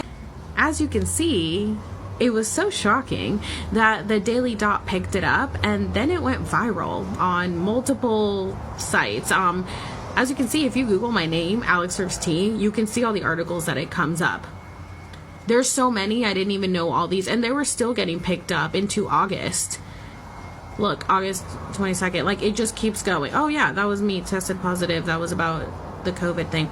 And then I saw that it was even written in different languages. And this went viral and it was picked up by so many different sites. People kept telling me that I was a liar, that I was wrong. Look, it's even in different languages. That their Chili's doesn't do that and never would. I tried to warn you guys a year ago when I transferred here. Actually a little over a year ago, I made videos about this, and the amount of hate that I got, the amount of comments telling me how wrong I was and that would never happen. And you know what? Yeah, theirs is at 4%. I had to tip out 5.5 because in California, we can tip out the kitchen. So they were having us tip out the kitchen. What I was trying to warn people was, if they do it to me, they'll do it to you. If they can get away with stealing your money, they will do it. But nobody wanted to listen. And now everybody comes to me crying, oh my God, did you hear about this? Yeah, I warned you guys, and none of you wanted to listen. And don't even get me started on the amount of messages I get about Chili's opening up a second ghost kitchen, Maggiano's. Yes, Maggiano's is a Brinker-owned restaurant. It is an Italian restaurant. And guess what? Chili's is now opening a second ghost kitchen under their name. Again, I have been knowing this. I have been warning you guys. Get out. Get the fuck out. Get the fuck out. I don't know how else to tell you guys this. They will keep using and abusing and exploiting you. You're not gonna get paid a single penny for it, so get the fuck out. Somebody tagged me in this video and I had totally forgotten about it, so I'm glad somebody tagged me in this again. This is a video that says, this Karen literally thinks putting her purse would stop me from cutting in line. Okay, so obviously these two people got here before Chili's opened. Chili's opens at 11 a.m. usually. So this lady got there first and put her purse down by the door, you can see it right there, to hold her place in line. And then this guy was making fun of her, like, girl, you better go get your purse before I steal it. The amount of times that I would get to work at 10:30 and there were already people lined up waiting outside for Chili's. Who wants Chili's that bad? What is wrong with you guys? What is wrong with it? It's not really you guys, it's really like the boomers. They would just they've been up since like 6 a.m. so they're ready for lunch right at 11 a.m. and sometimes they want you to open early. No ma'am, I don't think so. You think I want to work a minute earlier than I have to? Oh, and what about when they want you to stay open later on Christmas Eve? That's right. One year on Christmas Eve, we were closing at 9 p.m. so that we could go home and be with our families instead of the usual 11 p.m. It's just 2 hours early. And it was like 9:05 and there were people banging on the door, banging on those glass windows. Hello, can you open? And I was like, no, we're closed. My manager had to go out there and be like, I'm sorry, we're closed. We closed at 9 p.m. tonight because it's Christmas Eve. And they were pissed. I'm like, I have you see your family that you're here trying to eat with? I have a family that I would like to go home to enjoy a few hours of Christmas Eve with. And just because we're closed at 9 p.m. doesn't mean we all get to leave at 9. We close at 9. We still have a restaurant full. Then we have to clean. We have to do everything. We still don't get out until about 11. So we're still not really going to get to celebrate anything with anyone. People are so fucking stupid. They don't get that. They're so selfish and they only think about themselves. They don't give a shit if it's a holiday. They don't give a shit. They don't care. They don't care. They want you to cater to them. I really don't understand who wants Chili's this bad. This bad. Ma'am, it is not that serious. Believe me, you still could have been second in line and gotten your honey chipotle crispers. Okay, chill. This is so funny. I got tagged so many times in this video. If you guys don't know what I'm talking about, click on the comment above and go check it out. So yeah, that's pretty much Chili's for you. A very ghetto, very ratchet. I'm sure some of you have heard some of my Chili's horror stories, but I'll recap. My first Mother's Day at Chili's. I had 2 women come in pretty much bathing suits with 2 little girls about 5 and 11 or 12 years old and a naked baby with just a diaper on. No shoes, no shirt, no nothing. Already drunk, looks like they came from the beach, sat down super intoxicated and started throwing up all over the table. I was supposed to take the table. I 100% said no before they even sat down because I could tell it was going to be an issue. Once they started throwing up all over the table, we got the management involved. They kicked them out because it was Mother's Day and people are trying to enjoy their meal and they're throwing up everywhere. They got hostile. They were pissed off. They started fighting with the managers. We had to call the cops. Once the cops show up, the 11-year-old bolts. The cop runs after her. 2 women are fighting with the cops. They find the 11-year-old. Turns out the mom had given the 11-year-old drugs to go hide somewhere. The moms get arrested. The 13-year-old, I think, also got arrested with them. 5-year-old is, of course, crying like, please don't take my mom again. The 11-year-old is fighting with the mom, being like, you always do this. You're such a bitch. Baby has no idea what's going on. They end up taking all of them down to the police station. Cops stay with the 5-year-old and the baby until a family member comes and picks them up. Otherwise, they would have gone to CPS.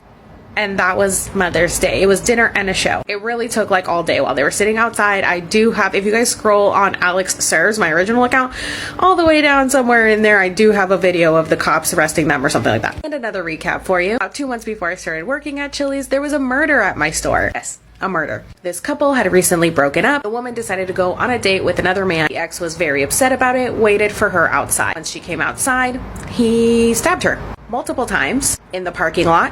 So the staff runs out there with a bag full of towels trying to hold in the blood. Call 911. He gets in the car and attempts to run everybody over, runs her over, then goes to the babysitter, gets the 2 kids, and unalives himself and the kids, and the mom died. Very, very, very tragic, and it was all over the news. So yeah, it was, my mom was like, I can't believe you're gonna work at Chili's after this happened. I'm like, what are the chances of that happening again though? And before I started working there, I went in to eat one day. I knew the server. I was talking to him, and he had to stop people from walking out with alcohol. This was pre-COVID days. Stop people from walking out with alcohol. They were already intoxicated. They put alcohol into go cups, and they had children with them. He was like, I'm not gonna let you drive drunk with kids in the car. He started fighting him, and they had to get the cops involved. So yeah, Chili's is very ghetto.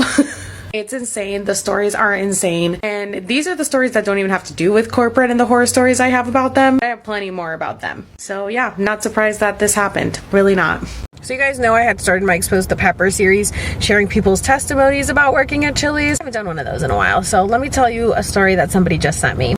This person chooses to stay anonymous, but they were working at Chili's and they randomly got their period. They were not expecting it because they never know when they're gonna get it. That happens, it's irregular, right? So they got their period and it was going down their leg, like on their pants, you could see it, okay? So she freaked out and she went to the manager and was like, hey, can I please just run home? I live like 5 minutes away and change my pants because I have blood all down my leg. And the manager was like, yeah, it's fine. Just make sure that the other manager is okay with it. And that's what she was dreading because she doesn't like the other manager and the other manager is not very nice, especially to girls. So she went and just grabbed her purse and said, hey, I'm running home real quick. I just have to change my pants because I got my period and I'm bleeding all down it and you can see it. And he was like, absolutely not. No, you're not leaving. Put an apron on and cover it up, but you're not leaving. We are way too busy for you to leave right now. Mind you, she's a hostess, so she normally doesn't wear an apron. But she was in complete shock because he said, no, you're not leaving. I don't care that you have blood running down your leg. leg. You need to stay here. So she went to the office and called the other manager through the mic and was just crying. She's like, I told him that I needed to go home to change my pants, and he was so disrespectful to me, and that was the last straw.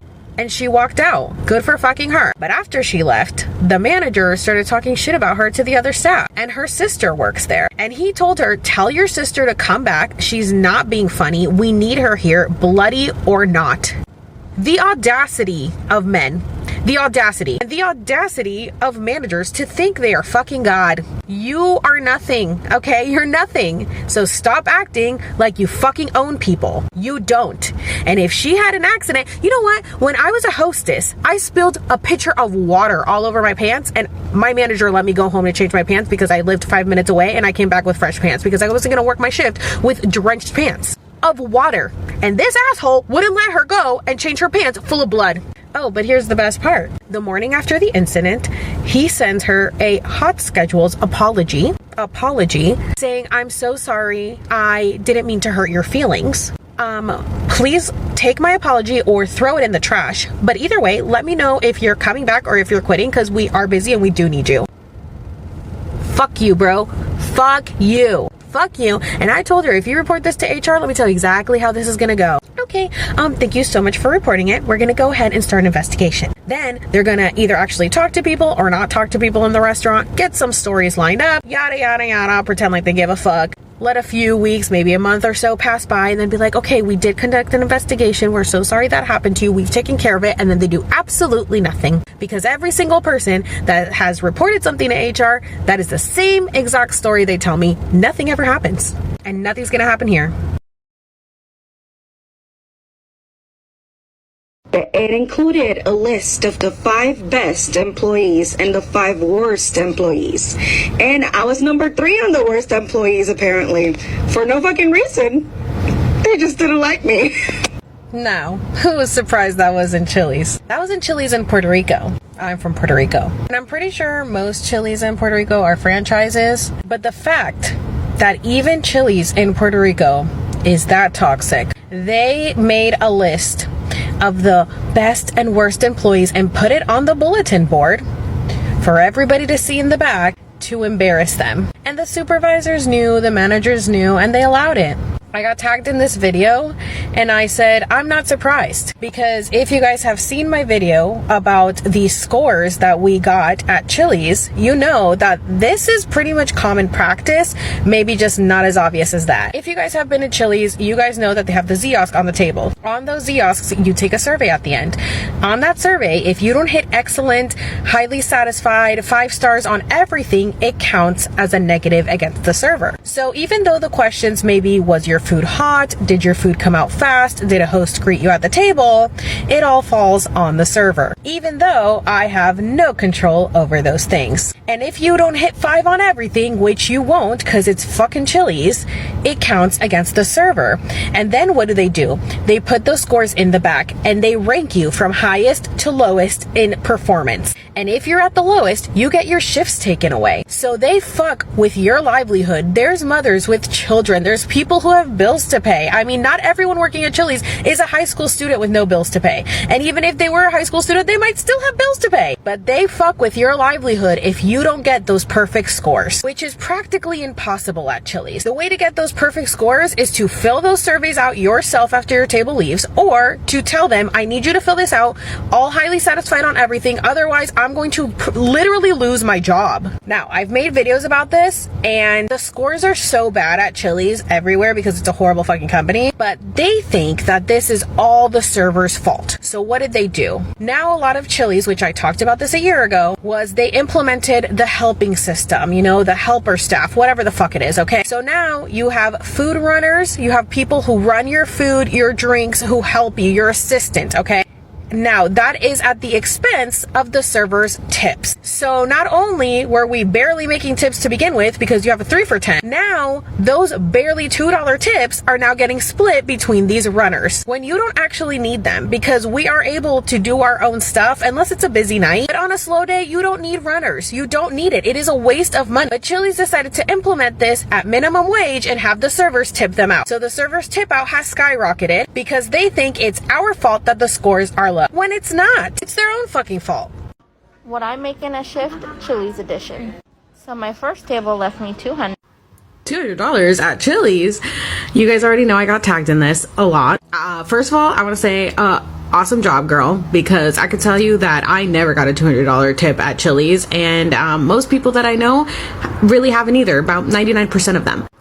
She had a really good shift this day. If you guys go watch her video, she has 2 parts to it. She worked a double that day and she made about $500, and she was #blessed that day, because I can assure you that is not Chili's money. I think it's great when people show how much money they made on a shift, but I want you guys to know that that is not the norm. I work at a resort in San Diego, and the most I've made on a shift is $555, and everything is really expensive, and that was a good shift. So for somebody to make $500 on a double at Chili's is really good. The most I made on a double at Chili's was $400. But again, that's not the norm. The prices are so cheap at Chili's. It's hard to get good tips. And her guests were amazing. They all left her 20%. So obviously she's a very good server, but people go into restaurants knowing how much they're gonna tip. Very rarely do people go into a restaurant and really tip based off service.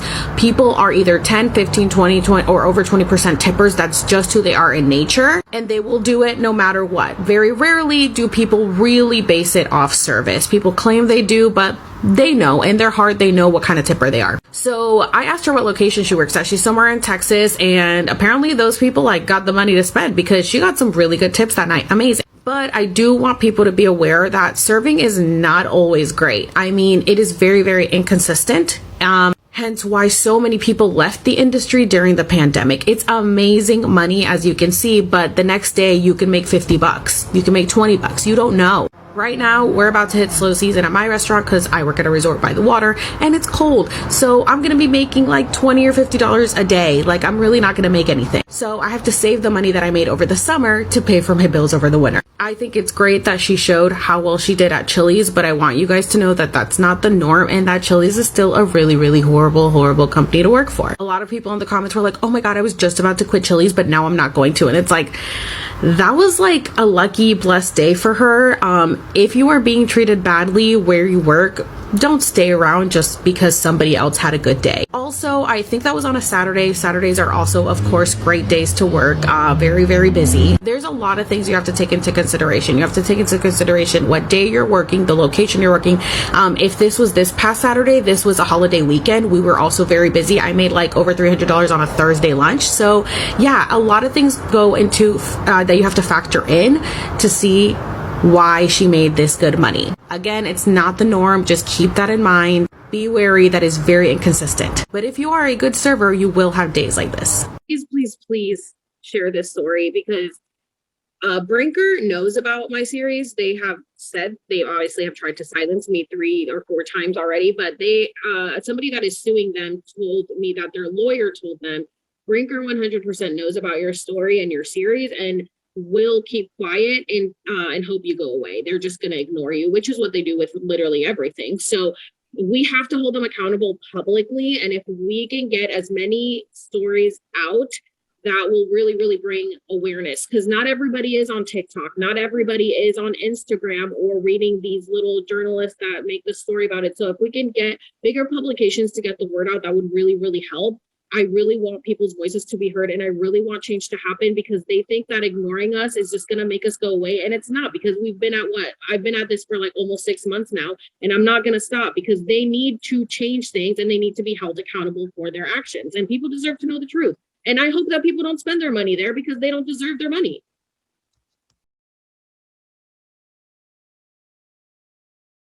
Your manager up here right now. I am the manager. Excuse me? Yeah. How long is it going to hold it for?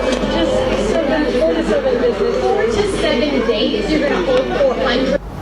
I just want to know, how did you spend $400 at Chili's? You do know they have a 3 for $10, right? A 3 for $10, which means you can feed 40 people for the $400. You have a party of 40? $400 at Chili's is almost unheard of, girl. Second of all, people are claiming that she's being a Karen. I don't think that she is, because I'd be pissed off if I didn't have $400 to just spare and it got held for a week by Chili's. I'd be pretty pissed off too. I'm sure you guys would be too. Third Second of all, if you guys listen to that girl's voice, she sounds pretty young. So either she's not really a manager, she was probably a key, which is when a server gets manager power, manager access. I loved it when my friends would key because I would just send them over and they would deal with the Karens and nothing really got done about it. It was great. Or she's a new manager who is very, very young, because it sounds like it in her voice, and she really doesn't know how to handle the situation properly, because the way she said "I am the manager" sounded like a meme. And girl, I get it, because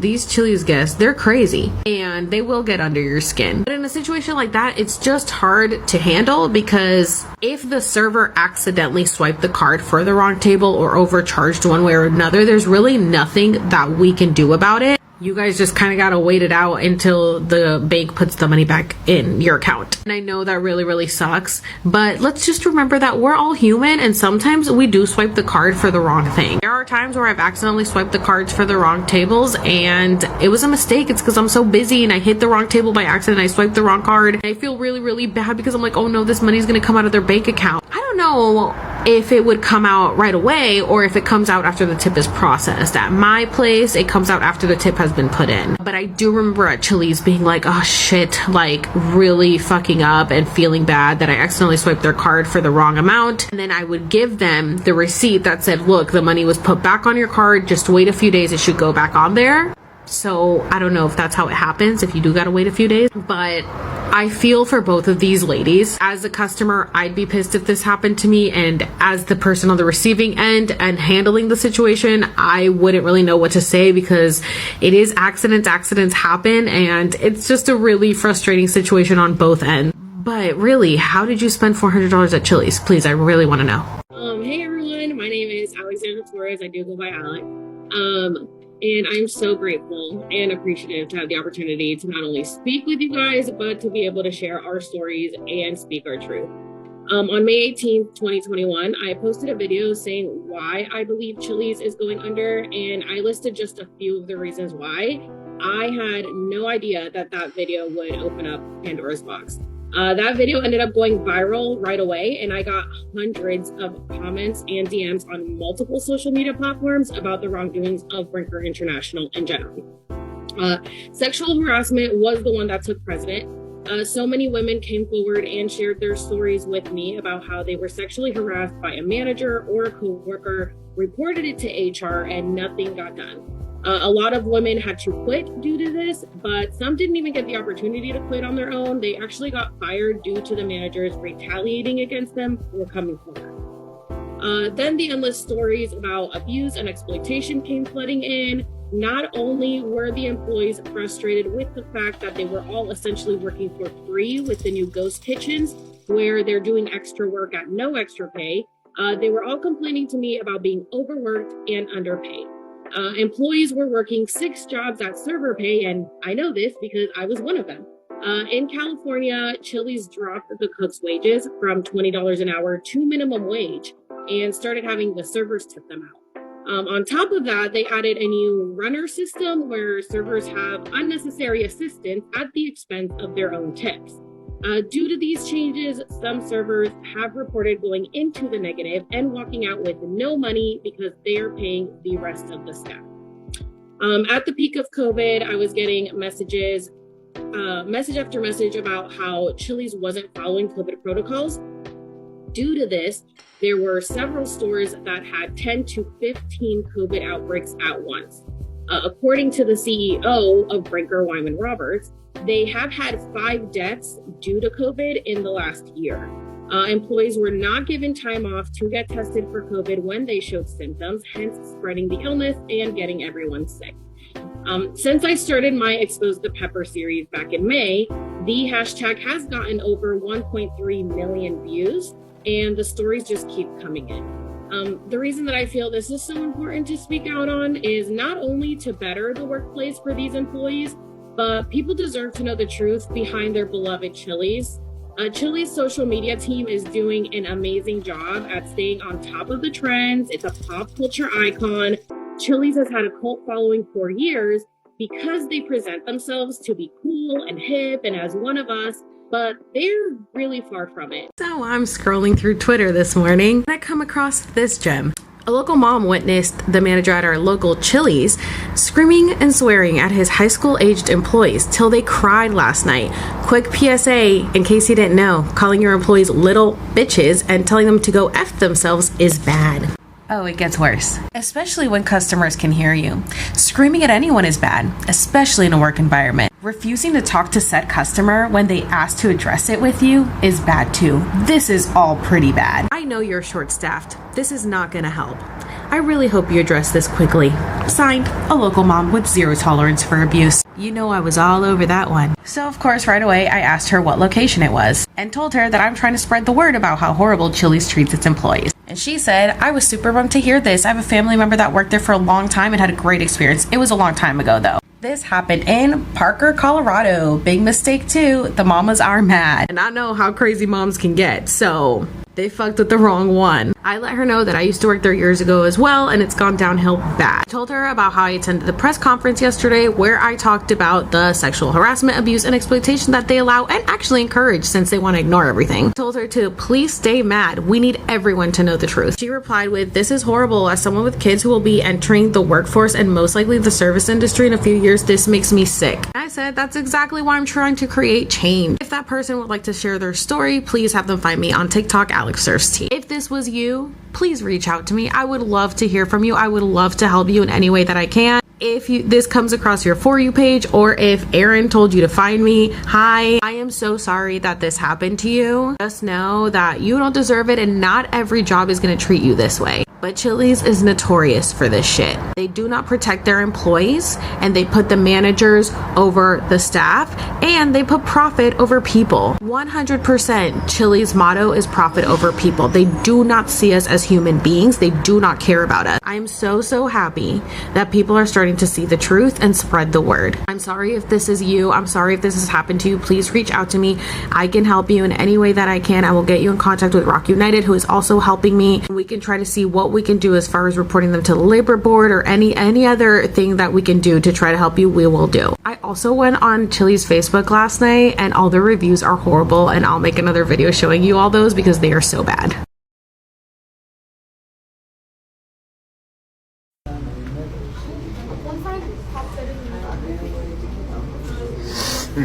You're done. You're done. So in my last video about Chili's, where I talked about the tweet that a mom sent out, I said how horrible their reviews are on Facebook. So I just wanted to show you guys. I screen recorded a few of them. They're all pretty bad, as you can see. Worst takeout, the service was poor, didn't get a refill, went to Chili's today for my hubby's birthday, the food was not even well cooked. I mean, it goes on and on. I really just wanted to show you guys because these are all very recent.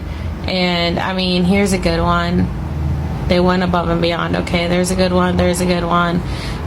But yeah, they're mostly all bad, and I just thought it was really interesting because they don't ever talk about this stuff. And as you can see, they haven't really responded to like any of these. This one says it was wonderful. Maybe they responded back to that one, but they're all pretty bad and they don't really respond back. And then when they do, oh, actually I gotta show you guys something. Hold on, there is one that I want to show you guys. I'm waiting for it to come up. There is a mom that said, if your child is gonna work, don't let them work at Chili's. Horrible, will not eat there again. Here it is. If you have a teenager that is seeking to get their first job, do not let them work at Chili's. Okay, so here's the post, and I want to show you guys that Chili's replied back. So they said they treat them as if they're disposable, which is what I've been saying. No real development of their team members. Instead of providing thorough training, they instead refuse to respond to inquiries about schedules and just don't put them on the books anymore. Very unprofessional. This is not the kind of experience you want someone to have with their first job. Chili's is really pissing off the moms, like I said in my last video. So Chili's went and replied, this is unacceptable. Please send us a PM, private message, with your phone number, email, and location where this happened so our guest engagement team can reach out to you. Thanks. Of course, they fell for it. As you can see, they sent the message, but oh, look at that second one. Hi, no one's reached out to me. Who's surprised? Not me. I've told you guys that this is what Chili's does. their social media team, engagement team, whatever the fuck they call it, they send these replies back so it looks like they're handling things. They say, please reply to us. People private message us. People private message them. And then they do nothing about it. So I'm really glad that Dawn wrote back and said, hi, a week later, hi, nobody's reached out to me. Call them out, Dawn. Call them fucking out, as you fucking should. I'm glad that people are speaking out. I'm glad that it's pissing the parents off now, because the kids didn't really have much of a voice, but now the parents are stepping in because they're fucking teenagers and they should not be treated this way. So good for you guys. Keep fucking standing up to this shit, because these managers abuse these servers, abuse this staff. And even though I do believe that it should be a high school requirement to work at a restaurant so people know how to act properly, don't push them to start working so young. Adulting sucks. Let them enjoy life for a little bit.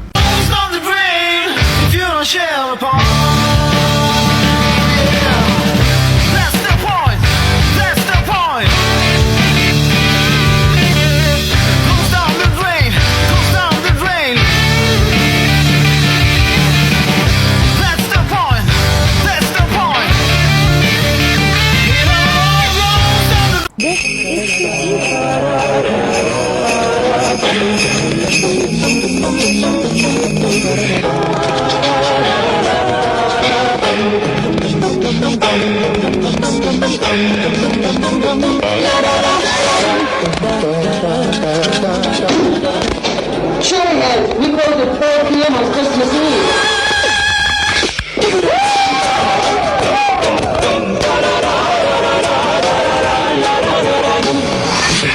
That's right, Chili Heads. All Chili's locations will close at 4 p.m. on Christmas Eve this year. We appreciate the hard work of you, our amazing team members, and hope you enjoy the extra time to rest and celebrate the holidays with your loved ones. It's like you guys purposely give me material, and I love you for that. All right, so let's talk about the CEO, Wyman Roberts, who decided to make an appearance and show that he cares about his employees by letting them get off at 4 p.m. on Christmas Eve this year. All right, let's break that down. The reason that you are closing at 4 p.m. is because you have nobody that wants to work for you. You need to be fully staffed on Christmas Eve because it gets insane. And you won't be able to run it properly with the skeleton crew that you have working right now at pretty much every single one of your Chili's. Second of all, people do not care to get off a few hours earlier on Christmas Eve if you are not paying them what they should be paid. If you are not allowing them to take the breaks that they should be getting. If you are making people work 14-hour days without breaks, they don't give a shit if they get to get off a few hours early on Christmas Eve. They would also like to be paid more for all of the ghost kitchens that you're making them work for at no extra pay. They would like to be taken seriously when they go to corporate with all the sexual harassment allegations that you guys choose to ignore and brush under the rug. And they would also like to be able to take the time off when they are sick and not fear for losing their job. You know, I find it interesting that you are able to give them the night off at 4 p.m. on Christmas Eve all of a sudden, but when I worked Christmas Eve and we had a pipe burst in the bathroom and couldn't open due to that, and we asked if we could all go home because we couldn't open the restaurant, corporate said no. Corporate said no. And you know what we did? We all just sat around for 4 hours waiting for a plumber to show up on Christmas fucking Eve to fix the pipe that burst in the bathroom. And then we opened up at about 7:30 when we were closing at 9. Chili's corporate would have rather us open for 1.5 hours to make a little bit of profit because they put profit over people instead of letting us go home to our families. Oh, and I can assure you that if you've been in the industry long enough, you like working on Christmas Eve because it is a great money night. So honestly, I don't see how your employees are really that excited about having Christmas Eve off because that was a money-making shift for them and you're already not paying them enough. So nice try, buddy, but we ain't buying it. Go fuck yourself, bro. Oh, is my content too negative for you? Is the truth too hard for you to hear? Oh no, it's cause you get it, right? You get it. Chili's gets it. You know, sometimes I get comments like this and I think, should I just let it go? I mean, I've made my point, right? Everybody gets it. Chili sucks. Move on. Do you guys get it though? Does Chili's get it? Because to this day, this morning actually, I'm still getting messages from Chili's employees talking about the toxic work environment. Do you guys get it? Do you get that I'm still getting messages from 16-year-olds who feel uncomfortable because the line cooks are asking for their Snapchats and are getting inappropriate with them? Do you get that there are 16, 17-year-old hostesses and to-go girls who feel at the mercy of the GMs who flirt with them and touch them inappropriately because they need the hours and they need the money? And they have no one to turn to because nobody gives a shit? Do you get it? Do you get that they are firing employees with 9+ years experience and absolutely no issues because he decided to stand up for the rest of the staff, for the girls who felt uncomfortable with a manager talking to them inappropriately? And so he emailed corporate about this because he had already spoken with the GM about this and the GM did nothing. So he decided to go above his head and went to corporate. But what did corporate do? Corporate went and accidentally forwarded the email to the GM, and the GM berated him in the middle of the restaurant. A few weeks later, came up with a bogus excuse to write him up and then fired him after 9+ years with the company and absolutely no issues because he stood up for the girls on the staff. Do you get it? Do you get that when customers get rude and hostile with an employee and a manager stepped in to defend that employee, the manager got fired for stepping in and defending the employee? Do you get it? Do you get it when a customer told a pregnant waitress, "I hope you lose your baby"? Do you get it? Do you get that people are literally unaliving themselves because they already have enough issues going on at home and then they have to go into work and deal with this toxic work environment when they already feel like they're not good enough in their own personal life, and then they come into work and see that their name is plastered on the wall with a negative comment from a guest because they had a bad day? Do you get that there is a ranking score of how good or bad you are at your job that has nothing to do with actually the servers at all? It has to do with Chili's as a whole, but it falls on the server only, and then your livelihood gets fucked with it and you have no money to pay your bills because your shifts get taken away if you're on the bottom of that list? Do you get it? You don't get it. Because you're not the one dealing with it. You're not the one hearing these stories every day, and you're not the one going through it. And I know for a fact Chili's doesn't get it because they're still doing the same shit every day. So if my content is too negative for you, welcome to the fucking real world, bitch. I feel bad for you, and I feel bad for your kids or your future kids if this is how you see things. There is a block button. Learn to use it. You know, with everything going on in the world and the fact that we're still dealing with COVID for another Christmas, there's really not much that brings me joy and cheer during this holiday season.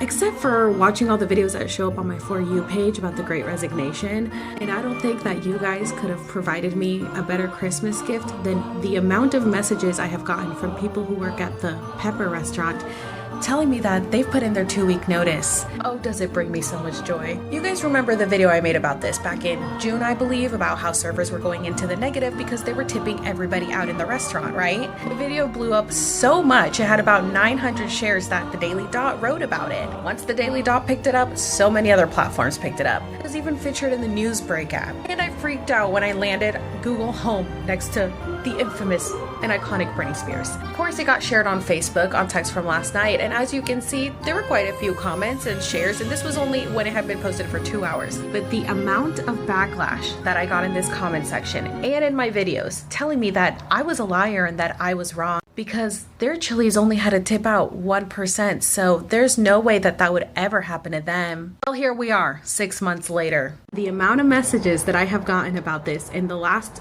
3 days is insane. This person actually got fired by being taken off the schedule because she didn't want to comply with the new runner system because it was taking all of her tips. She's been very vocal about it since I made my video, and they said, well, you're the only one who has a problem with it. Is that so? Let's check the receipts. Now, that last girl was from North Carolina. This one is from Texas. Not everyone quitting, and rightfully so, because everybody hates the new runner system. This one is from Michigan. The employees are losing so much. Most Chili's are not even busy enough for a runner, and we do more carry out than dine in. The area director told her GM to fire her for not wanting to use the iPad. He's been at Chili's for 8 years and even worked during the pandemic. Oh, and the one that did get fired had been there for 3 years and also worked during the pandemic. This one is from South Carolina. The servers were pretty much in tears because it makes 0 sense to have to give half of your money to someone that you don't actually need. So guess what? 9 of them turned in their 2-week notice. 9 of them. The GM wasn't even there to witness it. One from Texas told me that there was a group chat with about 8 to 12 of them about how they're ready to quit, but 3 of them put in their 2-week notice yesterday. I talked to Rock United, and I was ready to organize something for you guys as far as a petition to unionize, and I was going to tell you guys to have meetings with your GM, area director, and even call corporate to talk about how unhappy you are with this new system. And if all that fell on deaf ears, then I was going to encourage you guys to strike and do a mass walkout. But it looks like you guys don't even need my help because you're all doing this for me. This is literally the best Christmas present I could ever ask for. Thank you so much, and Merry Christmas, Brinker. Oh, Oh, and where's all the people that called me crazy, a liar, and dragged my name through the mud? Where are you at now? Oh, now you got nothing to say? Please, apologize below. I'm accepting apologies. You know, people said that robots would be taking over our jobs, and I guess they were kidding, because here's Rita bringing you your food. But I'm gonna assume it's from, you know, the fact that so many employees have quit.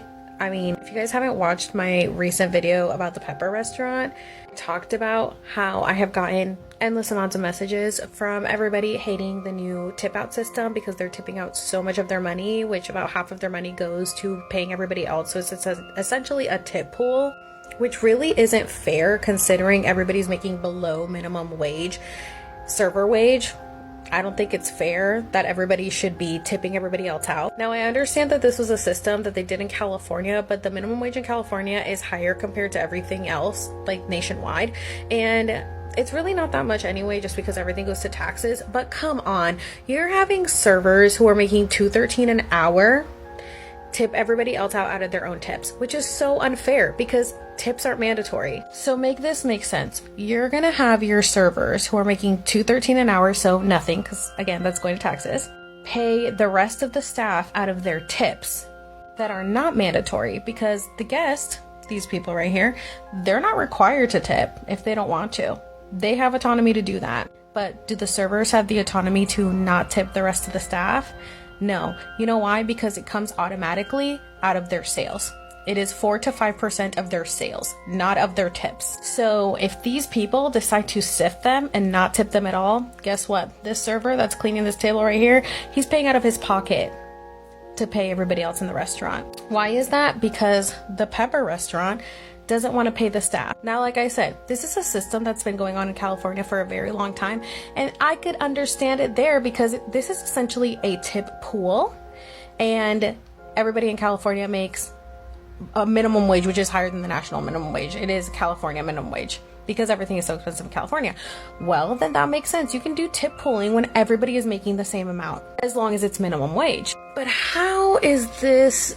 I mean, I think it is legal, but this is like a little loophole that they found, and I just don't think it's right. Just because it's legal doesn't make it right. You should not have your staff who are barely making pennies tipping out and paying for the rest of the staff, especially for a position that they didn't ask for, that you just decided to implement. Oh, and why is that? Because you think everything is the server's fault, because everything's always the server's fault. Let me tell you something. The scores are not the server's fault for the most part. Just because the scores only reflect on the server, that's not fair, because they ask questions about the food, the kitchen, the host, everything. It falls on the server. So you thought adding more staff was gonna help. It's not. Your restaurant still sucks, and that's why you have robots working there, because nobody wants to work for you. Officer, I got one question for you. What are those? What are the officer? $14.60 and 64 cents. 18. I've been tagged a bunch in this video, so I'm gonna go ahead and talk about it. Now, one of two things could be happening here. As you guys saw, his total was $73.22, and when he went to go do the tip, it was giving him, the tip option was more than what the percentage was supposed to be. Now, either they calculated wrong when they did the kiosks, or he used a reward or a discount. I asked, I think other people have commented in the comment section, like, did you use a reward or discount? He hasn't answered. So let's say that he did. So as you can see here, the molten cake is $8.29. Now, I don't know if he can keep scrolling on this. Usually if you scroll all the way to the bottom, you can see the discounts you've used. So if he hasn't scrolled all the way to the bottom, you can't see it. But let's say the molten is $8.29 and he had a free dessert coupon. If his total after the dessert was taken off, which was $8.29, was $73.22, then you add that back on and his total would be $81.51. And then you multiply the $81.51 by 18% and you get the $14.67, which is $14.68 right there, the 18%. So that's my explanation as to why the 18, 20, or 22% don't add up to the 73. If you use a rewards or a coupon, the kiosks at Chili's will go to the original amount before the reward. Now, I don't think he's answered if he did have rewards. Maybe he had the 2 for $25. I don't know what that could have been. If it was not a rewards and not a discount, then yeah, Chili's fucked up here, because that's not the right amount. And people were saying like, oh, tax. No, the tip is always before tax. That it calculates. Servers like you to tip after tax, because we still have to pay taxes on our tips. So yeah, it would be nice if you guys tipped after tax. It's not like we get a tax break from your tips. So please tip after tax. And I don't want anybody in the comments arguing over tipping here. Standard is 20%. I don't know the people that are saying standard is 15% that I've seen on other creators. What are you, in 1950s? Come on. And yeah, even though tipping is old school and came from slavery, we're still working on trying to change that, okay? But as you can see, the minimum wage is still at $7.25 and server wage is less than that. So right now we're living in a society where we tip our servers. If you can't afford to tip, then don't go out to eat. I don't want to hear your excuse, because all you're going to do is show that you're a broke ass bitch in the comments. So let's not argue over that. And for people saying like, well, servers are broke because they're begging for tips. Yeah, the fuck we are. Yes, we are, because we're broke. We make less than $7 an hour. And we need your tip when you go out to eat. That's the society we live in. So tip accordingly. The 20% is standard. If you don't like that, stay your ass at home. Nobody told you to come out. Okay, so I just wanted to point out that after I posted the video, I noticed, yes, he did get the 2 for $25. As you can see right here, is Cajun chicken pasta, 86 green tea rice, and then right here, chocolate chip cookie. So that means that he ordered a chocolate chip cookie with the 2 for $25, and in addition to that, he ordered a chocolate molten, which was $8.29.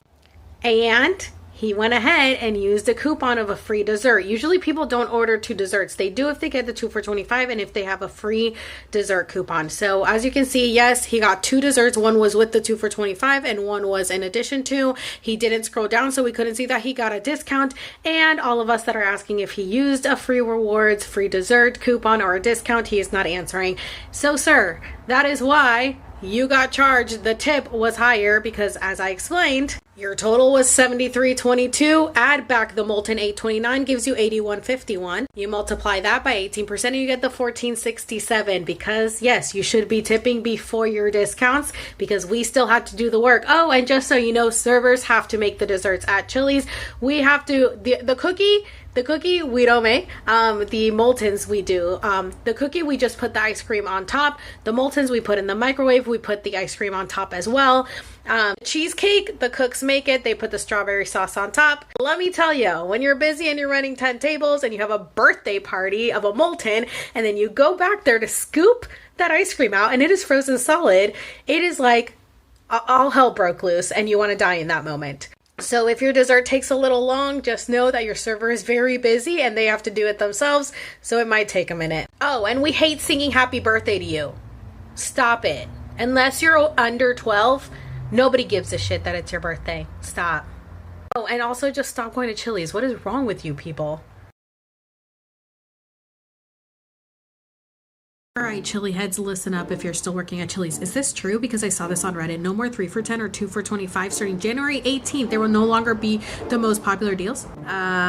Please let me know. Because apparently this is the new menu. Okay, so according to the person on Reddit, they took out the lunch combos 3 for $10 and 2 for $25. Now, I don't know if it's a franchise or not, so please let me know. Okay, so here you pick a drink, or you can spike it for a little extra. You pick an appetizer, or you can also upgrade to more stuff for more money, and then the main course. Now the main course is starting at $9.99 with 2 options. You can do the anytime burger or the spicy shrimp tacos. No idea what the fucking anytime burger is. I guess that's a new thing. Then we move to the $11.69 option. We've got the old timer with cheese, the buffalo chicken ranch sandwich, or the big mouth crispy chicken sandwich. No idea what that is. That's another new one. Then we move to the $12.69 option. Bacon ranch chicken quesadillas, chicken crispers, Cajun chicken pasta.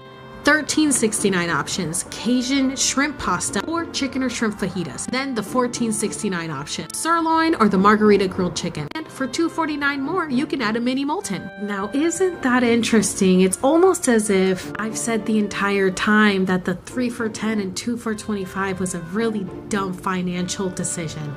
But I also said that once you lower your standards that low and your prices that low, you can't just raise them again. But they said, watch me, I am going to raise all the prices again. And this is how Chili's will fall. They are making so many bad decisions right now. I am loving it. Not only did they screw over their staff with the new runner system, now they are screwing over their customers by hiking up all of the prices for the same shit that you were just paying $10 for. They are so desperate. It is so amazing to see. I cannot wait to watch them crumble.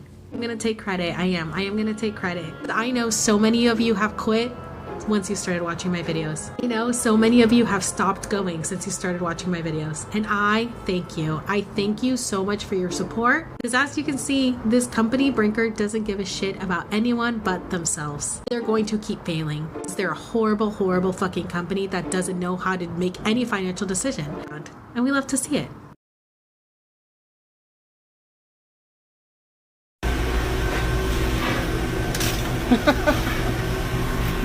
You know, I got tagged. Of course, Chili's commented, "Oh, we're looking into this. This is not acceptable." The way that I commented, Chili's trying to act like they don't violate health codes and that they're extremely hygienic. I mean, you guys already know everything that happened during COVID, which we're still in COVID, and how they weren't following COVID protocol and they weren't wiping down the tables, and there was massive COVID outbreaks, about 20 plus employees. They're more than willing to make their staff work with COVID. But I'll draw the line here. Listen, I'm not saying it's sanitary and I'm not saying it's smart, but the amount of cooks that touch your food without gloves on, this is nothing new. And if we're all following the rules like we're supposed to be washing our hands constantly. So really, what's the difference here? Now, we're probably going to assume that she didn't wash her hands and she shouldn't be grabbing that. You usually have like a scooper to grab the fries and put them. And I don't know why they were just randomly on that tray. It's usually in a tray that you put all the fresh fries on, but it's Chili's, guys. Come on. I can assure you that the cooks are not washing their hands constantly and are not wearing gloves. I would refuse to eat there depending on what cook was working because they were so grimy and so dirty. They didn't give a shit. And honestly, cooks aren't really supposed to wear gloves because they're constantly supposed to be washing their hands because gloves are actually dirtier than just washing your hands constantly. But when you're so busy, you don't have time to either switch your gloves or wash your hands constantly. I'm telling you right now, when you go out to eat, the cooks are touching your food with their bare hands. And there's no way to know if they're actually washing their hands like they're supposed to. But I can tell you, from 15 years of working in the industry, they're probably not. They are just touching all of the food because they are so busy. I just find it funny that Chili's was all over this. We're looking straight into this. We're looking into this right away. But they don't look into all of the shit that I've exposed about them, even though they're well aware. They don't give a shit about that. They only give a shit when they look bad publicly, as long as it's not me exposing them. Because, you know, me talking about how they've ignored so many sexual harassment allegations and how they're not paying their staff properly and how they're stealing money from their staff's pocket and their server's pocket with the new runner system, that's not enough to cover. But this video is where they draw the line. But fuck the servers that they're fucking over. I hope that girl has already quit. Because fuck that place. That place doesn't give a shit about you. They're making you work for free with ghost kitchens, and now they're taking half of your tips with the new runner system. Also, if you work at Chili's and you want to start a petition or unionize to get rid of the runner system, please hit me up because I really want to help you guys do that because this is a scam and it should not be allowed. Also, I'm just spilling the tea on Chili's. People are like super worried and are like, oh my god, be careful, you're gonna get sued. And I'm like, first of all, they would have to prove that what I'm saying is not true, which is 100% is true. And second of all, I would actually have to affect their business. Like, people would stop going there, and I don't have enough followers or anything, any clout to actually stop people from going to Chili's. Also, if they don't like what I'm saying, don't fucking do it. Like, be a better fucking company and then people won't fucking expose you. Don't fucking care.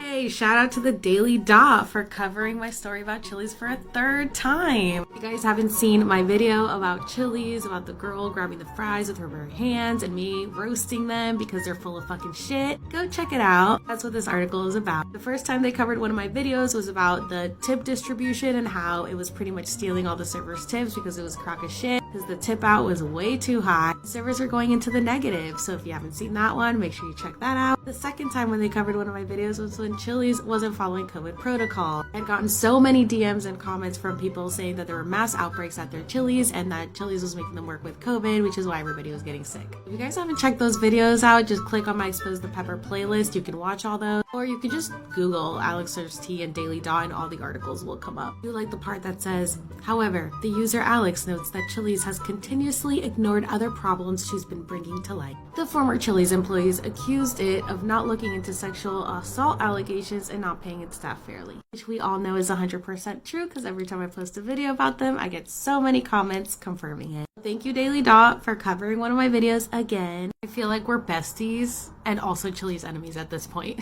Oh, did you guys think that Chili's was done reporting me? Yeah, clearly not. Someone explained to me how you can bully and harass a fucking corporation. Oh, and you want to see what the video was about? Just the fact that the Daily Dot featured me again talking about my Chili's videos for the third time. Most recent one that they covered was about the girl touching the fries with her bare hands, and I was roasting Chili's because they're full of shit, because they act like they're so hygienic. Make sure you check that video out. And I said that the first time they talked about me was when I talked about Chili's tip out system that's extremely way too high and is robbing all of their servers so much that servers were going into the negative. And the other time they talked about me was when Chili's wasn't following COVID protocols, and so many of them were having mass outbreak because they were making their employees work with COVID. And that video got taken down for bullying and harassment because they don't want you guys to know all this shit all compact in one video. So if you're watching this, Chili's, I'm gonna keep talking about you because you're full of shit and you don't actually give a shit about anything that I'm saying. And in the last video I mentioned also the sexual harassment allegations that have been brought to your attention that you sweep under the rug, and I'm gonna keep exposing it because you do nothing about it. And every time I post a video about you, I get so many comments and DMs confirming what I'm saying. So try all you want, but the word is out. It's not gonna change anything. I'm gonna keep posting about you. And let's not forget that I also have YouTube, Instagram, and a podcast that I can talk about you on. Try all you want, but I'm here to stay, baby. All right, Chili heads, the moment you've been waiting for is here. I made the petition to end the runner system. A lot of you have told me you are not happy with the new runner system. And I agree with you. I think it's a crock of shit and it's highway robbery. So I went ahead and started a petition for you guys. Please, please, please share this with all of your recent and ex-coworkers because I know a lot of Chili heads have quit because of this system. Please share this with them. We want to get as many signatures as possible so that we can present this to Brinker. And in the petition, I said that if we don't see a change in the runner system, we will unionize to ensure that there is change. I know that no one is happy with this, so there is no reason that nobody should be signing this. Please, please share this. Sign the petition if you guys want to make a change. I don't work there anymore, so this isn't for me. This is for you. It is up in my link tree. Please share it with everyone. Spread the word, and let's end this.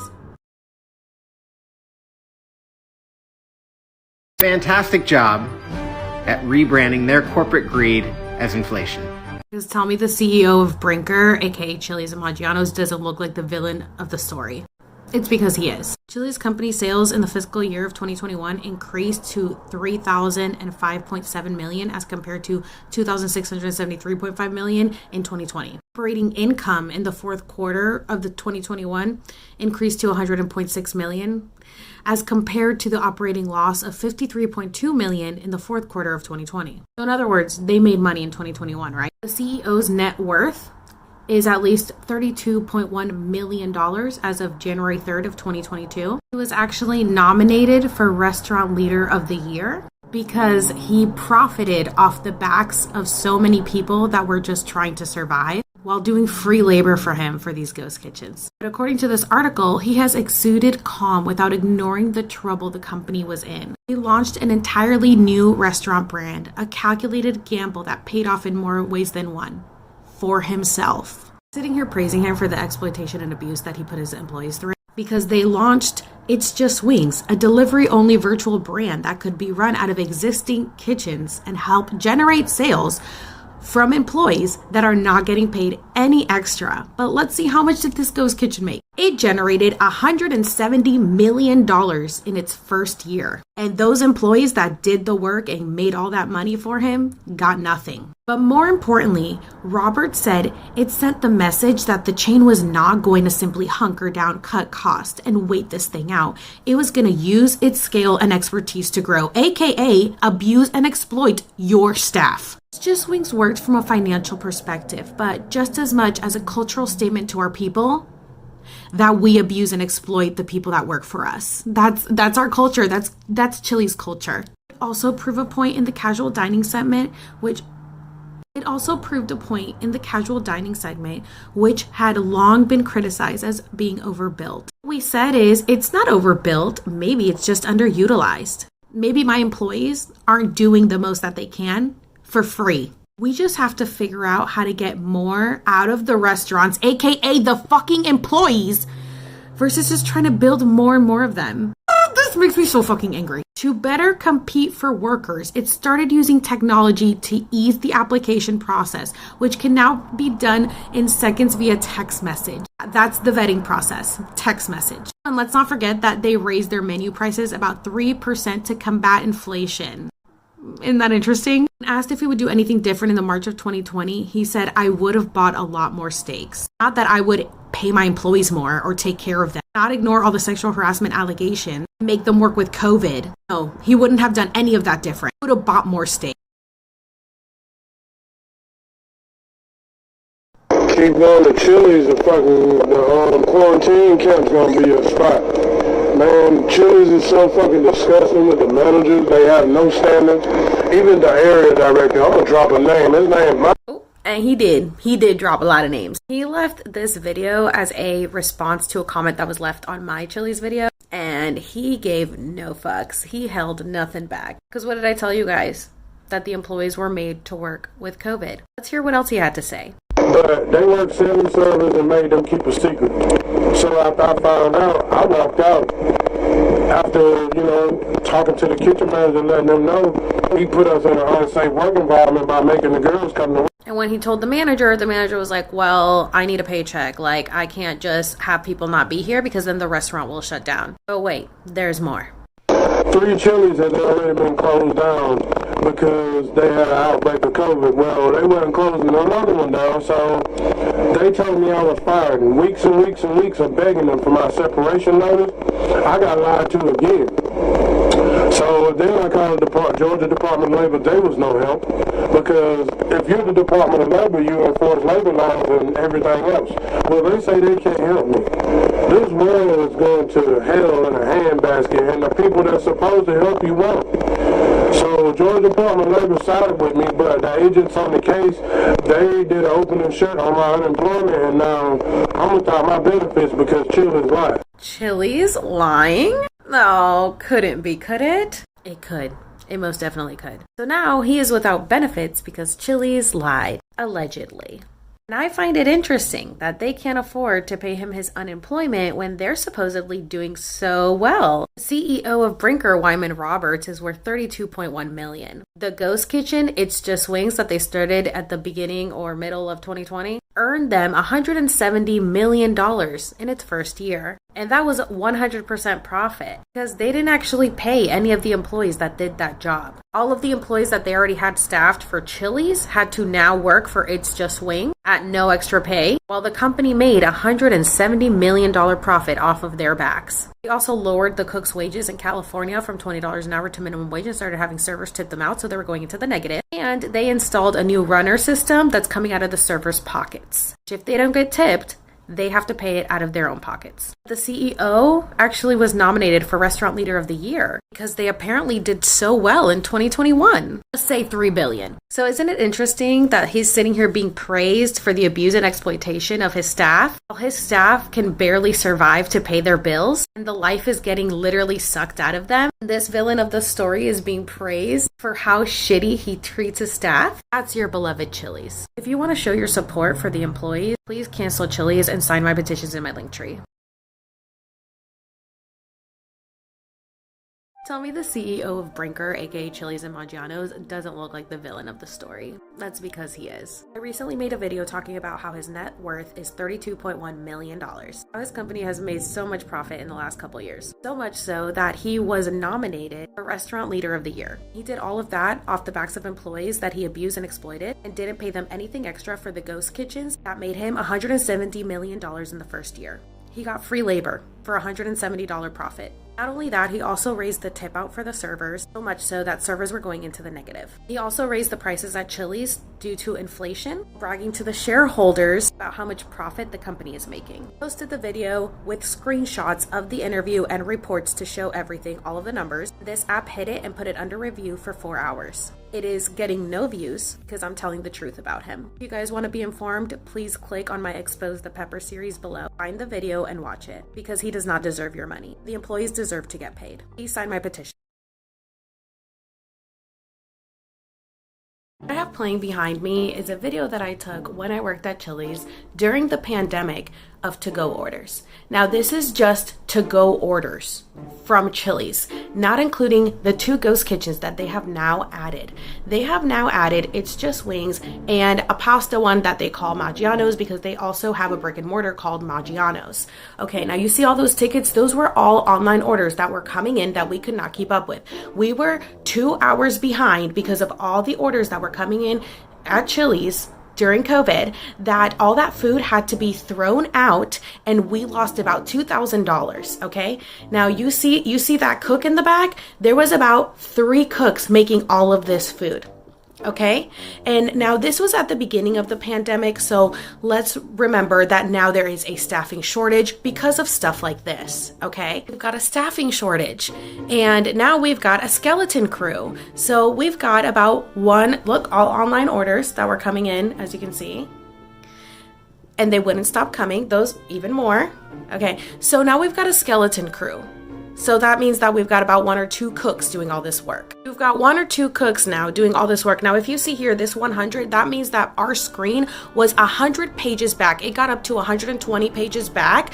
And that doesn't mean 120 orders. That means 120 pages of orders. This is one order, this is one order, this is one order, this is one order, and the screen keeps going, which fits about, it could fit up to 10 orders in 1 page. So now imagine that you're doing all that work for your measly minimum wage, because in California, he dropped the cook's wages from $20 an hour to minimum wage. And let's say in Florida, you're making about $11, $12 an hour for all of that work. And now they have added 2 ghost kitchens on top of that. So I have a whole ghost kitchen playlist for the people who are asking what a ghost kitchen is. But this is a virtual kitchen that Brinker has added onto the cooks and is not paying them any extra for it. Now people are saying, oh, well, they're getting paid hourly, so who cares? You see all that work that they had to do. Would you be okay with doing all of that work for measly minimum or a little over minimum wage and then added 2 to 3 people's job on top of that? There's no extra help and no raises for all of the extra work that they're doing. This isn't like a commission job and this isn't a salaried job. You do as much as you can. No, you have to get these orders out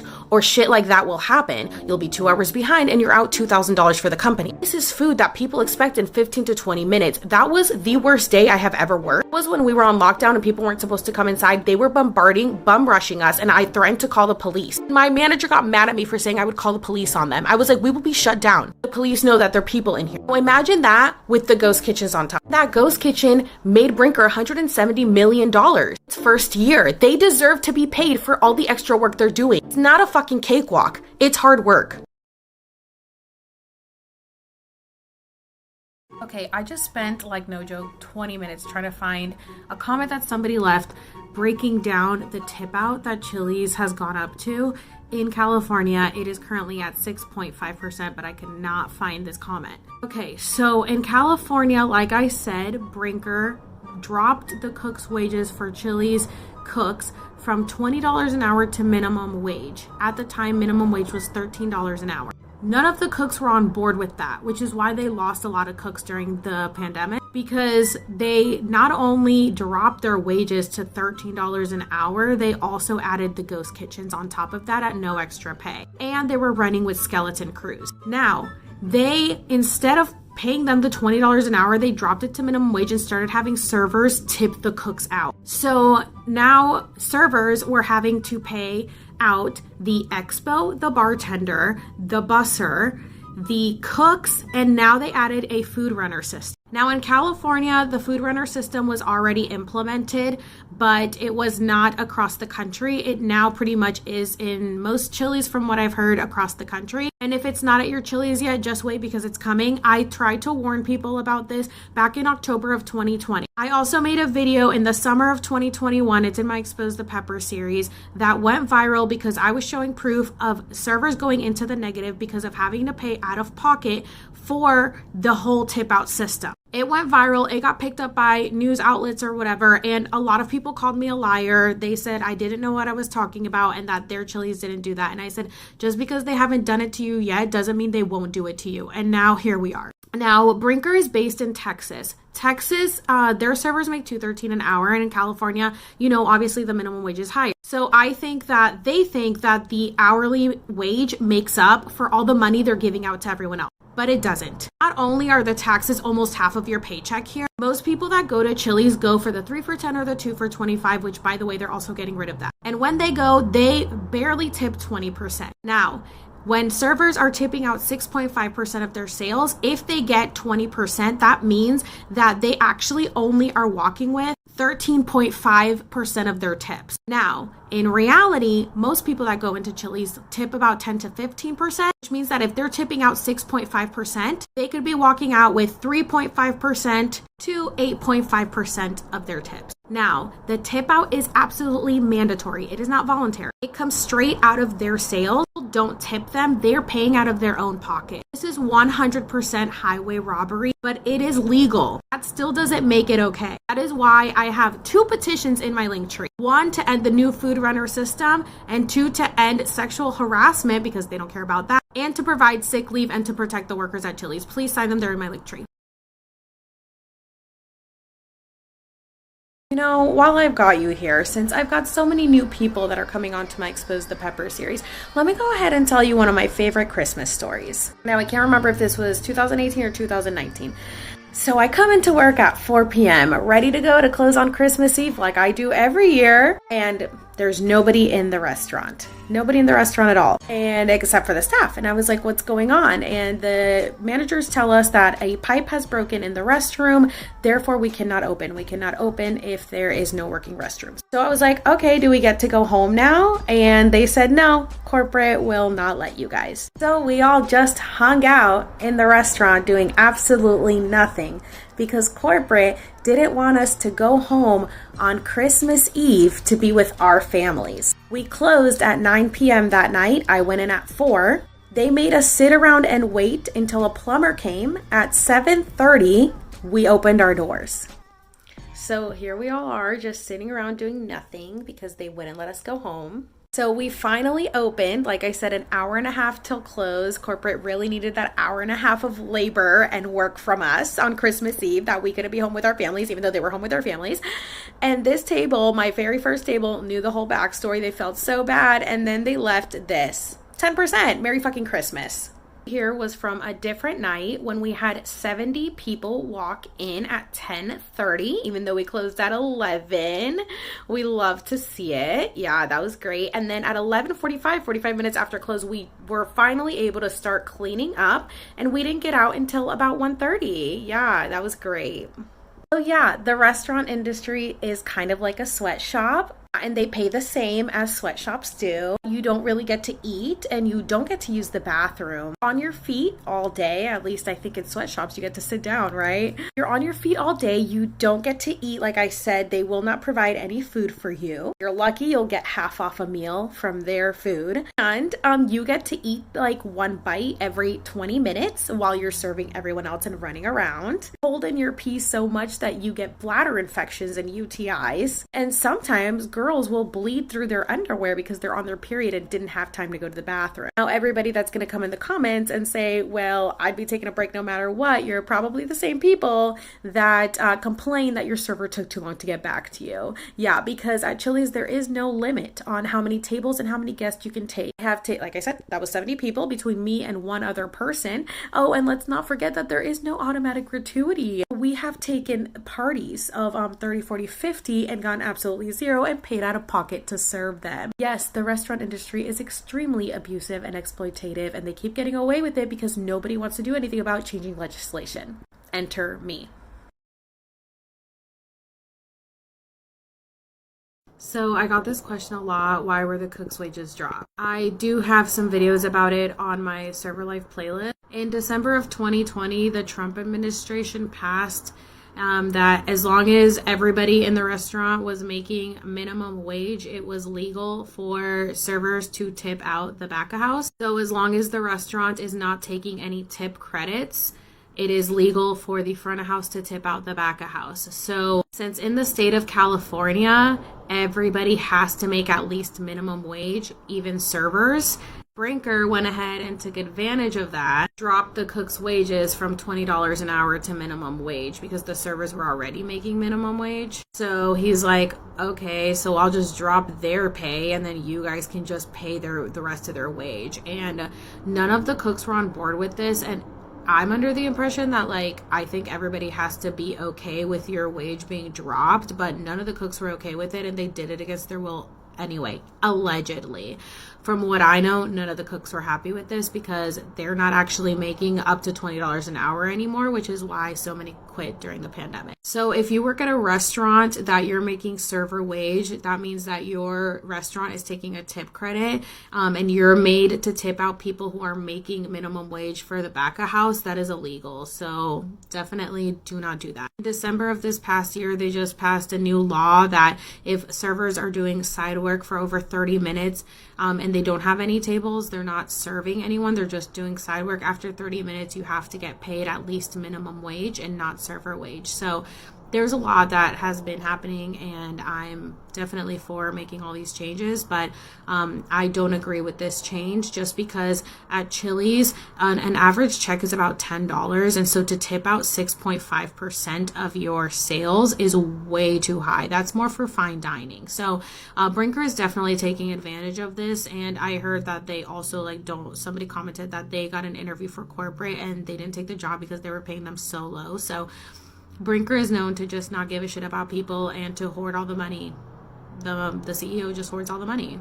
So let me explain why the food runner system at Chili's is different than a food runner anywhere else. So a lot of restaurants have food runners. I have a food runner at the restaurant that I work at now, and I tip him out 2% of my food sales. Now, you know what the food runner does? He runs the food so that I can be up front and taking care of my tables. But that's all he does is run, the food, the actual food, okay? Now, the Chili's food runner does the same thing, obviously runs the food, but their system is a little different. So they have implemented these tablets that now they're going to be taking all the orders on tablets right in front of you, and you're not going to be writing it down and going to a computer. This created so many issues when I was using it because the problem is that the minute you ring something in, it sends it to that screen that you saw in that other video where it was 100 pages over. It'll send the order to that screen, and the food runner will see it and start preparing the items right away. So this also includes drinks. So if somebody was like, I want a Diet Coke, I want a Coke, I ring that in, it sends it to the food runner right away. The food runner comes and drops it off right away. So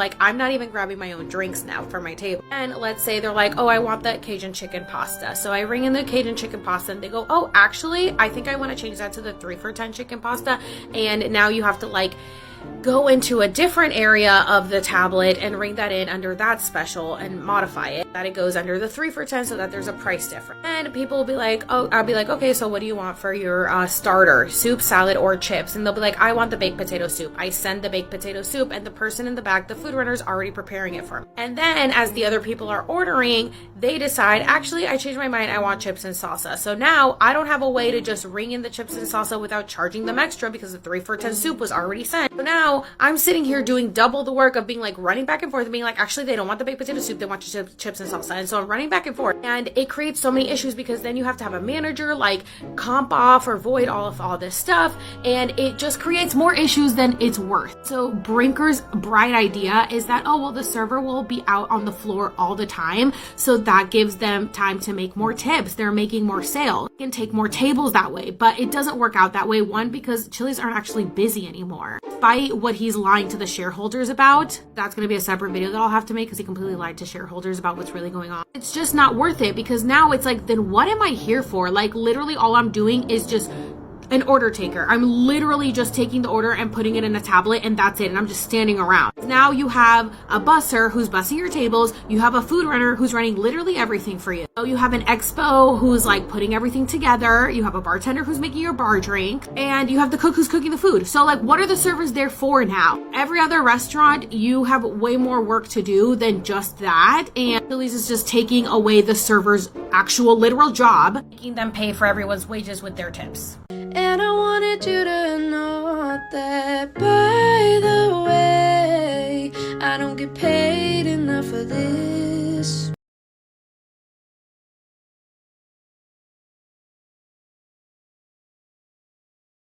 Oh, isn't that interesting? We tried to go to Chili's last week and there was only 2 servers. These poor girls were running ragged.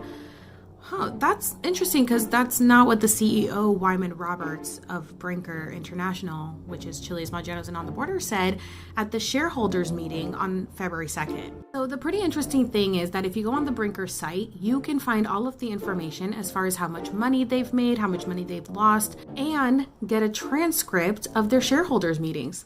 And so I did. I read through 20 pages of the transcript and stayed up till 3 a.m. for you guys, so you don't have to. And the way that he was just spewing out lies, because according to these comments, it is complete opposite of what he's saying. Now, I took a bunch of screenshots, but as you can see, the print is very tiny, and if I put this in the background, this app will put it under review, not show it. But according to Wyman, all of the Chili's are so fully staffed, even more than pre-COVID.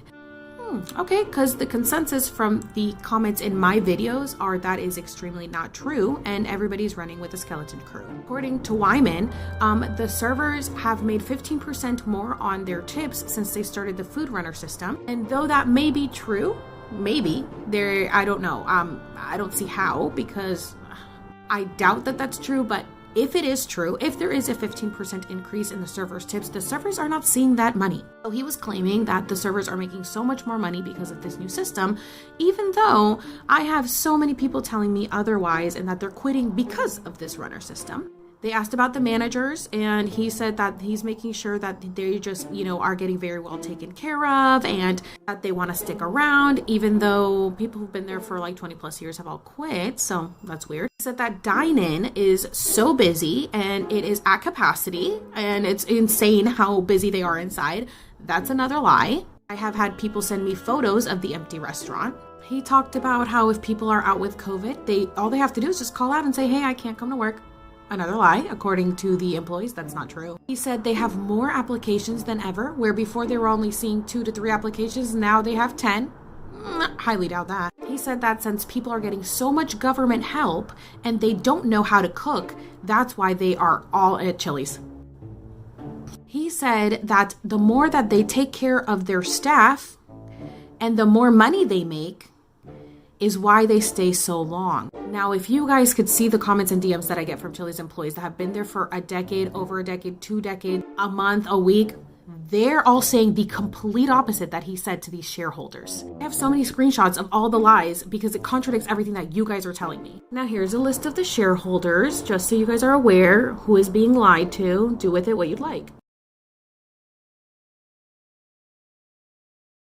Yeah, what help? I would love to know, because I don't know anybody that has gotten any government help since like 2020. But yeah, this is what he said. And I'm going to go ahead and read you some of what he said, since I can't put it up on the green screen. But I just want you guys to listen to this. I think sometimes with so much, when somebody is paying for your meal with so much government support out there, I think you tend to buy up when it's not your dollars as much.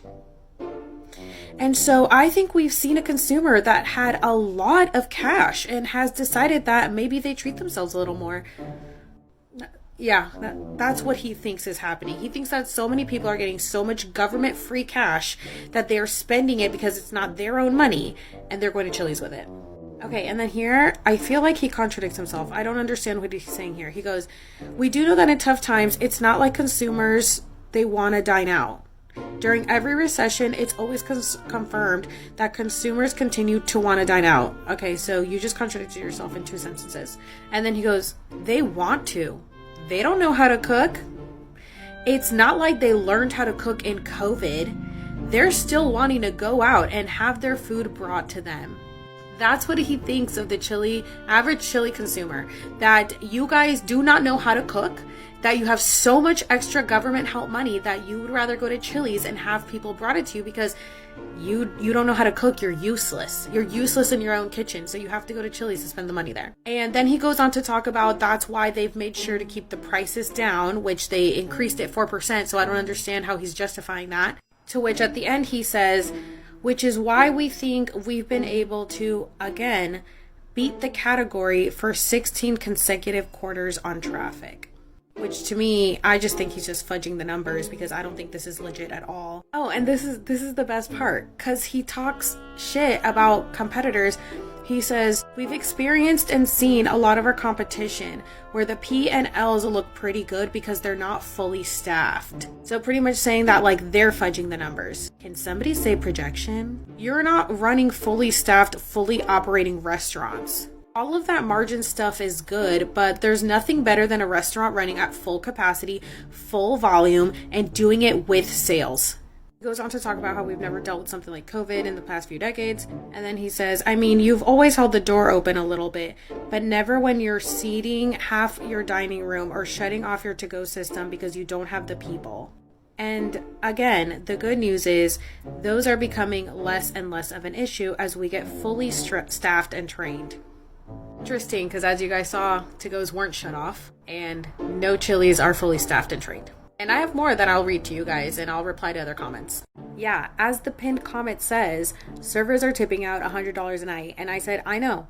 I was tipping out $80 and walking out with $40. But let's see what Wyman had to say about that. I'll read you directly what he said from the transcript. Because I can't put it back here because 1, it's way too small, and 2, it'll get reviewed and taken down. So yes, the system, after years of getting the technology right and actually having to rebuild it and using our technology expertise to make sure it's 100% dependable and high volumes, it's rolled out nationally and every restaurant has it. Every Chili's has it. And it's now going through what I call the learning curve. Just getting used to how to run a different model where your server stays out on the floor and you've got a runner component and the technology is communicating back and forth, but it's out, it's running, and we're just getting proficient is all I'll say.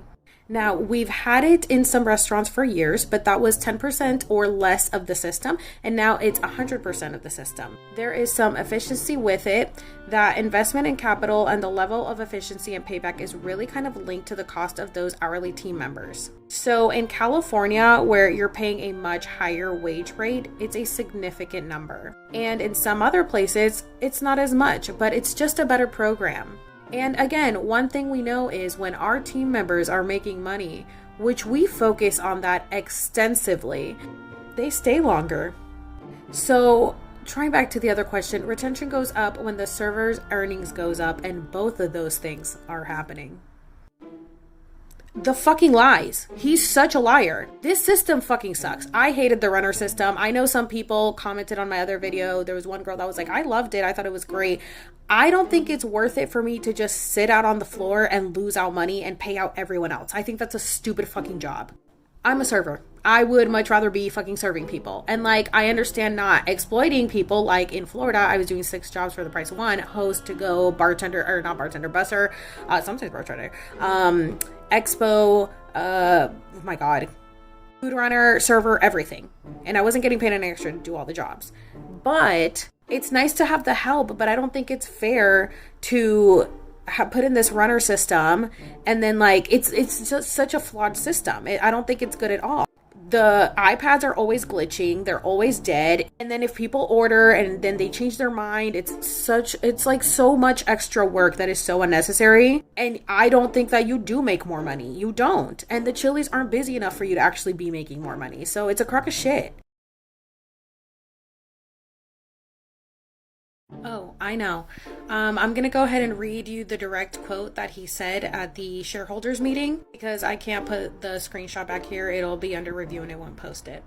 We're still kind of working through some of the staffing challenges, both finding team members and managers, given some of the activity that we saw early in our fiscal year in the summer. And then later in the year, we had the Omicron spike, really dealing with a lot of call outs and exclusions, right? Now, I do want to interrupt that quote to insert another quote, which is when he said about the call outs. So he said, oftentimes we don't know because they're hourly. They may or may not be coming on the schedule. They may just call out. Here's often what's going on with our hourly team members, but we are committed to supporting all of our team members throughout COVID experience, and we do anything we can. And I think we do a great job at keeping them safe in the first place and then supporting them through this environment, which is interesting because I have a video on here talking about how 3 Chili's have had closed down in Georgia due to COVID outbreaks, and there was 20 plus team members with COVID outbreaks throughout the nation, and this stories were piling in about Chili's members having to work with COVID. So this is a bullshit lie. Okay, back to the quote. But it's a lot of pressure on the restaurant from both the manager and the hourly perspective because it happens without warning, right? You just call in and say, hey, I'm not coming in today. And while you want to try and replace those shifts with other team members, it's not always easy to do, especially in the environment we've been running in. He acts like everybody can just call out when everybody knows it hasn't been that way, and people have gotten fired for calling out because of COVID. So this is such bullshit. Okay, back to the original quote. There were a lot of people that got sick in December, but the good news is, though, that on the hiring front, as I mentioned in my remarks, we're seeing a much better pickup.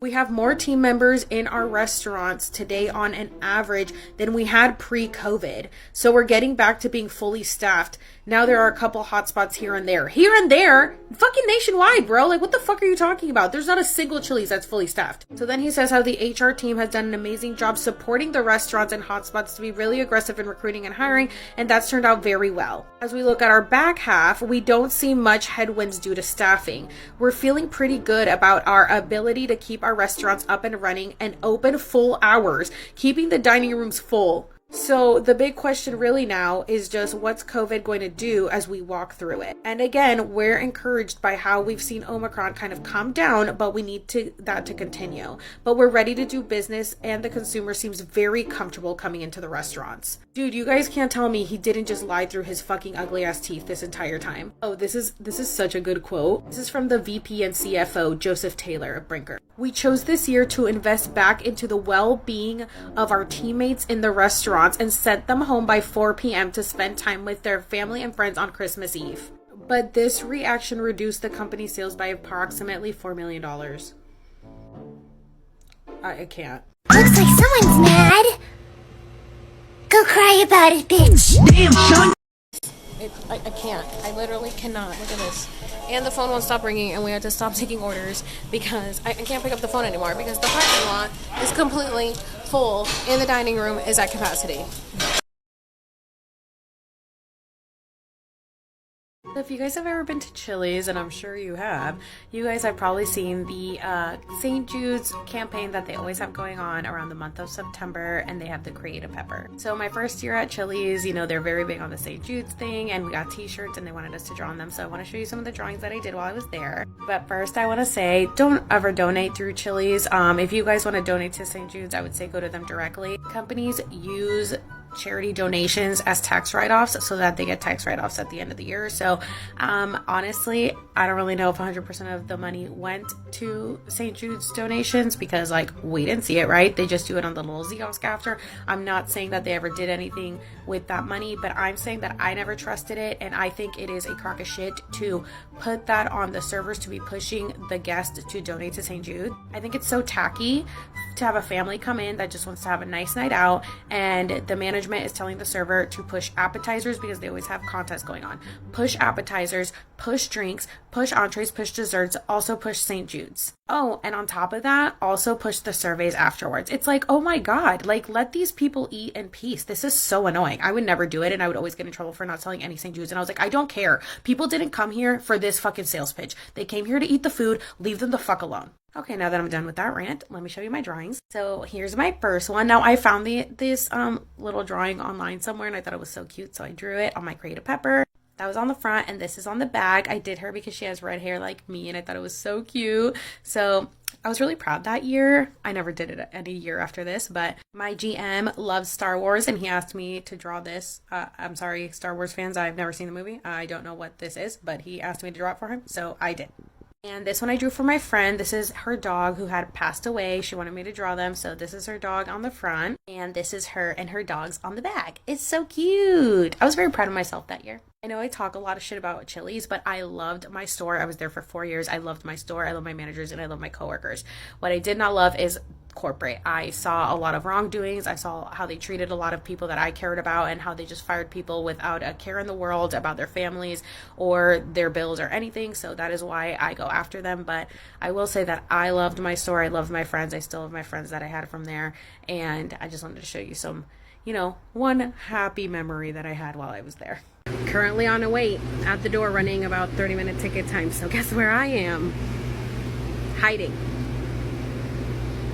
I worked at Chili's for 4 years, from 2016 to 2020. I loved my store in Florida. I loved my managers, my crew. I loved everyone, but I could see how fucked up corporate was. They let go of so many people without a second thought. They let go about 3/4 of corporate when I first started working there. They let go of my area director, who everyone loved, and we got a new one who was a huge ass. Then they started the 3 for $10 and the endless amount of rewards. My money was cut in half right away. I saw how the clientele changed, and as someone who's been in the industry since 2005, I saw the writing on the wall. They lowered the standards, and once you lower them, you can't raise them again. It wasn't until I transferred to California that it really hit me. I started in California in July of 2020, right in the heat of COVID, and I had to work to go. That's where I realized what It's Just Wings was, and it was like an out-of-body experience where I stepped back and saw what was happening.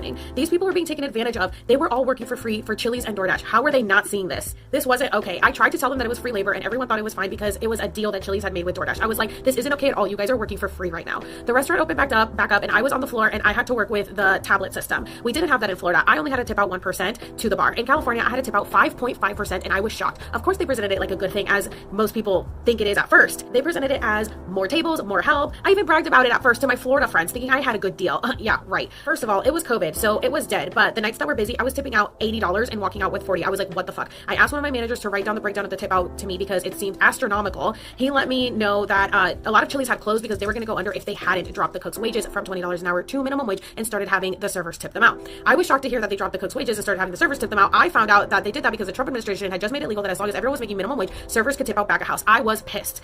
I also knew that cooks weren't happy about that decision, and it was actually protested against, but Brinker did it anyways. I ended up getting fired over a TikTok video. I couldn't have been happier because I hated my California location. I started posting videos about the ghost kitchens and the tip out, and people were telling me that I was going to get sued. I obviously did not care or listen.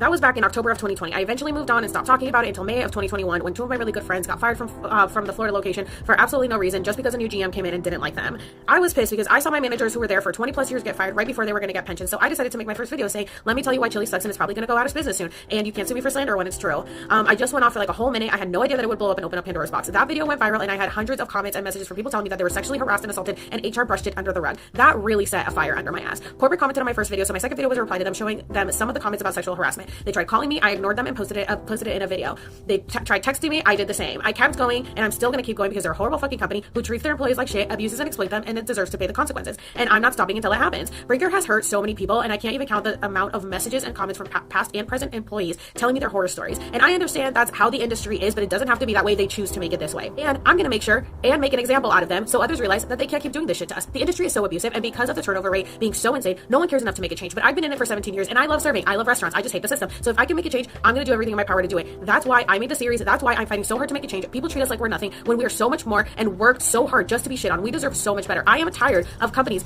getting away with murder. I'm done with it, and I'm not going to stop until it changes.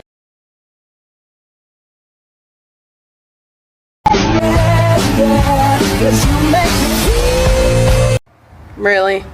I commented on this video when I first saw it back in January something, and I said, I love how you guys left out all of the videos that I've made about you and how horrible you treat your employees, but you had time to put together this little montage of happy little memories from people who don't fucking work there. If you noticed, either they work at corporate because they're little brainwashed bootlickers, or they're just customers who are spending their money there, which is only $10, so they love a good cheap deal. But you leave out all of the stuff that I've said about you in my Expose the Pepper series, like sexual harassment allegations, people working with COVID and being exposed, bullying, harassment in other forms, retaliation, the cook's wages being dropped from $20 an hour to minimum wage in California, and you started having the servers tip them out. So the servers were already making less money, and then you implemented a new food runner system, which again equals less money for the servers.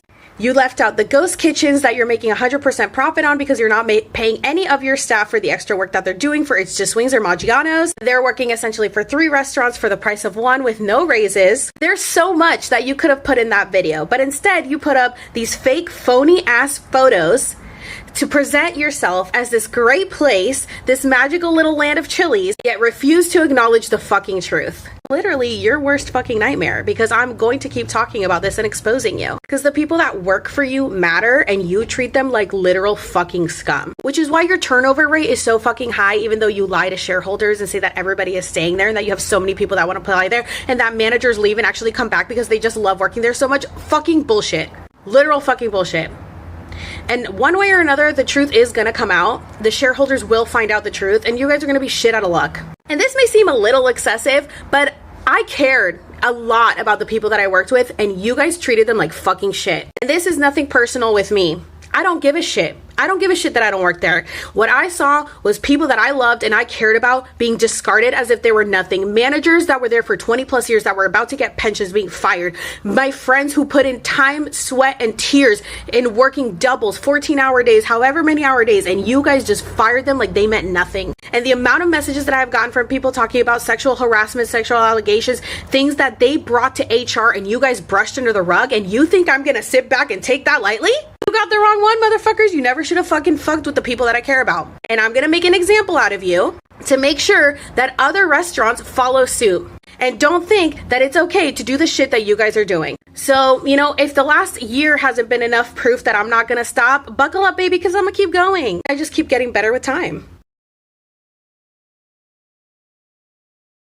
Okay, so you guys know my content is mostly attacking DoorDash and Chili's and pretty much corporations, but those are my two main ones, right? Every single time I would go viral with one of those videos, I would get banned, to the point that they were on a banning spree that time that everybody was getting banned, and they threatened to take my account away permanently. So it looks like they've changed it and gotten a little more lenient with the bans, but now they're just shadow banning me even more every time I go viral. So I just want to show you guys. Okay, so as you can see here, this is a Chili's video that got 32.4 and actually was featured on the Daily Dot because of this video, okay? Now, what I find interesting is when you click on it, the likes don't match up with the amount of views.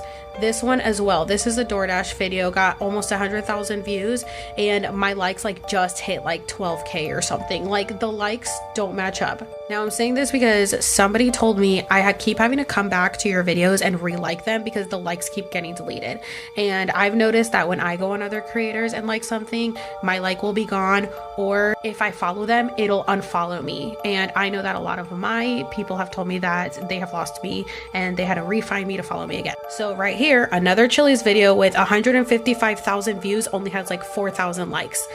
I know that is not legit. But then this one, who it's not a Chili's or DoorDash video, has like 40,000 likes or something like that. So it's like, how come this one has the adequate amount of likes, but then this one doesn't with the amount of views? Now, I'm sure you guys know this one went viral, which was about Chili's CEO, and then this one is still circulating at 252,000, which this one also got a Daily Dot and articles written about it. So when these two blew up, I started making a series talking about the CEO and the lies that he was telling the shareholders. Because of that, one of the videos got taken down for bullying and harassment. I ended up appealing it and it came back up. Another Chili's video goes viral at 68,000 with only like 3,000 likes. So as you can see, like my counts really skyrocket with my Chili's and DoorDash videos. But ever since those blew up and I got 2 articles written about me recently, my views have been so low. So I posted this 4 hours ago and it shot up to 500 views within the first 30 minutes, and then they stopped it dead in its tracks, which doesn't have anything to do with Chili's or anything. This one I posted this morning, no views. This one I posted yesterday, barely any views. This one I posted yesterday morning and it like kind of picked up some traction overnight. My views have like dropped significantly ever since I went viral. And I even posted a skit about Chili's CEO on Alex Serves My Skit account and got no views, which has never happened to me on that account, because I have like 140,000 on there. I also got tagged in this comment that has Chili's in it and they didn't tag me. I only saw it because somebody else sent me the video and I saw that somebody wrote about it. Isn't it interesting? It's almost as if Chili's and DoorDash are doing this on purpose to silence me.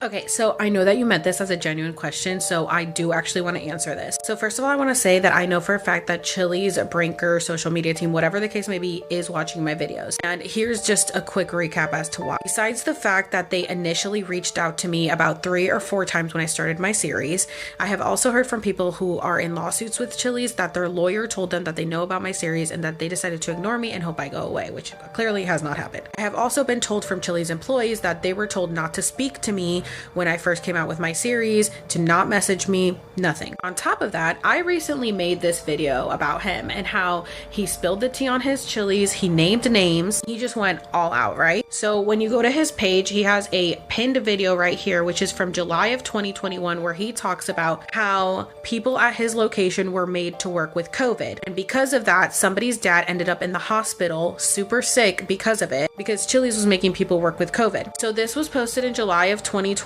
I posted this video on February 5th. Right after I posted my video about him, somebody from Team Members Relations reached out to him. And I was like, oh, how convenient that you've been trying to get their attention for so long, and the minute I post a video about you, they reach out to you. That's how I know that they're still watching my stuff. On top of that, I've been on this app for 2 years, and as a creator and as somebody who watches other creators, I've gotten a gist of the community guidelines. I've gotten a gist of the algorithm. I'm on this app. Like, if you guys see how long I'm on this app, I'm on it 24/7. So yes, there are methods that people can take to have other people be silenced, but I'm not going to say them because I'm not going to give them any ideas. But my sister is a social media marketing director, so we know the drill. On top of that, the way that TikTok works is if a video gets reported for whatever the case may be, the AI will take it down.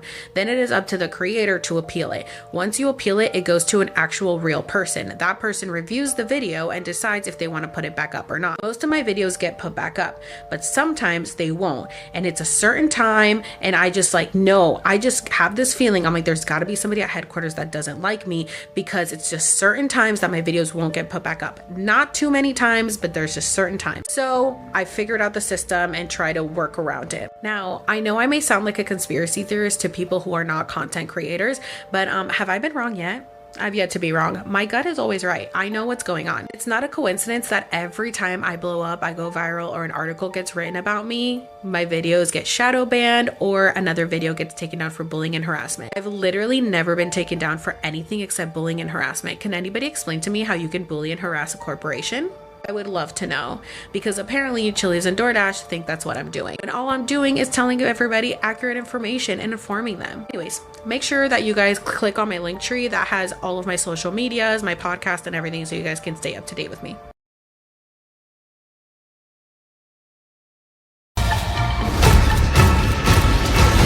Wait, is this fucking play about us? So you're an artist? Yeah. Are you good at it? Yeah, bitch, I'm in my bag, yeah. I recently posted a video about Kristen, which is Brinker / Chili's senior manager of team member relations, and I didn't have enough room to fit all this in, but I wanted to show you a photo that she had liked on LinkedIn, and I think it says a lot about her character. So somebody posted this on LinkedIn on the way to the dentist, and I saw this marquee that caught my attention. Now hiring people who show up to work. Interesting. Honestly, the person that posted this works for Brinker, and she was like, I promise my Brinker coworkers that I will always show up to work. Okay, bootlicker. Anyway, so this is the marquee that she liked, which I found very interesting, because I was thinking exactly what this tweet says, which I went on Twitter after and then found this, and I was like, wow, this explains it perfectly. Dear employers, I can't believe I even have to say this, but there is a reason your workers are quitting. Raise your wages, increase benefits, improve working conditions, and see what happens. Wow, like what a crazy thought. You know, it's like 2 + 2 = 4, and maybe if we did all these things, people would stay. Which of course leads me to my next point of how corrupt our political system is, which of course the wonderful Bernie Sanders had something to say about it. Our political system is 745 billionaires becoming $2.1 trillion richer during the pandemic, while 3.7 million children slipped back into poverty last month because corporate Republicans and corporate Democrats refused to extend the $300 a month child tax credit. So for all you bootlickers that are like, oh my God, just work harder, look at the fucking numbers. You guys sound so fucking ignorant. Little peanut brains can't do the fucking math. No No! I am so tired of people shitting on me, and when they fuck up, expect me to be the nice guy. No! You fucked up. Eat it. Take the L. So this video was posted on July 11th, 2021, but this is one of my followers that worked at Chili's and shared it with me and wanted me to share it forward. This is a post that somebody that he worked with at Chili's posted during the height of the pandemic in the summer, when I made a video about how Chili's servers were being made to work with COVID. So I'm going to go ahead and read a little bit real quick for you guys. Do not go to the Chili's in Dawsonville, which I believe is in Georgia because he lives in Georgia. For all of y'all who was worried about my father who ended up in ICU fighting for his life with COVID, please read. Over a month ago, I was working a regular shift at Chili's, a place I had been working at for over 2 years. One of my fellow servers tried calling out one day because she was having symptoms of COVID, and they told her that she needed to come in anyways. And ended up contracting COVID from her. I was asymptomatic and ended up giving it to my entire family when I was on family vacation the following week. My father was fighting for his life, and when all of this was going on, the managers were telling the employees to keep it on the down low, or in other words, don't tell anyone, because they didn't want the restaurant being shut down. According to the person who made this video, he said that 3 Chili's in Georgia around his area shut down due to COVID outbreaks. I expressed my concerns to the managers, and no sympathy or apologies came in return whatsoever. We are required to wear masks, but none of them wear them properly, and most of the kitchen staff doesn't wear them either. They're not taking this seriously at all. They're putting the employees and their families at risk, not to mention our loving customers. I urge you, please protect yourself. Do not go in there. I loved working there for the most part, but they had no problem putting my family or my family's life at risk. My father almost lost his life because of my employer, and he was trying to cover up the fact that multiple people tested positive at Chili's and many were exposed. So I just wanted to show this because I made the video talking about how Chili's staff was made to work with COVID, and some people didn't believe me. This is straight from the horse's mouth, people who had to work there. And actually, according to the CEO, Wyman Roberts, he did send out an email saying that they had lost, I think it was 5 or 6 staff members due to COVID in the last year. This was a few months back. I have it in my Expose the Pepper series. And in the recent shareholders meeting, he let the shareholders know that he is doing everything, they are doing everything in their power to make sure that the staff is safe, that they are safe and healthy working condition, and that if people are sick with COVID, all they have to do is call out and let them know that they can't come in. As you can see, that is not what is happening, and that is not what has happened in the past. If you guys go down my Expose the Pepper series, you will see a few videos where I read verbatim, quote him, the CEO of Chili's, the lies that he's telling to the shareholders. COVID is one of them, being fully staffed is another, how well they treat their employees is another, how much money they're making is another. And according to the CEO, he thinks that the reason people are at Chili's is because they have so much money from government help and because nobody knows how to cook. Check them out if you're interested. I find it so interesting how quickly they're willing to fire good employees that are willing to work for them and put up with the abuse, yet complain that people don't want to work. Now, that's not the case for Chili's and what they're telling the shareholders. They're definitely telling them that people want to work and they are so fully staffed, which is such a lie. They have fired so many people who are willing to work for them and have slaved away for them for years. And then they just hire people who they can abuse even more. And like this person said, they want you to do the job of 3 cooks because you're working for 3 restaurants at no extra pay. Which, isn't it like tax evasion or tax fraud if you're running 3 restaurants out of 1 kitchen but you're only getting 1 W-2? Because It's Just Wings and the Maggiano's Ghost Kitchen are listed as 2 separate entities in the Brinker site. As you guys can see right here, we've got Brinker International, Chili's, Maggiano's, It's Just Wings, and the Maggiano's Ghost Kitchen. So wouldn't that mean that they're claiming that they have 4 separate restaurants, but these people are only getting W-2s for one of them? I don't know, seems a little fishy to me. Feels so fucking good.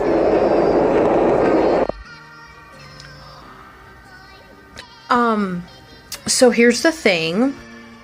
I have seen mice at Chili's. I remember working there and my coworkers being like, don't eat here.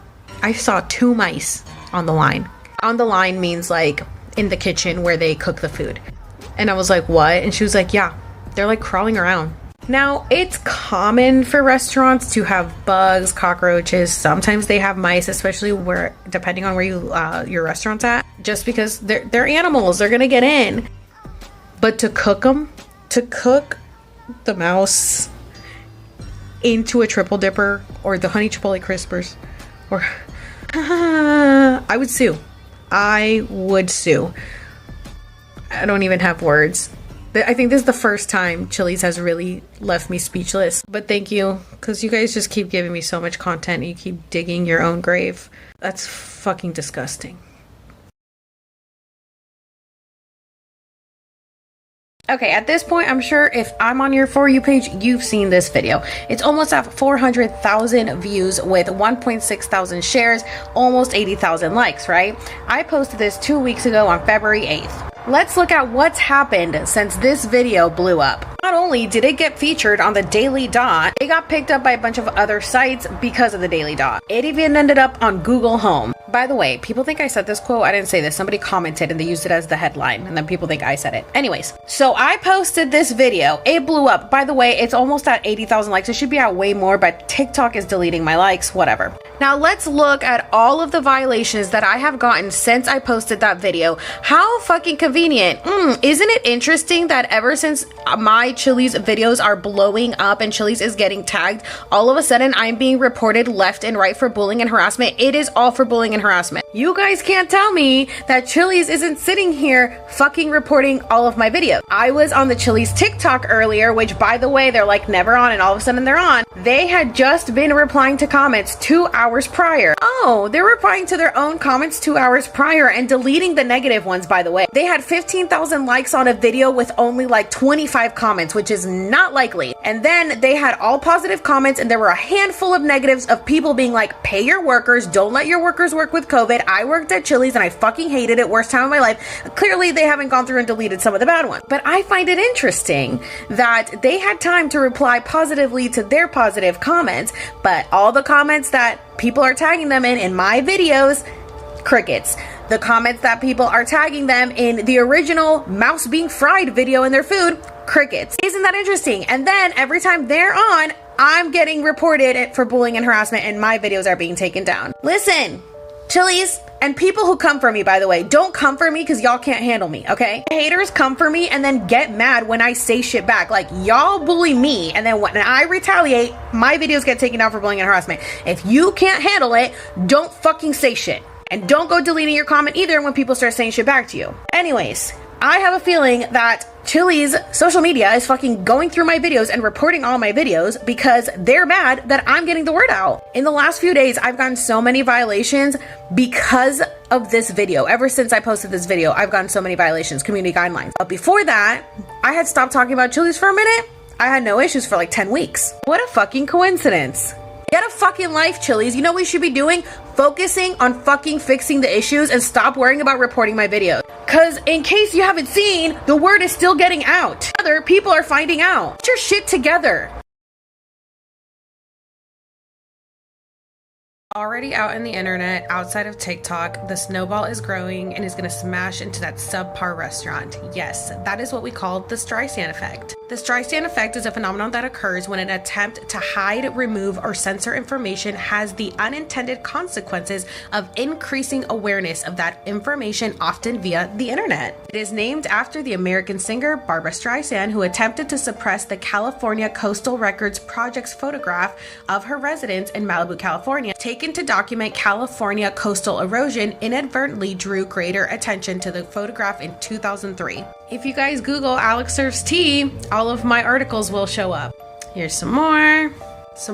By the way, I do have a petition right here. If you guys want to help me out, it's in my link tree. Here's some more. This one was just written 3 days ago. Yeah, it just keeps going. Also, Newsweek just wrote about me, which I had no idea about. And I do want to say that I really appreciate them talking about the ghost kitchens, finally, because I feel like they barely ever cover that when I talk about them. I like that they quoted me right here, no extra help, no raises for all the extra work that they're doing. They also added that Brinker International owns, operates, or franchises more than 1,600 restaurants in 29 countries and 2 territories, including Chili's and Maggiano, and that At the shareholders meeting on February 2nd, Brinker announced its second quarter fiscal year results, which concluded December 29, 2021. It included Chili's sales increasing to $791.9 million compared to $683 million in sales in the second quarter of fiscal year 2021. And that on October 31st, 2021, Brinker also acquired 37 Chili's restaurants previously owned by franchises. Oh, and right there, Newsweek reached out to Brinker for comment. So yeah, for everybody saying that Chili's doesn't know about me, they definitely do. Most of these new journalists do reach out to Brinker for comment, and of course they have no comment. On top of that, if you guys go on my link tree, I do have my Twitter, my Instagram, my podcast. I have my backup account, my skits account. My backup is Alex Serves Facts. Please make sure you guys are following it if you don't want to lose me. So yeah, the word is clearly out, and them continuously reporting my videos isn't going to silence me and isn't going to make everybody forget what's already on the internet. You guys, I'm so pissed off. I screen recorded this interview with Wyman Roberts in the shareholders meeting. Look, their stocks went up, but for some reason it didn't record the sound. But this guy right here started off the interview with a bang, and I got the transcript. Okay, so right away he's like, look, your stock price is higher in response to your earnings. We have not seen this type of reaction to other restaurant earnings thus far. Doesn't that make you suspicious? I'm looking right at you, Starbucks. Why do you think the market likes your report and maybe not some others? I wish you guys could watch the video because he was like stumbling on his words. He's like, yeah, thanks for having me. Yeah, I think we just like really had a good quarter. Yeah, you know what was happening with the restaurant space over the holidays, especially the Delta spike, and kind of like the holidays were playing out, and we just had a good quarter, and yeah. Sir, he was not confident at all. Also, he had notes that he was like reading off to the side, and you can tell they were pre-planned, especially this one. Wyman, I was talking to a couple of my contacts in the industry, and they're putting out applications for jobs, and only 2 or 3 people are signing up for these jobs. Just given the tight labor market, are you having any success attracting the workers you need over at Brinker?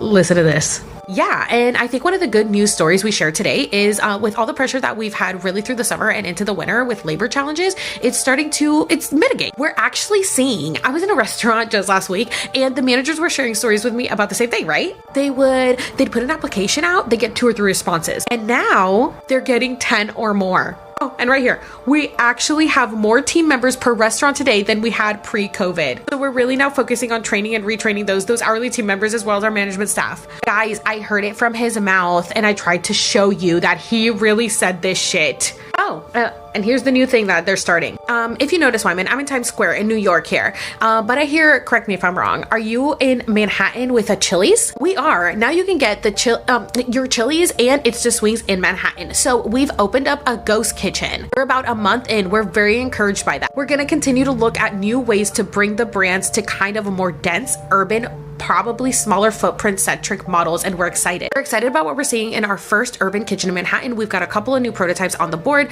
that will open in some college towns here in the not too distant future. So I have been saying that if all the Chili's do not close down permanently, they will turn into to-go only, and he's already starting the process by opening up a ghost kitchen in Manhattan. And I just wanted to show you this real quick. They said, how's traffic in January? And he just could not answer it. January is, we're not, it's kind of like the third quarter, and we're not giving a lot of detail. We know that the industry, through industry numbers, this latest spike in COVID had its impact. The good news is it's kind of working its way out of the system much faster than the previous COVID spike. So he literally didn't answer the question. He just talked about COVID. Anyway, this is up on Yahoo Finance from February 2nd, and you can find it on the Brinker International LinkedIn. That's how I found it.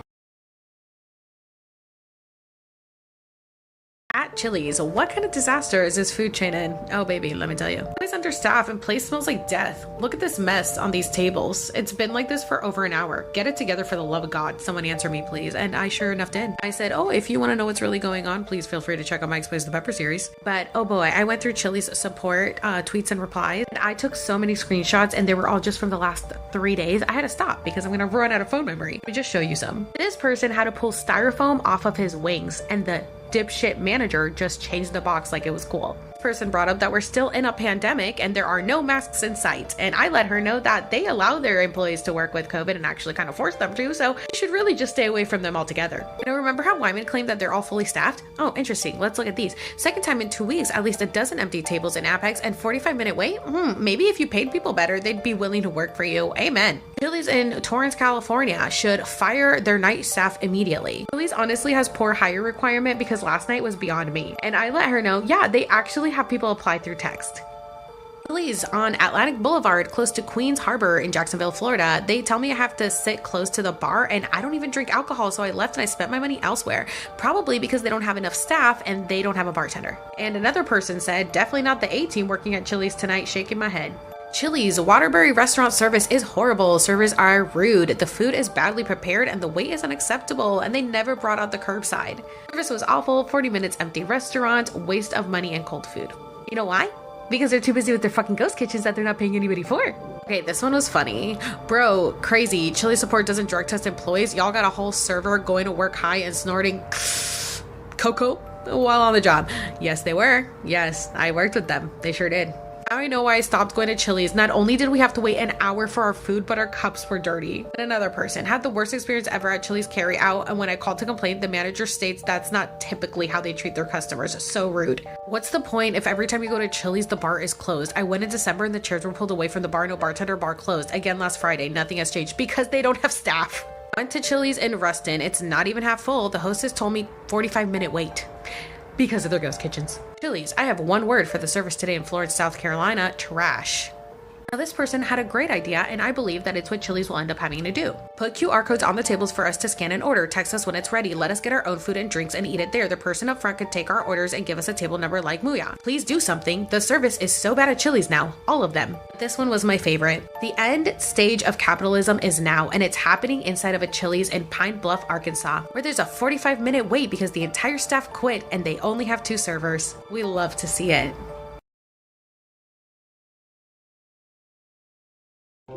Okay, this is a comment that really resonated with me. Honestly, Chili's was just such a nostalgic place for me and my childhood. I moved to Florida from Puerto Rico in 1993, and the Chili's that I worked at was in Lake Mary, Florida, and it was around since I believe the late 80s, maybe 90s. I didn't go too often with my family, but I do remember my mom loved going for the chicken fajitas, and she is the most pickiest eater ever, so if my mom liked it, it had to be good. But I remember once I was old enough to go by myself places in high school, that was definitely a place that I used to frequent with my friend. I remember one time we were going to a school dance, and before the dance, we all decided to get dinner at Chili's. It was like me and 5 friends, and after we left, one of my friend's mom was driving us to the school dance. We were stopped at a light, and a car hit us from behind. It turns out it was a drunk driver who had also been at Chili's. Chili's had overserved him alcohol. My friend was smart enough to get the license plate, called the cops right away, and they found him. But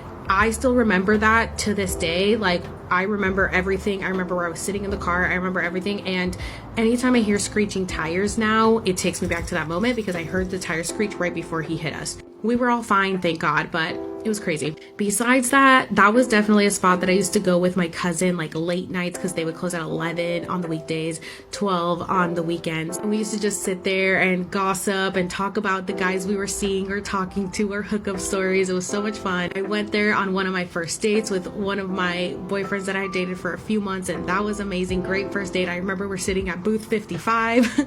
That was definitely a place that I used to frequent with one of my other exes. We used to go to the Lake Mary location. We used to go to the DeLand location. We used to go to the Orange City location. We were always at Chili's. I used to go there with my coworkers when I worked at Macaroni Grill because we got a 50% discount when Brinker and Macaroni Grill and Chili's were all together. And it was amazing. Like, I loved Chili's. It was just such a fun spot.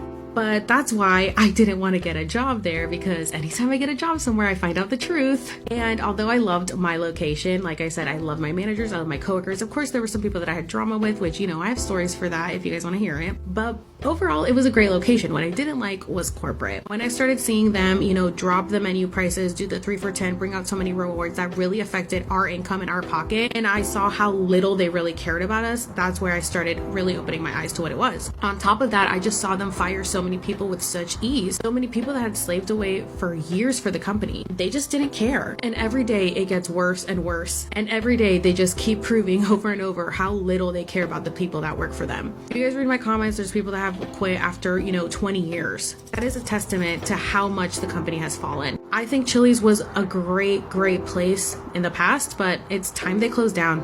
Oh my god, you guys, I'm so excited I can finally announce it. I entered a $1,800 grant for collective power storytelling, and I won for my Expose the Pepper series. That's right, Chili's exposing you is making me money. So it was put together by Roy Bott. He is a venture capitalist in the future of work. He's an investor. He's all about making a change in the workplace. So this is actually an ongoing grant. I was just the first one to win it for the first month. Deadline for the next one is March 15th if you guys are interested in applying. Just want to see how you're trying to make a difference in the work environment. So storytelling can help answer those questions. So he's giving away $1,800 grant every month to fund stories about organized worker power. There's no age limits, there's no restrictions, there's no rules, whatever. It's a free-for-all. Here's some examples just to let you guys know what kind of work you can submit. If you guys are interested in applying, because I know I have a lot of friends on here that are all about making a change in the workforce, you guys can go on my Twitter. It's Alex_serves. Check out that thread. It does have the link to the application on there. Thank you so much to Sienna, to Roy, and everybody else who's helped me along the way. I love you guys. I wanted to show you guys this tweet that Wyman Roberts, the CEO of Brinker International, Maggiano's, and Chili's, retweeted.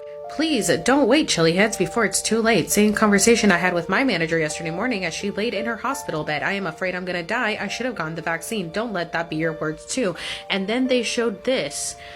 Now, whether you believe in getting the vaccine or you don't want to get the vaccine, that is your decision.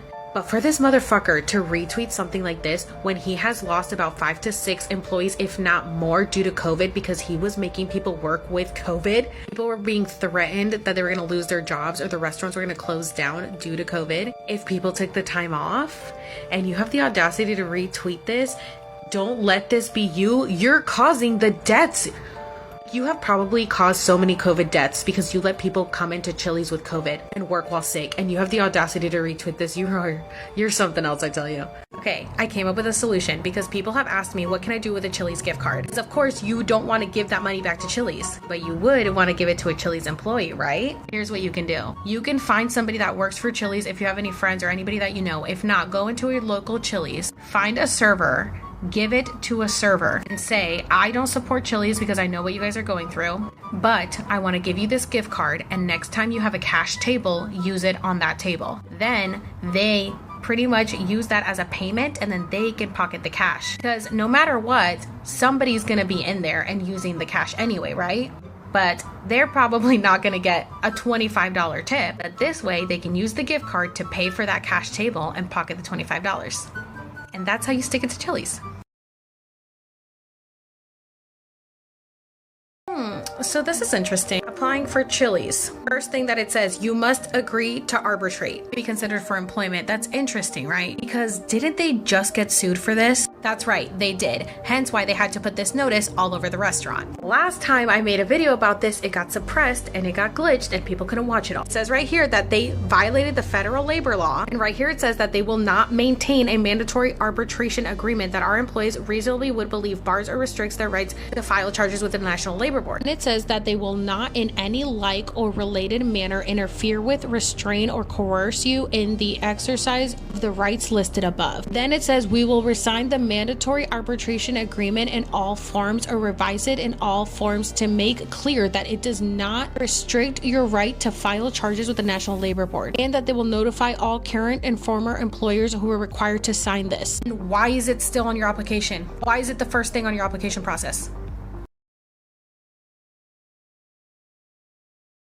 I recently posted a video about how Chili's CEO Wyman Roberts retweeted this, urging its employees to get the vaccine. Now, I have heard from multiple sources that they have gotten the vaccine because Chili's was giving $60 as an incentive to get it. And after they got the vaccine, they tried to get their money and Chili's gave them the runaround and they never received it. Managers called corporate, they tried reaching corporate, they tried, gave them the runaround, they never got their money. So more ways that Chili's is stealing from the employees. How fucking interesting. So not only did they pretty much push people to get the vaccine, victim blamed, as you can see, don't let this be you, getting COVID and dying in the hospital, victim blaming, even though they had lost multiple people due to COVID because they were forced to come to work with COVID. They encourage people to get the vaccine and say that they will pay them for it, and then they don't pay them. Yeah, sounds about right for Chili's.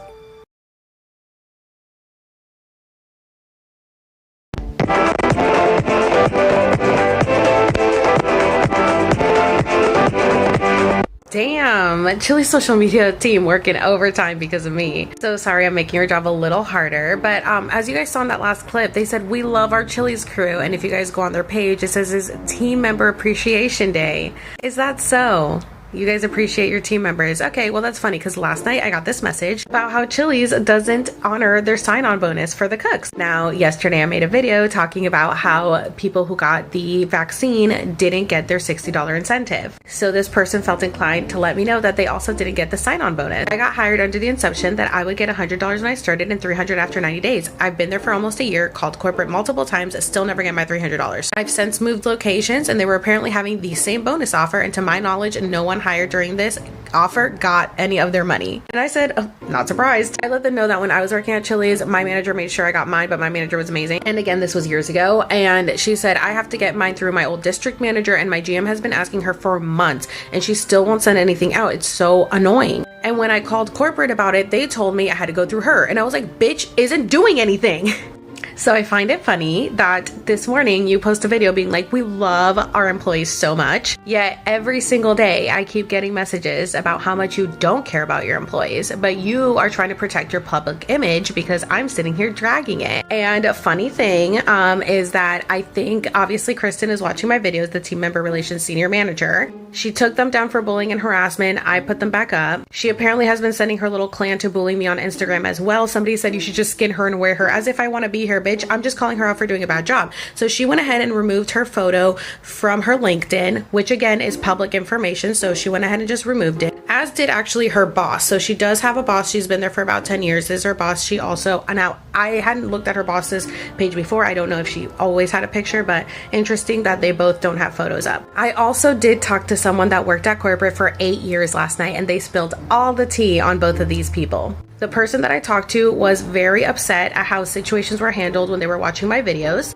because, well, I'm trying to say this while protecting this person's identity. Pretty much, they said that Kristen was given the job because other people didn't want the position because they didn't like how the department was being ran. So therefore, because this person stood up and said, hey, I don't think this is being handled properly, this person was let go because they disagreed with the way that the company was doing the investigations, which is not doing investigations. A lot of people have told me that their cases have been open and shut and nothing gets resolved. Apparently they get in trouble if a case is open for too long, so they open and shut it and don't actually do anything. So Chili's, try all you want, but everyone is coming to me with all of the tea. Boy, what a difference 2 years can make. 2 years ago today, I became a Chili head TikTok creator. I bet they're regretting that now. I entered this not thinking they would pick me since my serving videos are satirical, but looks like Chili's has a sense of humor. Where's that sense of humor now, Chili's? I'm very excited about this opportunity and can't wait to partner with them on my TikTok videos. So back in 2020, I had my Alex Serves account, which is still up, but it's just more Karen skin. And I originally didn't want to apply, even though people were pushing me to it, because I didn't want Chili's controlling my content. But I decided if it's meant to be, it'll be. I entered and I won. Congrats! We want you as a Chili head TikTok creator. Congratulations, you have been chosen to be a Chili head TikTok creator. We reviewed hundreds of team members and you stood out to us. I'm still standing out to you, aren't I? We want to partner with you to show Chili fans that we don't take ourselves too seriously and we want to have some fun. Are we having fun yet? I know I am. But honestly, I'm keeping a lot of people up at corporate headquarters employed. You know, like the team members relation, the social media team. So honestly, run me my check, bitches. This is such a good point though. Like, you really need to have a specific day to show your appreciation for your team members and your staff. Then you're a shitty fucking company, because you should be showing that every single day. Like, you're literally gonna treat them like shit 364 days out of the year. And where did this appreciation day come from? Because the 4 years that I was there, I never once had a Chili's appreciation team member day. No. You know what this is? This is the fucking social media team trying to protect their image because of my fucking videos. So like, oh, let me just go ahead and take the clips that are just roaming around TikTok of people just goofing off at work because they have no fucking clientele because nobody wants to eat there. Took off the TikTok handle because I know one of the girls on there because I'm friends with her on here, and she actually was giving Chili's good promotion and they still threatened her and made her take her videos down. So the social media team didn't even actually have to do any of the work. They just took these clips, cropped them, and then put them into a little montage to make it look like they're so happy. Maybe fucking pay your employees and treat them better. Stop fucking lying to people. Yep, they sure did. If you go on their videos, their more recent ones, every time there is a comment calling them out, they ignore it. But every time there's a comment praising them, they like it and they reply back. What are you doing? Like, the social media team, what are you doing? You look real dumb. You look like a clown. Like, look in the mirror. Y'all look stupid. You're really sitting here fucking liking comments that are praising you and ignoring the ones that are calling you out. I literally commented as you were liking comments and commenting back. I commented, and crickets from you. Crickets from you to the people that are calling you out, telling you to pay your employees better, to have better COVID protocols, to treat them better in general, and you ignore all those comments, but you like all the positive ones. You look so stupid. Like, I don't know who's running the social media team, but they don't deserve this job. I'm so sorry. I'm sorry that I'm making your job hard, but honestly, I'm keeping you employed, so you should be running me a cut of your pay. Like, you can tell that you guys don't know how to handle bad PR, and it shows. One of the things I really like to do is go on the Brinker International LinkedIn and look at their photos of how much fun corporate is having. Like, look at this. Doesn't this look like such a blast? It was a fundraiser that they did for this program that they have for Brinker employees. Time of need or in case of an emergency, it's a fund that they can help you, like if there's a fire or death in the family or an emergency, whatever. I know that one of my friends did end up having to use it, which was amazing for her. Her dad's house burned down, but this was like a really long time ago, and I haven't heard anything from it since. And people are always wondering, like, where is this money going to? Is anybody actually getting this? Because I've heard from people that they tried to get it and never got it. So I don't know. I just think it's funny that they had this fun little fundraiser, and where's the money going to? I don't know. If anybody has actually gotten access to this money, please let me know. My friend got it. It was before I started in 2016. Wyman started in 2013. So if anybody has gotten the funds since then, that would be awesome. I think it is a great program that they've had, and hopefully they are still using it. But I just wanted to show you guys how much fun that corporate is having while the Chili's employees are all slaving away and not making any money and working for 3 ghost kitchens, not getting paid for it, slaving away. They have about 1 bartender and 1 server on at every restaurant. Nobody is fully staffed, but they are claiming that everything is great, everything is wonderful, they're having a wonderful time, and they are all very out of touch with reality and what's actually happening in the restaurants. Okay, so yesterday I made another video in reply to my pinned comment on this video, but I think it's kind of hidden in the comments, and this video is still circulating. It's blowing up overnight. So let's go ahead and talk about this again. Yes, this is a great idea. Do this if you don't want to get 100% in trouble at all. There's like, this is bulletproof. Okay, do this. But for the other people that are wondering, so many questions. Okay, what about the receipt? Okay, so you don't need to give people a closed out receipt on cash. They don't need to know how much change you gave them. Like, they know how much change you gave them. If they need change, you just do the math in your head or on your phone and calculator. You give them the change, and then you give them the original receipt. Nobody needs a closed out cash receipt. They only need closed out credit card receipts to make sure you actually put the tip in properly. Second of all, the best way to do this is if people don't need change. If people are like, here and your tips included, and they leave, great. Then you swipe the gift card and you pocket the cash. Third, if people say they do need change, then you just don't put it in the computer. Just do the math in your head, on your phone, on your calculator. Subtract what they need. Let's say their check is $50 and they need the $25 back.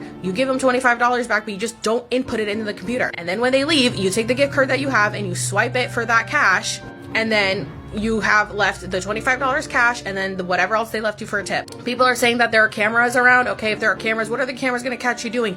Counting your money. If you're a server, you're counting money all day. Also, like I said before, managers are the ones who taught us this trick. Literally, managers told us to do this. So if you've worked with a manager that has fired you over this, I'm really sorry you had a suck up. You definitely had a bootlicker of a manager who didn't give a shit about you. Listen, these companies don't care about you. These companies commit wage theft every single day. These companies exploit you. As a server, you're getting paid below minimum wage to do slave labor and to beg other people for their tips. You guys are sitting here saying, like, get a better job or have the company pay you. I'm telling people how to get around the system, and you're like, that's theft! Okay, but you're saying that you don't want to tip us. So instead of us begging you for money, we can go ahead and take it from the company. Listen, I understand the people that are like, you're gonna get a server fired for this. First of all, be smart. Don't get caught. Don't do shit that is trackable. Don't do shit that is tracked in the computer system. They can watch everything. They can red flag everything. But if it's cash, it's a lot harder to get caught for cash shit, which is why they want to get rid of cash. Why they started putting your tips on a pay card, because they want to track everything. They want to be able to tax everything. They are doing everything to screw us over. Nobody wants to work at Chili's. Literally, Chili's fucking sucks. And they already have a skeleton crew. If they're gonna sit here and fire people over this shit, then they deserve to close down. And those employees deserve a better workplace. They deserve better wages. They deserve to be treated properly. If you work at a place that you like and you care about, like right now, I work at a place that I really do like and I care about, then I don't do this shit because they take care of me. So I'm gonna take care of them.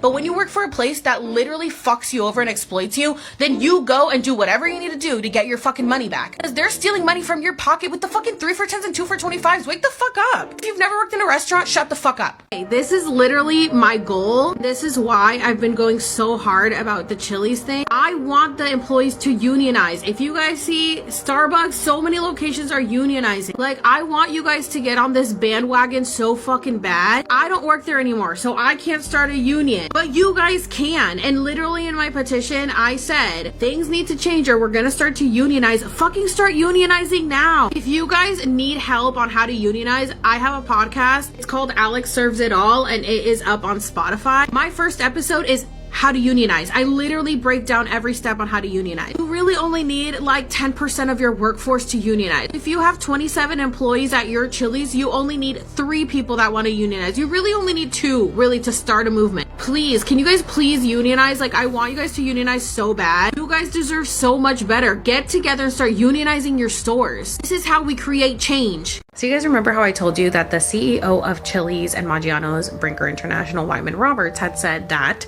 we actually have more team members per restaurant today than we had pre-COVID. I just want to show you guys some screenshots that debunk that. I was literally just at Chili's today and they had to shut down half the restaurant because there was only 1 server and 1 cook. My local Chili's only has 1 cook. I feel so bad for him. I don't even eat there anymore. We had to wait to be sat with an almost empty restaurant. They didn't get our apps, no one to fry them. I went to Chili's a couple months ago, and when I got there, I was told it would be about 30 minutes to sit because they were waiting for more staff to show up. There were more empty tables than full. We waited because I appreciated the honesty. We went in a couple weeks ago and there was 1 server, 1 to go, 1 bartender, and the manager was having such an attitude about them not being able to take on the entire restaurant. I felt so bad for them. The server was dealing with rude people at to go and her table's all in one. The bartender was so backed up they couldn't make drinks. It was a nightmare. It wasn't packed enough for them to be so overwhelmed. Not me working at Chili's and being the only server bartender on today from 2:45 to 4. I'm literally having war flashbacks from working at Chili's for 3 years. I quit in 2021 and they treated us like animals. No respect. I am so sorry. Went to Chili's in Reston. It's not even half full. The hostess told me it's a 45-minute wait. Nope. I wonder why. Probably because they don't have enough staff. There's a 45-minute wait because the entire staff quit and they only have 2 servers. We had to wait an hour for our food and our cups were dirty. Yeah, because there's nobody working there. As you can see, this person was complaining about how dirty the restaurant was and how it's been like that in over an hour and that they're always understaffed and the place smells like death. That's what happens when you don't have people that want to work for you because you treat them badly. Dozen empty tables and a 45-minute wait. Maybe if you paid people better, they'd be willing to work for you. They know what's up. I work for Brinker too, and in my state, it's horrible for servers as well. We are expected to do everything for 213 with no help. It's horrible. At Chili's for 8 years, I learned a lot. I'm so glad I left. The place gave me so much stress. They expect so much from the workers. And they really do. They don't have like a table limit like most places do, which was great for money, but you're expected to do so much. I was expected to host, do to go, expo, food run, bus, and serve, all at server wage because they were always understaffed. And I remember before I started working there, my sister was like, I hate going to Chili's. Their service always sucks. We always complained about how long the service took. And then I got a job there and I was like, girl, let me tell you why the service sucks. We are expected to do everything. And on top of taking like a large party, you still take 7 other tables while you have a 15 top and you have to get the soups and you have to get the drinks and the chips and salsa. You literally have to do everything. All they expect you to still answer the phone, get the door, run the food, bust your tables. It's literally abuse and exploitation. Scrolling behind me is the comment section on one of Chili's latest videos. Now, I want you guys to notice how Chili's has liked all the positive comments and all the ones that I like. You see my red hearts. That's because they're calling them out. And as you can see, we have a lot more, hate comments, boo, tomato, tomato, tomato, than we have positive comments. But you can see that Chili's is sitting here liking all the positive ones while ignoring all the negative ones. And I just want to say I love you guys so much because I know you're doing this because of my videos and you guys are amazing. Honestly, like, I'm so happy. I was literally recording this and I was like, damn, I got a whole army behind me standing up for these people and I love you guys so much. I mean, look at this. Like, I literally said, who held a gun to your head? Well, by the way, I ended up talking to him a little bit in the comments and he ended up following me, so I'm glad that he did. But what is Chili's team member location? 881, host and food runner. Absolutely love my job. I'm like, that sounds like a fake comment. And somebody did say, like, these comments seem fake as fuck, like the good ones. And I agree, but this is just so funny to me. Look at this. Every time there's a bad comment, Chili's, we know you see it. I love you guys so much. Thank you so much for going over there and showing your support for the employees. You guys have no idea how much this means. You guys are amazing, and I just really wanted to show this as a thank you because you guys are the best. Like, I love you guys so much. I recently had somebody leave a comment that said that their Chili's location had 27 employees. I was so thankful for this information because I had been wondering how many employees does Chili's have on average. So let's round that up to around 40. Let's say there are 40 employees on average at every Chili's location. There are 1,606 Chili's locations worldwide. You multiply that by 40 employees, you get 62,240. So that means that on average, we have around 60,000, give or take, employees Chili's worldwide. If you guys don't know, I have this petition up to stop putting profit over people for Brinker International, which owns Chili's. As of right now, I have almost 7,000 signatures, 6,756, which means that as of right now, I have about 10% of the Chili's workforce that has signed this petition. If you guys want to help better the workplace for Chili's employees, please sign this in my link tree because we need to get shit done. I like how they tried to post this to make everyone think they actually care about their employees. You know, I already got all the tea. So right away, of course, you know, I dragged them for this video, but then I saw a comment that was like, is anybody else here from Hot Schedules? And I was like, wait, what did Hot Schedules say? And I never got a response from that person, but somebody else DM'd me what Hot Schedules said. Hey, Chili Heads! Happy National Team Member Appreciation Day! Between the Super Bowl, Valentine's Day, and our upcoming Chili's birthday, we've been celebrating and getting ready to celebrate a lot lately. Today, March 4th, is all about celebrating you. We want you to know how much you matter and the difference you make in the lives of our guests and other team members. Check out a fun TikTok video from Chili's. That's how you're showing your appreciation? A cute little Hot Schedules message and a TikTok video? You know, I could reiterate how you could show your appreciation, but I have 200 videos already telling you how. But let's start off with stop exploiting and abusing your staff, pay them more, don't make them come to work sick, and take allegations seriously when they go to HR with them. Someone sent me a photo of the black mold at their Chili's. Oh boy, yeah, we had black mold as well. So apparently this was a few months ago and it's gotten worse. I remember at my Chili's, I would walk in and the minute I walked in, allergies, sneezing, runny nose, asthma, anything. Because there was mold in the walls. I would look up and it would look like this. Mold everywhere. Yeah, that's right. Somehow, nothing gets done about this, even though it is affecting people's health. So next time, if you go to Chili's, and I urge you that you do not, but if you're ever in there, look around, see if you see some mold, take pictures and send it to me.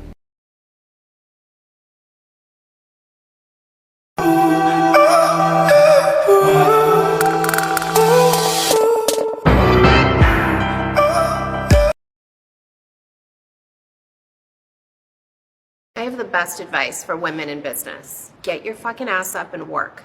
It seems like nobody wants to work these days. Okay, at this point, the Daily Dot needs to run me my check because this is like the 6th article they've written about me. It's time you guys start paying up if you're gonna use all of my content for your material.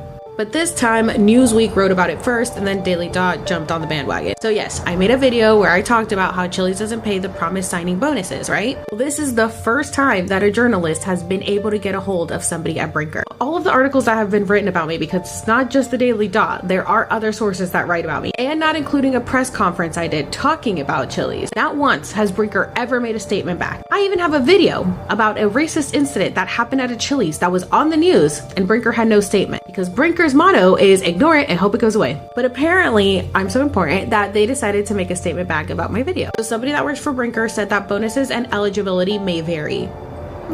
For various bonus and development programs. Interesting. Okay. For our sign-on bonuses offered in certain markets, we pay a specified amount upon hire and another amount after 90 days depending on the role, which is what I said, that people said they didn't get their $100 to sign on and $300 after 90 days. We have not heard of any issues with team members not being paid their bonuses. Weird. That is so weird that you haven't. It's so weird that you haven't heard of it, even though people have been trying to contact corporate directly and you guys ignore them. The spokesperson said employees who believe they were eligible eligible for a bonus they didn't receive should reach out to their manager or team member relations department.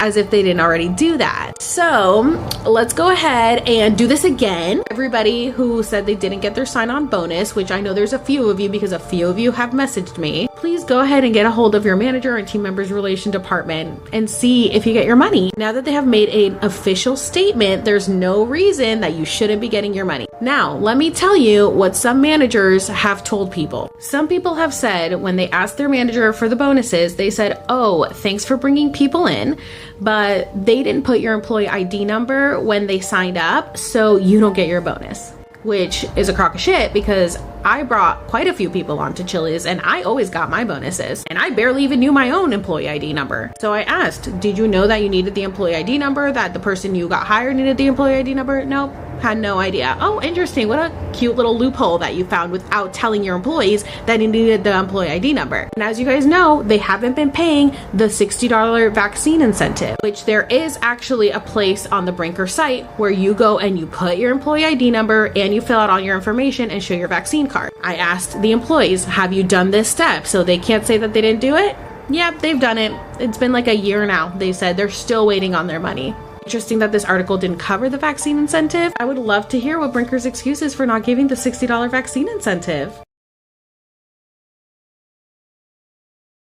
Some of you know recently I posted a video saying how Chili's was trying to get my page taken down permanently. The reason that I believe this is because all of these violations have happened since my Chili's video went viral on February 8th. The only time that I get this many violations is when I'm talking about Chili's with my Expose the Pepper series. So because they are constantly reporting my videos, I am now at high risk of getting my account taken down permanently. So as you can see, this story time yesterday got taken down for bullying and harassment, which was just a cute little story time about a guest that I had at Chili's. I guess because it had the Chili's logo and the Chili's name, they took it down for bullying and harassment. It is now back up. It went back up this morning. I made a video talking about how annoyed I was with this app doing things like this, and they hid it. 0 views. Will not be seen. Another video that they put under review is this one right here. It was under review for 2 hours. Please go check it out because I feel like it's a very important message about how we need to stand up and fight and not let this economy, society, and the government walk all over us. Yep, it was hidden. Under review for 2 hours. Other Chili's videos that got taken down for bullying and harassment, this one where I just said, oh, people don't want to work. I don't know how that was bullying and harassment, so it got put back up. Another video that got taken down right over there, which was about the Chili's team member relations manager not doing her job properly. Unfortunately, that one could not be restored, so I redid it and now it's back up, and I said, this is public knowledge. I don't know what you're freaking out about. I never showed her last name or her photo, but after that video was posted, she did remove her photo from her LinkedIn after I told people that it was public information on LinkedIn. Another video that got taken down about Chili's, this one right here where I was talking about the CEO and the lies he was telling to the shareholders. Again, that one was not bullying and harassment, so it got put back up. As you guys can see, it's not a coincidence that all my videos where I'm exposing the truth about Chili's get taken down for bullying and harassment. I would love to know how you can bully and harass a corporation. Brinker, if you have answers, please let me know. This, again, what the CEO said is, again, public information. How do you think I got the transcripts of all the lies he told the shareholders? That is not bullying and harassment. My videos are in the public's best interest, and at this point is considered journalism. I'm doing my research and I am talking to the people that actually experience it, and then I am coming out with the information. It really is just journalism and research at this point. So stop trying to get my page taken down. All that does is make you look even more guilty. If you guys haven't already, please go to the link tree in my bio, sign my petitions, and if you worked at Chili's, go to Expose the Pepper, share your story, and share your story because I think it's very important to have all of this documented in case they try anything with me. And I do have everything documented. Everything is documented, just so you know. I have the best advice for women in business. Get your fucking ass up and work. It seems like nobody wants to work these days. You have to surround yourself with people that want to work. Have a good work environment where everyone loves what they do because you have one life. No toxic work environments. And show up and do the work. If you're the smartest person in that room, you got to go to another room. Like you don't, I want to be around really successful people because that's going to drive me to be successful. A lot of people get intimidated to be in a room full of smart thinkers, wealthy people, whatever it is. I want to be in that room. because it also scares you to want to be to be the motivates you and least person inspires you. Yeah. I'm like, I gotta hustle. So but I think be back in also this room and get because there. you see everything on social media. But this was like a really long time ago, and I haven't heard anything from it since, and people are always wondering, like, where is this money going to? Is anybody actually getting this? Because I've heard from people that they tried to get it and never got it. So I don't know. I just think it's funny that they had this fun little fundraiser, and where's the money going to? At 7 years, I broke my foot and couldn't work for over 2 months. Had literally zero income for rent and bills and my child. Tried contacting corporate for family fund and was told that my manager has to do it. I blew up my GM and literally he did nothing. He ignored me or made excuses the entire time. I worked for Chili's for 10 years. I donated to the Brinker Family Fund every single paycheck the entire 10 years. And they got nothing of it. So if you guys haven't seen that video, I made that video last week saying, look at everybody at corporate having so much fun for this fundraiser for the emergency Brinker Family Fund in case there's an illness or an injury or any kind of emergency. You put your money into it from your paycheck. They take part of your paycheck and then you can use it if you need it. Well, it looks like you can't. And I said, oh my God, I literally just made a video about this because they left this comment on another video about how Chili's shows their appreciation, which don't even get me started on how they don't show their appreciation. I went on Twitter and found all the photos of how they were appreciating their employees. I'll make another video about that. So this person commented on that video about the fund and I was like, oh my God, I just made a video about that. Thank you so much for commenting this. I'll make another video about it. And it may sound selfish, but I never donated to that. And I was like, yeah, sorry. Like I said in that original video, my friend did get it when her house burned down, but that was years ago. She worked for the company for like 7 years before I started, and the CEO started in 2013 and I started in 2016. So I think she got it before he started. She was like hyping it up and telling me it was a great thing, like definitely donate. I didn't donate because I don't trust these companies. And that's exactly why I didn't donate. This person donated for 10 years and didn't get a single penny of it when they needed it. And I'm sure if corporate hears this, they're going to blame the GM and say, no, that was the GM's fault. They should have come to us because they never want to take accountability for anything. And yeah, maybe it was the GM's fault, but that's the type of people that Brinker hires. They steal from their employees all the time. I actually just had somebody else message me that the GM was getting all of their bonuses, keeping all of their bonuses that were supposed to go to the employees. So this is the type of people that Brinker hires, that Chili's hires. They just don't care. It's just bottom of the barrel.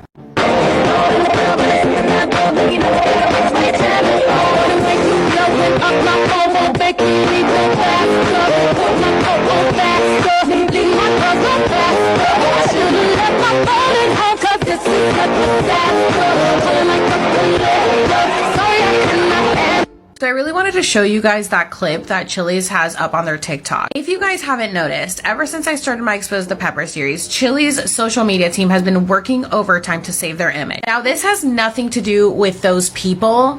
Good for you, get your bag, whatever. You guys all look to be around my age, maybe younger, millennials, Gen Z. Looks like Brinker has hired you guys to make you relatable because of the fact that our generation knows the fucking truth about this company. And if you've watched my videos, and I'm pretty sure that you have, especially if you work for the social media team, you should be embarrassed to work for a company that treats their employees so poorly. And just because it's not happening to you at corporate, which I highly doubt because I have talked to quite a few people who worked at corporate and said it was fucking horrible, doesn't mean that you shouldn't stand up for the people who are at the front lines at the actual restaurants, getting degraded, getting berated, getting underpaid, abused, and exploited every single day. I would be so embarrassed to show my face on Chili's TikTok account like you guys are doing, knowing the shit that is really going on inside the stores. I understand that Chili's is working overtime to save their image, but you shouldn't be a part of that. Ignorance is bliss, right? And you may choose to stay ignorant because you care more about a paycheck.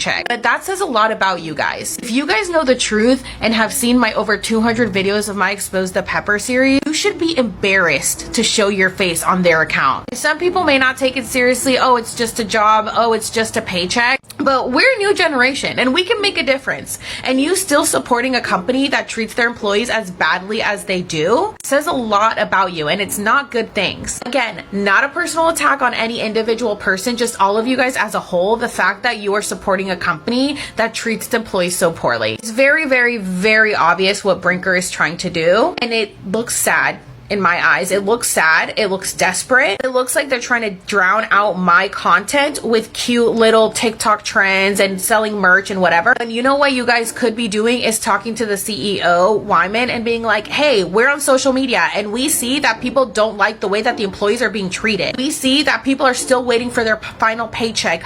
There's a girl that has left a comment on every single one of your videos, still waiting for my final paycheck and hasn't received it. You guys ignore that. We see that people don't like the food runner system. There's so many things that people are commenting about. The ghost kitchens, that you guys could be relaying this information to everybody at corporate, but instead you make these dumbass TikToks. You look dumb. Sorry, I tried to do this nicely, but I just can't because it's inevitable. Like, it's stupid. Do something. Make a change. Stop making these stupid TikToks. Chili's support. I have hundreds of pics of the Palatka, Florida Chili's.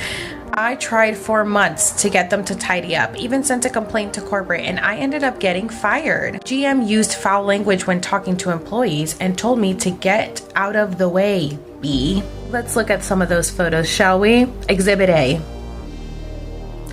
Disgusting. Exhibit B. Wow, nice. Yeah, that's nice and crusty. And Exhibit C. Look at that. That's good. Yeah, that's the stuff.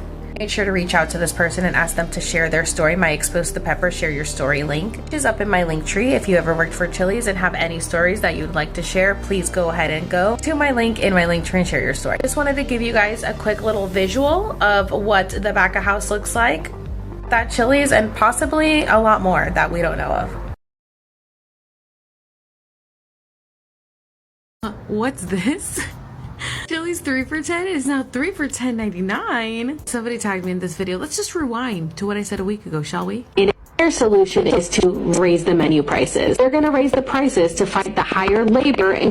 Well, that didn't take long. Who's surprised? Not me. It's getting comical at this point. How fucking predictable they are. Listen, like I've said from the beginning, once you lower your standards, you cannot raise them. The fact that their marketing strategy was to cut their meal cost in half and thought that that was going to be beneficial for them. Now, they did this starting in around 2016. That's when the 3 for $10 started to come out, and it was a limited time offer. But it got so many people in the door that they decided to put it on the menu permanently. And I was like, ooh, you just fucked yourself. Once you drop your food cost that low, you can't raise it back up because people aren't going to be paying for it. Sure, right now it's only, what, 99 cents extra? People might. But as you can see, people are like, wait, now you want me to pay $1 extra for the same food that you were selling to me for $1 less? Here's the thing. Would you guys go to Denny's or Wendy's 4 for $4 or Steak and Shake and pay double the price or pay more? Why? When you know that they could sell it to you for less, because they already did. So what I find interesting is that Brinker decided to up the menu prices. They're dropping them to lure people in. Their solution is to raise them back up because of the labor shortage and the high food costs. Now, if you guys watch my last video, I debunk all of Wyman Roberts' Chili's CEO excuses as to why they're not doing well. He wants to blame the labor shortages because of COVID. It's not. It's all his own fault. Why everybody decided to quit and walk out, because he's a horrible CEO and doesn't give a shit about the people that work for his company. But Brinker is known to not take accountability for a single fucking thing. Of course, they're not going to take accountability for this. What I find disgusting is the fact that they would rather just make the customer pay for this. The customer who didn't ask you to drop your prices. None of the Chili's guests were like, oh my god, Chili's is outrageously expensive. Please drop all the prices. No, they didn't tell you to cut your prices in half. You chose to do that. And now you're going to punish them for your wrongdoings. And you're going to tell them that they need to pay more for the same shitty food that you were already microwaving before for $1 less or however much less. You really don't know how to run a company. You really don't know. Every time I would make a video talking about how bad he's running this company to the ground, people would tell me, oh, what, you think you could do a better job?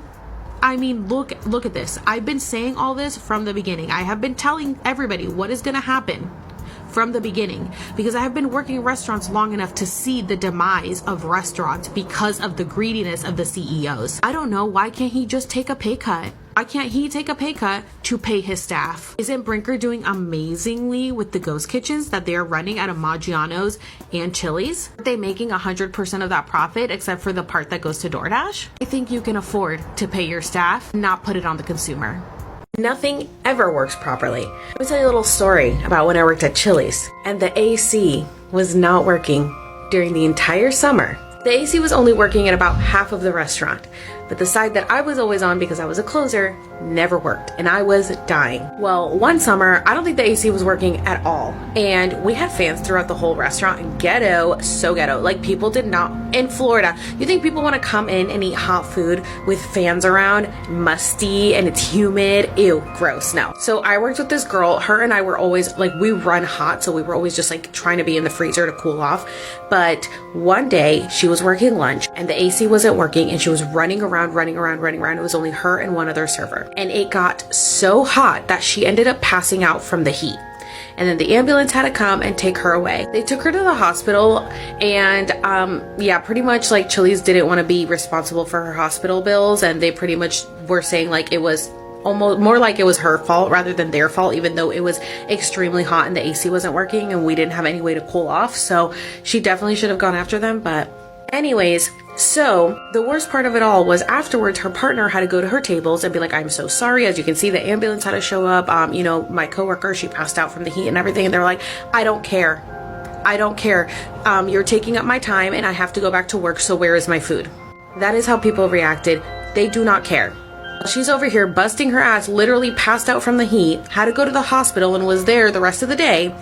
The customers didn't care. They didn't care. They're so fucking selfish. That also brings me to this point. As you guys know, I work with rockunited.org, and I wanted to bring this to your attention. A lot of employees in the restaurant industry have to work in extremely hot conditions, especially in the kitchen. Like if the AC isn't working and they have to wear their chef coats and they're over the heat and the fire, it's disgusting. Like, I don't know how they don't pass out. So on October 27, 2021, OSHA announced a newly proposed rule known as the Heat Injury and Illness Prevention in Indoor and Outdoor Work Settings Rule, intended to protect indoor and outdoor workers from hazardous heat. This is the first time that OSHA has sought standardized heat protections for restaurant kitchens. So we need your help if you're a restaurant employee. Right now, OSHA is accepting public comments, which will help shape their finalized rule. We need to urge them to finally curb excessive heat in the workplace, including kitchens where temperatures could be unbearable and unsafe for workers. If you guys want to help out, I'll go ahead and put the link up here where you can go and fill out your comments, submit your comment below to help out, because if you work in the restaurant industry, you know how abusive the conditions are, and we need to do everything in our power to change them. So please, please, please help us out. Yeah, you definitely weren't kidding when you said that for Appreciation Day you got moon pies and ding dongs. I went on Twitter and I saw all the employee appreciation days for Chili's and got to see the photos of how they were being appreciated. As you can see, it's giving them heart attacks, clogging their arteries, and giving them cheap fucking processed food. That's how they're appreciating their employees. This is just one store. Let's go on to the rest. Here's another one. We've got soda, chips, lots of chips, lots of chocolate, lots of cookies, lots of stuff from Walmart. All right, so here we've got some Monster drinks, which will really amp up your heart rate so you can really get to working. And again, some more fucking chips and processed food. This one's looking a little better. They got some substantial food with wraps and a little bit of salad. Same store, got some sandwiches. Okay, we've got more than just snacks. That's good. And what is it? Is this Chick-fil-A? Yeah, Chick-fil-A. Some Chick-fil-A chicken nuggets. Okay? Hey, it's better than the fucking snacks, sugar, and the fucking chips and Monsters and Red Bulls. It's still not enough. I do have to say, though, I think this is my favorite. They got Chili's cups, Chili's tumblers. How cute. So yeah, this is how Chili's was showing their team member appreciation by giving them a bunch of junk food, processed food, giving them some tumblers, and still not paying them enough. Chili's, maybe to show your appreciation, you could give them their fucking bonuses. Now, I know that Brinker did make a statement saying to reach out if you had any issues getting your bonuses, so if this is you, please reach out to Brinker and get your fucking bag.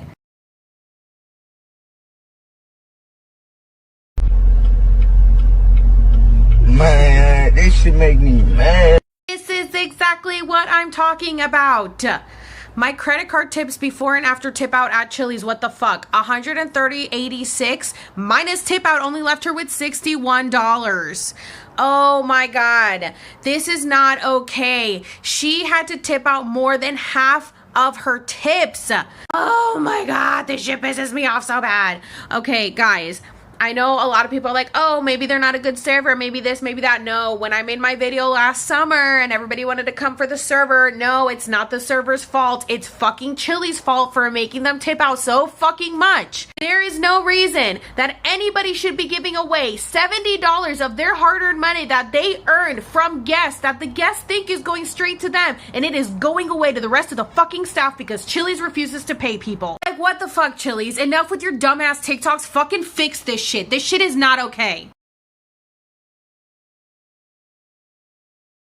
Okay, I love to see that this video is blowing up. Totally unexpected. Let me explain something to you guys in the comments. Yes, tip out is normal, but not this high when the PPA is so low. PPA is price per person average. The price per person average at Chili's is like $10, okay? Because they have the 3 for $10.99, they have the 2 for $25. So on average, a person is spending $10, okay? So how much tip do you think that is? $0 to $2, okay? So when people are tipping out 4 to, now in California, 6.5% of their sales, not off their tips, they're losing out on a shit ton of money.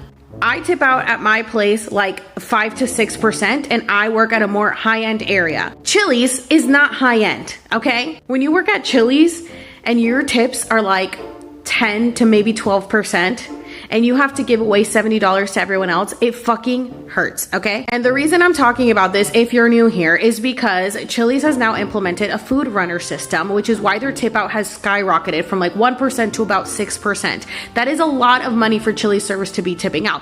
Again, if you were at like Eddie V's or somewhere more high-end, it wouldn't be that big of a deal, but you're at fucking Chili's. Somebody wanted to come in the comments and be like, oh my God, then run your own food, bring your own drinks, do this, do that. Bitch, I fucking did. I fucking did all that shit. I used to host, I used to do to go, I used to serve, I used to bus, I used to expo. I used to do literally everything by myself and still had to tip out 1% to the bartender. 1% of my overall sales, not even just bar sales, which made absolutely no sense.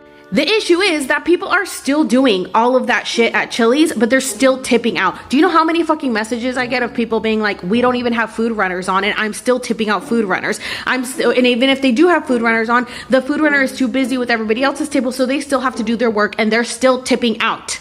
The issue is that people are like, where's this money going to? If a food runner leaves, they shouldn't have to be tipping out on that. If a food runner gets cut at 2 o'clock and you're on till 5, why are you still tipping out the 5% to the fucking food runner? And then the people that want to say, well, cooks should get that because they're running the place. No, the fuck they shouldn't. Cooks should get paid as they should because they have to just make the food to spec. That's literally it. They don't have to show their face. They don't have to be a performance monkey. They don't have to do the shit that servers have to do. Yes, of course, employers should pay their servers. Okay, but that's not gonna fucking happen in America because they don't give a fuck about us. Wake the fuck up, okay? So we live in a tipping culture. So what we do is perform like little fucking performance monkeys and little servants so people will tip us accordingly. You know who doesn't have to perform? The fucking cooks who just have to sit in the back with their tattoos and their missing teeth and they're smoking their cigarettes and they're drinking, and no offense to cooks, I've slept with a lot of them, okay? Listen, I love you guys. You guys are great cooks, but you guys don't have to do the shit that we have to do and deal with the Karens. So yeah, in today's society in America, you fucking tip your server, but it shouldn't be your problem, but it is. And it shouldn't be the server's problem to have to tip out and pay for everybody else because Chili's refuses to pay people.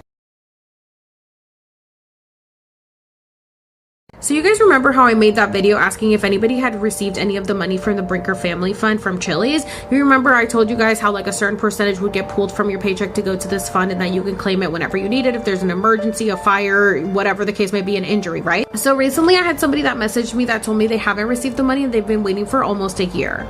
So they had an injury back in July and they submitted their paperwork for the family fund around September, and then the paperwork got magically lost. So they ended up having to resubmit it again. A few months later, they find out that the company that Brinker was using, I guess they changed it, so they needed to resubmit it again. They resubmitted again. A few months later, they say, oh, we're missing this like certain paperwork. You should have been notified about it. They were not notified about it. So then they ended up having to submit that again. So at this point, it's been almost a year since they've tried to get this money and have yet to receive it. Their GM is trying to get the money. Their GM has contacted them multiple times and they just still haven't gotten this money. Apparently, this family fund only meets once a month, so it's even harder to get a hold of. Now, I'm surprised that this person is still working there after all of this, and not just that, but just like everything that's going on. So imagine if they weren't there, they would have never gotten this money that they paid money into. They've been paying $5 of every paycheck for 5 years. So I love how quick Brinker is to pull this money from people's paychecks, but takes almost a year to give it back to them when they needed it. And it was only for 2 weeks that they were out. And they're jumping through fucking hoops to try to get this money back. So Chili's, if you're watching this, please fucking follow up with this person that needs their fucking money. Yeah, you got that yummy. By now, I'm sure that video has shown up on your For You page, and I lost count of the tags that I received on it. Guys, I'm not ignoring you. It's just that I was secretly talking to Hannah, the girl who posted this video, on the side, because I wanted to come to you with more of an update, but looks like I don't really have one. So as you guys see from her video, Chili's commented and was like, "We've been trying to contact you privately, Hannah. Please get back to us." Which is true. They did privately talk to her through emails, but then they wanted to call her, and she said, "I don't want to talk on the phone," because she wanted to be able to record the conversation, but she lives in a 2-party consent state. So she refused to answer their calls. She wanted a paper trail. So she emailed them and said, "I would rather email. Please email me. I do not feel comfortable speaking on the phone." Which we would have been okay with her speaking on the phone, except because of her being in a 2-party consent state, she would have had to tell them up front, "Just so you know, this call is being recorded," and then they would have acted differently. So we were waiting to see how they were going to handle the situation. So even though they did reach out a few times through email and then through a phone call, once she said, "I do not feel comfortable speaking on the phone, I would rather only email," they ghosted her. So this was last week. It was like on Friday that they called her, I believe. Thursday or Friday they called her. And then she said, "Hey, please email me. I don't feel comfortable talking on the phone," on Friday. The weekend passed, so we thought, of course, like, we're probably not going to hear because of the weekend. Monday passed. I sent her a message Monday night. "Hey, have you heard anything?" She said, "Nope, haven't heard anything." Tuesday night passed. "Nope, haven't heard anything." To this day, she still hasn't heard anything back from them.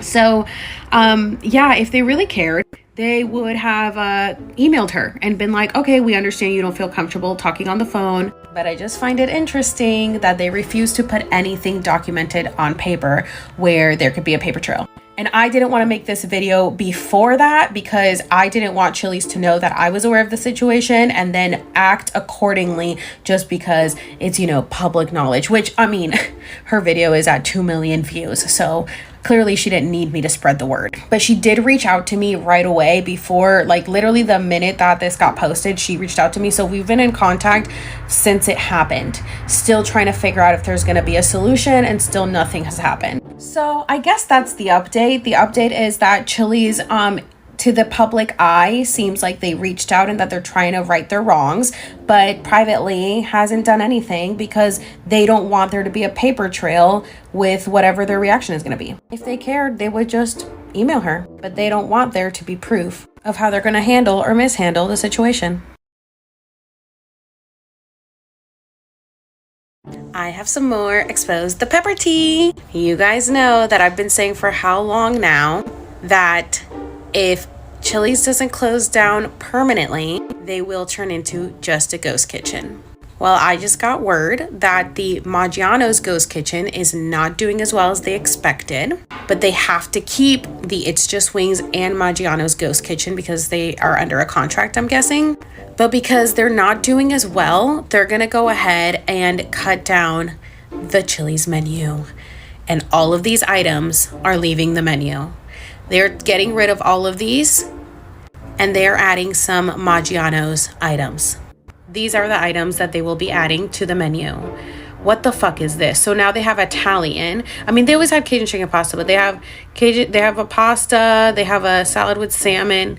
I don't really understand what this is. I guess this is new. This is just like, people do like the ranch and the queso and stuff. That's pretty cool, but I don't know what these are. And then mozzarella sticks. I mean, it's whatever.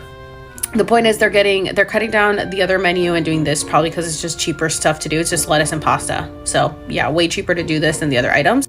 But I have a feeling that eventually it's gonna end up just being ghost kitchens, and they're gonna get rid of the dine-in staff because that is the only financially smart decision they can make at this moment.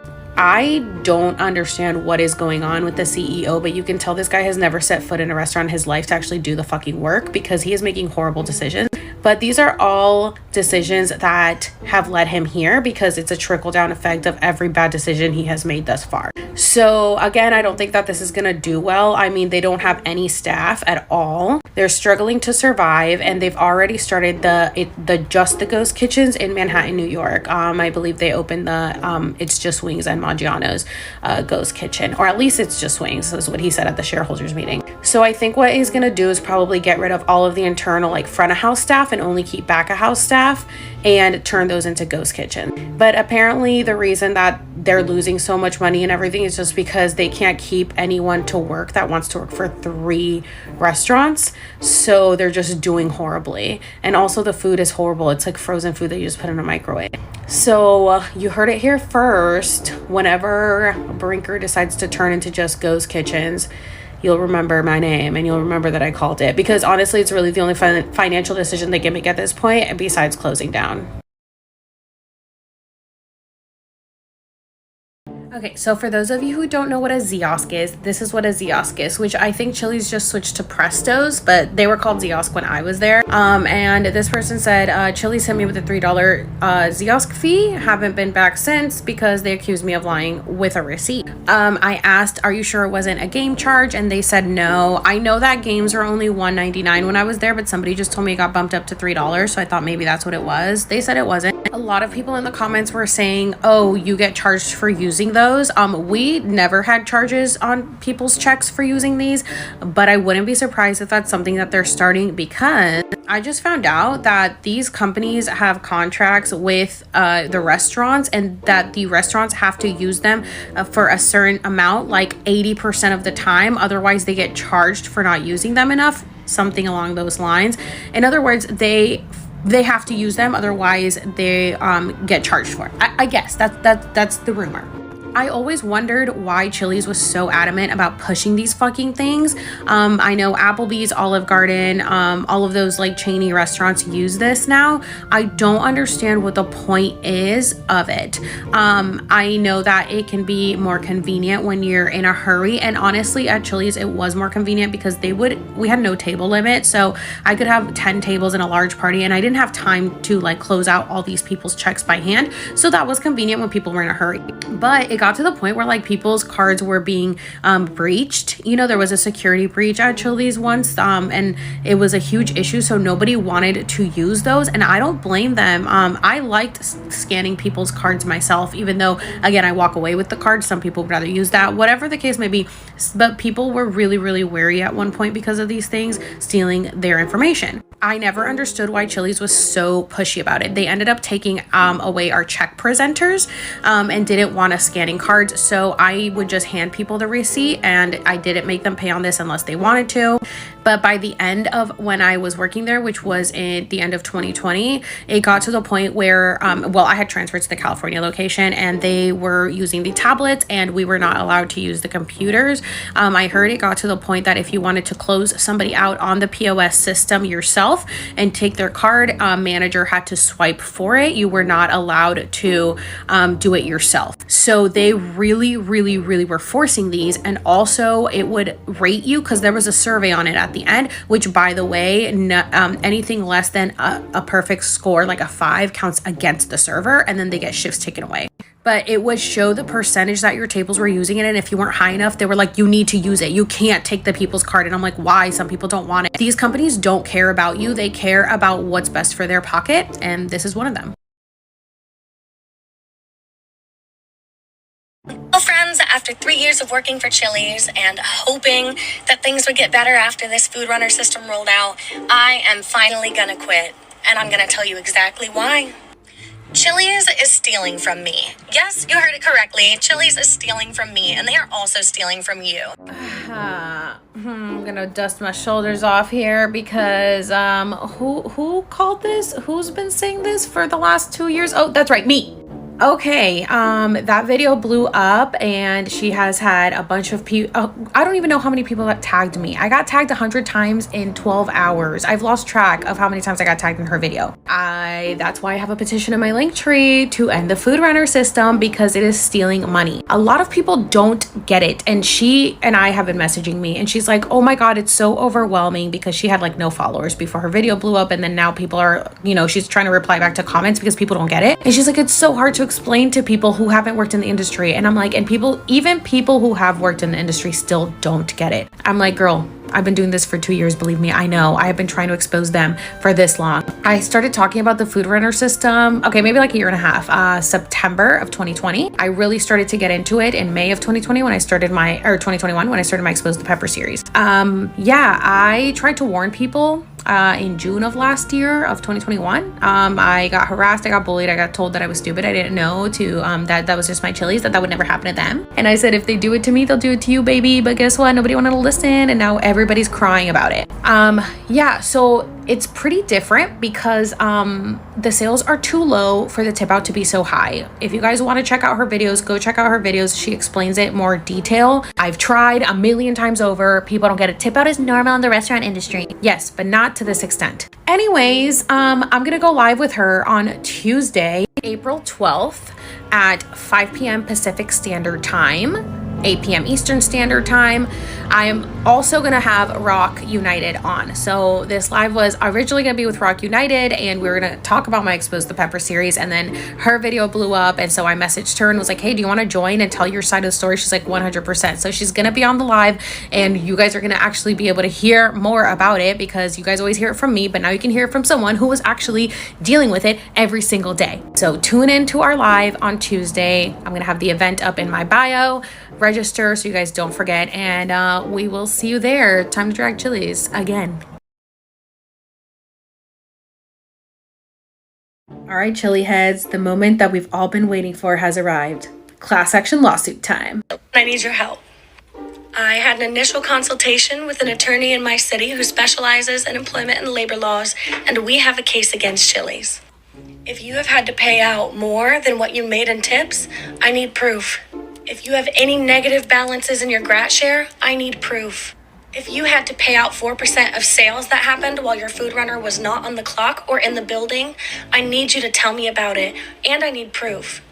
If your W-2 says that you made more than what you made in tips last year because it didn't include your tip out, I need proof. If you have any supporting evidence for this, please DM me on Instagram. It's linked in my bio. DM me on here. Comment on this video. I'll follow you. We can figure it out. I want this corporation to face consequences for the way they treated us and the money they exploited from us. I will do my best to keep you updated, but that'll have to be at the advice of my attorney. I'm so proud. I've passed on the baton. You guys know that my content has recently shifted, but Clara has been keeping that torch lit and on fire. So if you guys have any evidence of what she just listed, please contact me, comment on this video. We're working together with a lawyer to get this class action lawsuit going. As you know, I have my petition in my link tree to end the runner system, which a lot of you guys have already signed and have all the have told your stories on there. But if you guys have actual evidence that we can use for this lawsuit, please, please, please comment below, contact us. I'm going to tag her in the caption. Message me on Instagram, whatever you need to do. Please, please, please get a hold of us, because it is time to bring these motherfuckers down. And Chili's, if you're watching this, fuck you. Your time has come, bitches, because you guys don't value your employees and you guys think we're all little slaves, but your time has come. The day of reckoning is here, and you are gonna crumble, and I'm gonna sit back and watch it. It's gonna be a glorious day. I've gotten this comment so many times since I started my Expose the Pepper series, and I recently came across a video with the recipe, so here you go. I used to love Chili's Southwestern egg rolls with avocado ranch until I started making them way better at home. Here's the recipe. In a pan on medium heat with some olive oil, add 1 small yellow onion dice, 1 small red and green bell pepper, and 1 jalapeno dice, and 4 cloves of minced garlic. Let this cook for about 10 minutes, then add 1 drained 15-ounce can of black beans and 1 16-ounce bag of frozen corn. Season with garlic powder, cumin, smoked paprika, and salt and pepper. Once the corn is fully cooked, set it aside to cool. Then get 12 ounces of chicken and season it the same as the vegetables. I grill my chicken, but you can also sear it or use a shredded rotisserie chicken. Once it's cooled, chop it up and then add it to your veggies along with a half cup of chopped cilantro. Then fold in 16 ounces of shredded Monterey and pepper jack cheese. Add a generous amount of the mixture to the lower end of an 8-inch flour tortilla, roll it up and seal it with a toothpick. Then deep fry on medium heat until golden brown and let them rest on a cooling rack or a paper towel. Remove the toothpicks, cut them diagonally, and serve with avocado ranch. Follow along for more recipes and enjoy. Thank you so much to Eat with Alyssa for giving us that recipe, because I can tell you right now that Chili's just gets them in frozen. And if you want the recipe for the avocado ranch, it's just avocados smashed with ranch. Although I will say Chili's has the best ranch. You can't beat it. And it is a lot of buttermilk. But they put some seasoning in there, and it's like, I feel like it's kind of like Hidden Valley Ranch seasoning, but it's not. It's like their own one. Best fucking ranch ever. I'll give it to Chili's for that. Obsessed with the ranch. I literally don't eat ranch anywhere else but at Chili's, even though I never go there anymore. But yeah, so there's the recipe. Seems like a lot of work. I got the time, but if you do, definitely make it instead of going to Chili's, because they're gross there anyway, and these look a lot better.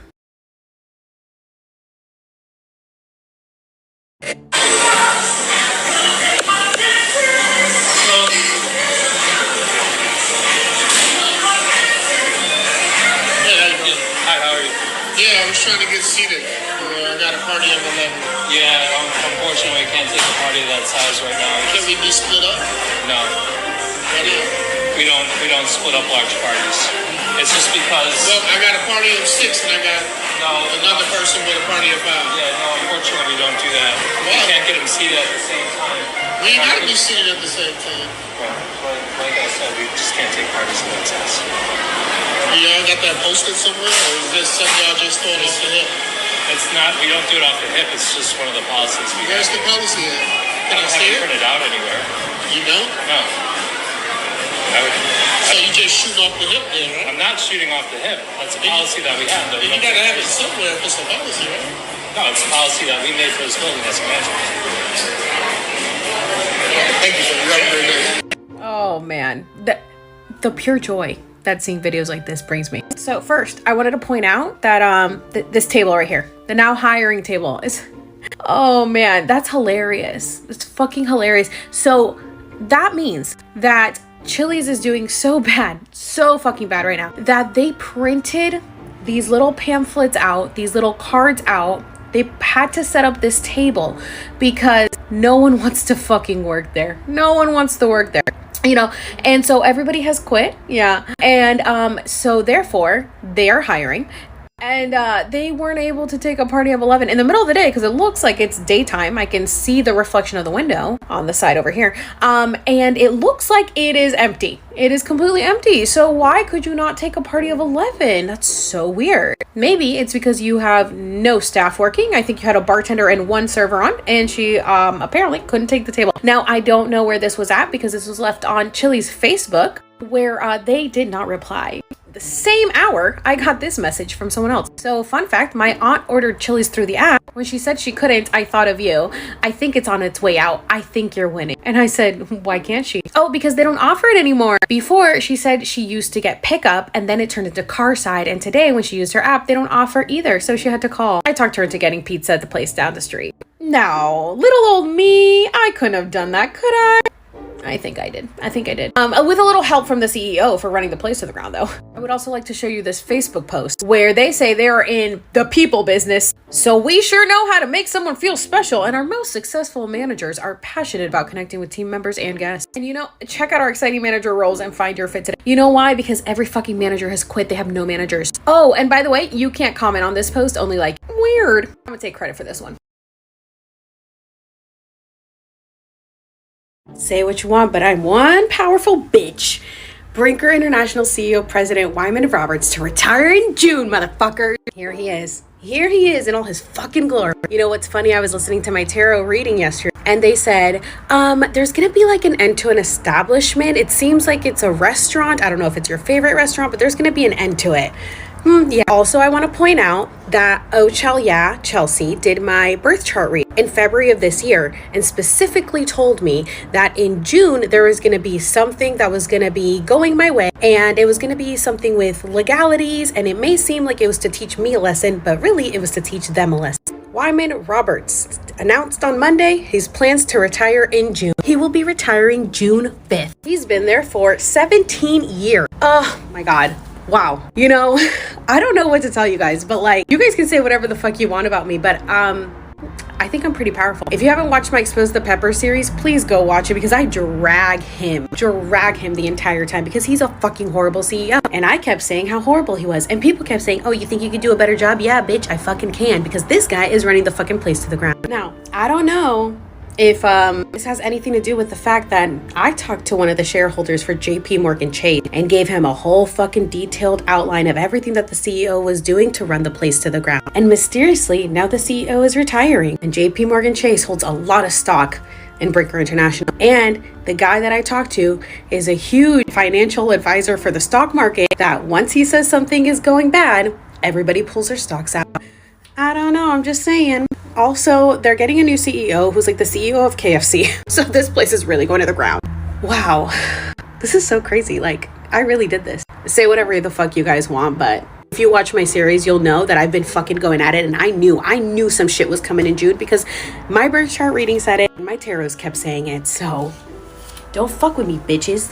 So I find it interesting that now he's retiring after I exposed everything to the shareholder, including all of the SA allegations that was brought their way throughout the last 17 years, and not one thing was done about it. And all of it was brushed under the rug. Like I said, I have all of the evidence in my Expose the Pepper series. Please feel free. I also have 2 petitions in my link tree. One to end sexual harassment and to help people to be held accountable. And the second one to end the food runner system, because he's fucking stealing money from people. So interesting that he's deciding to retire now when all of this shit is coming to light. He still needs to be held accountable. One way or the other, he will be held accountable.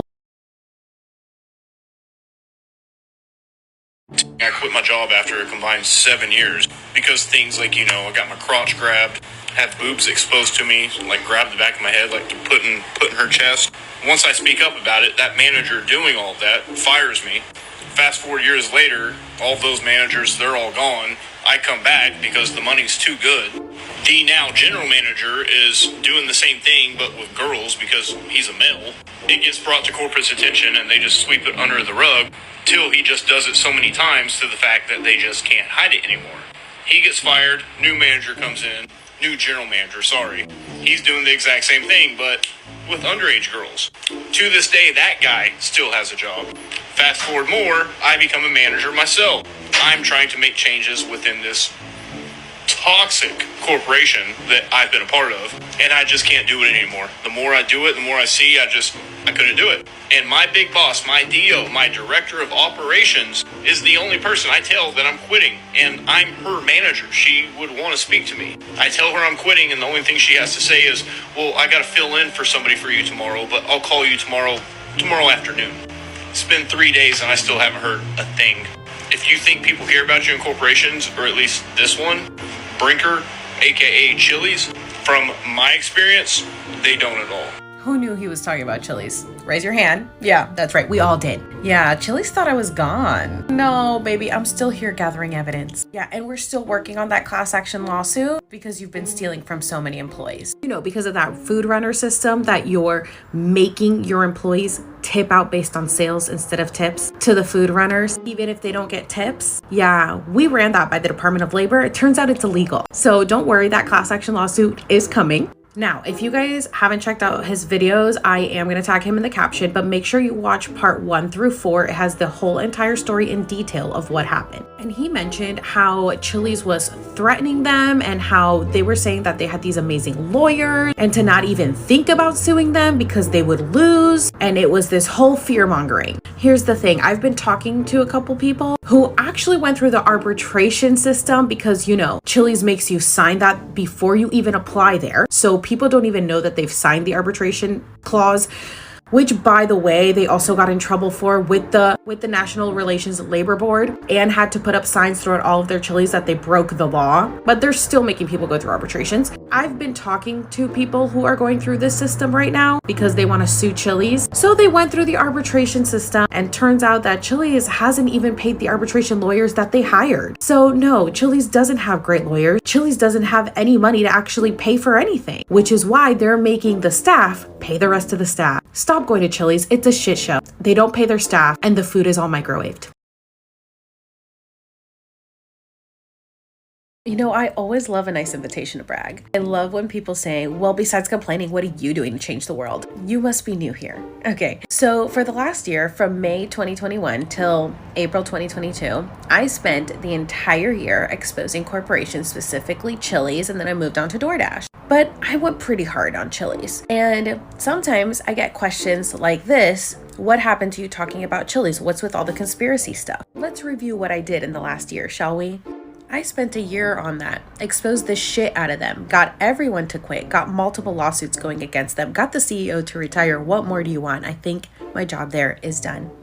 We have bigger fish to fry, but clearly me talking isn't enough. So let me just show you. If you guys look at my link tree, you can see all the stuff that I had listed there for Chili's. I usually have it unlisted, but I have it listed now for anybody who wants to look at it. So let's go over it. So I did have a couple petitions going against them. This was for Brinker International on coworker.org, and it's called Stop Putting Profit Over People, because they do not pay their employees well. They take all their money. They literally had the servers paying out all of the staff, and I got about 8,100 signatures on that. They also don't protect their employees against sexual harassment. So I also had another petition going for that.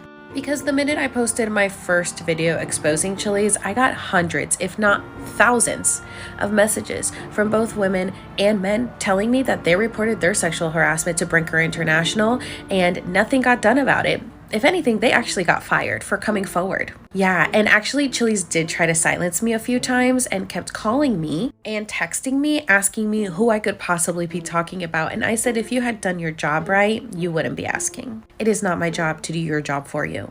I also have a webpage, which I partnered with rockunited.org, which is a organization that does help servers or restaurant employees with their rights. And here people could go and share their story so that I could have it as evidence for when we have a lawsuit against them. I also did a press conference, which the link is in the link tree.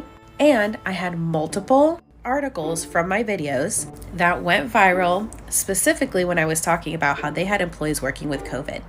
And also that they were stealing all of their employees' money to pay the rest of their staff. And again, how they would make their employees work with COVID, but God forbid they touch the fries with their bare hands. And there was a DoorDash one written as well.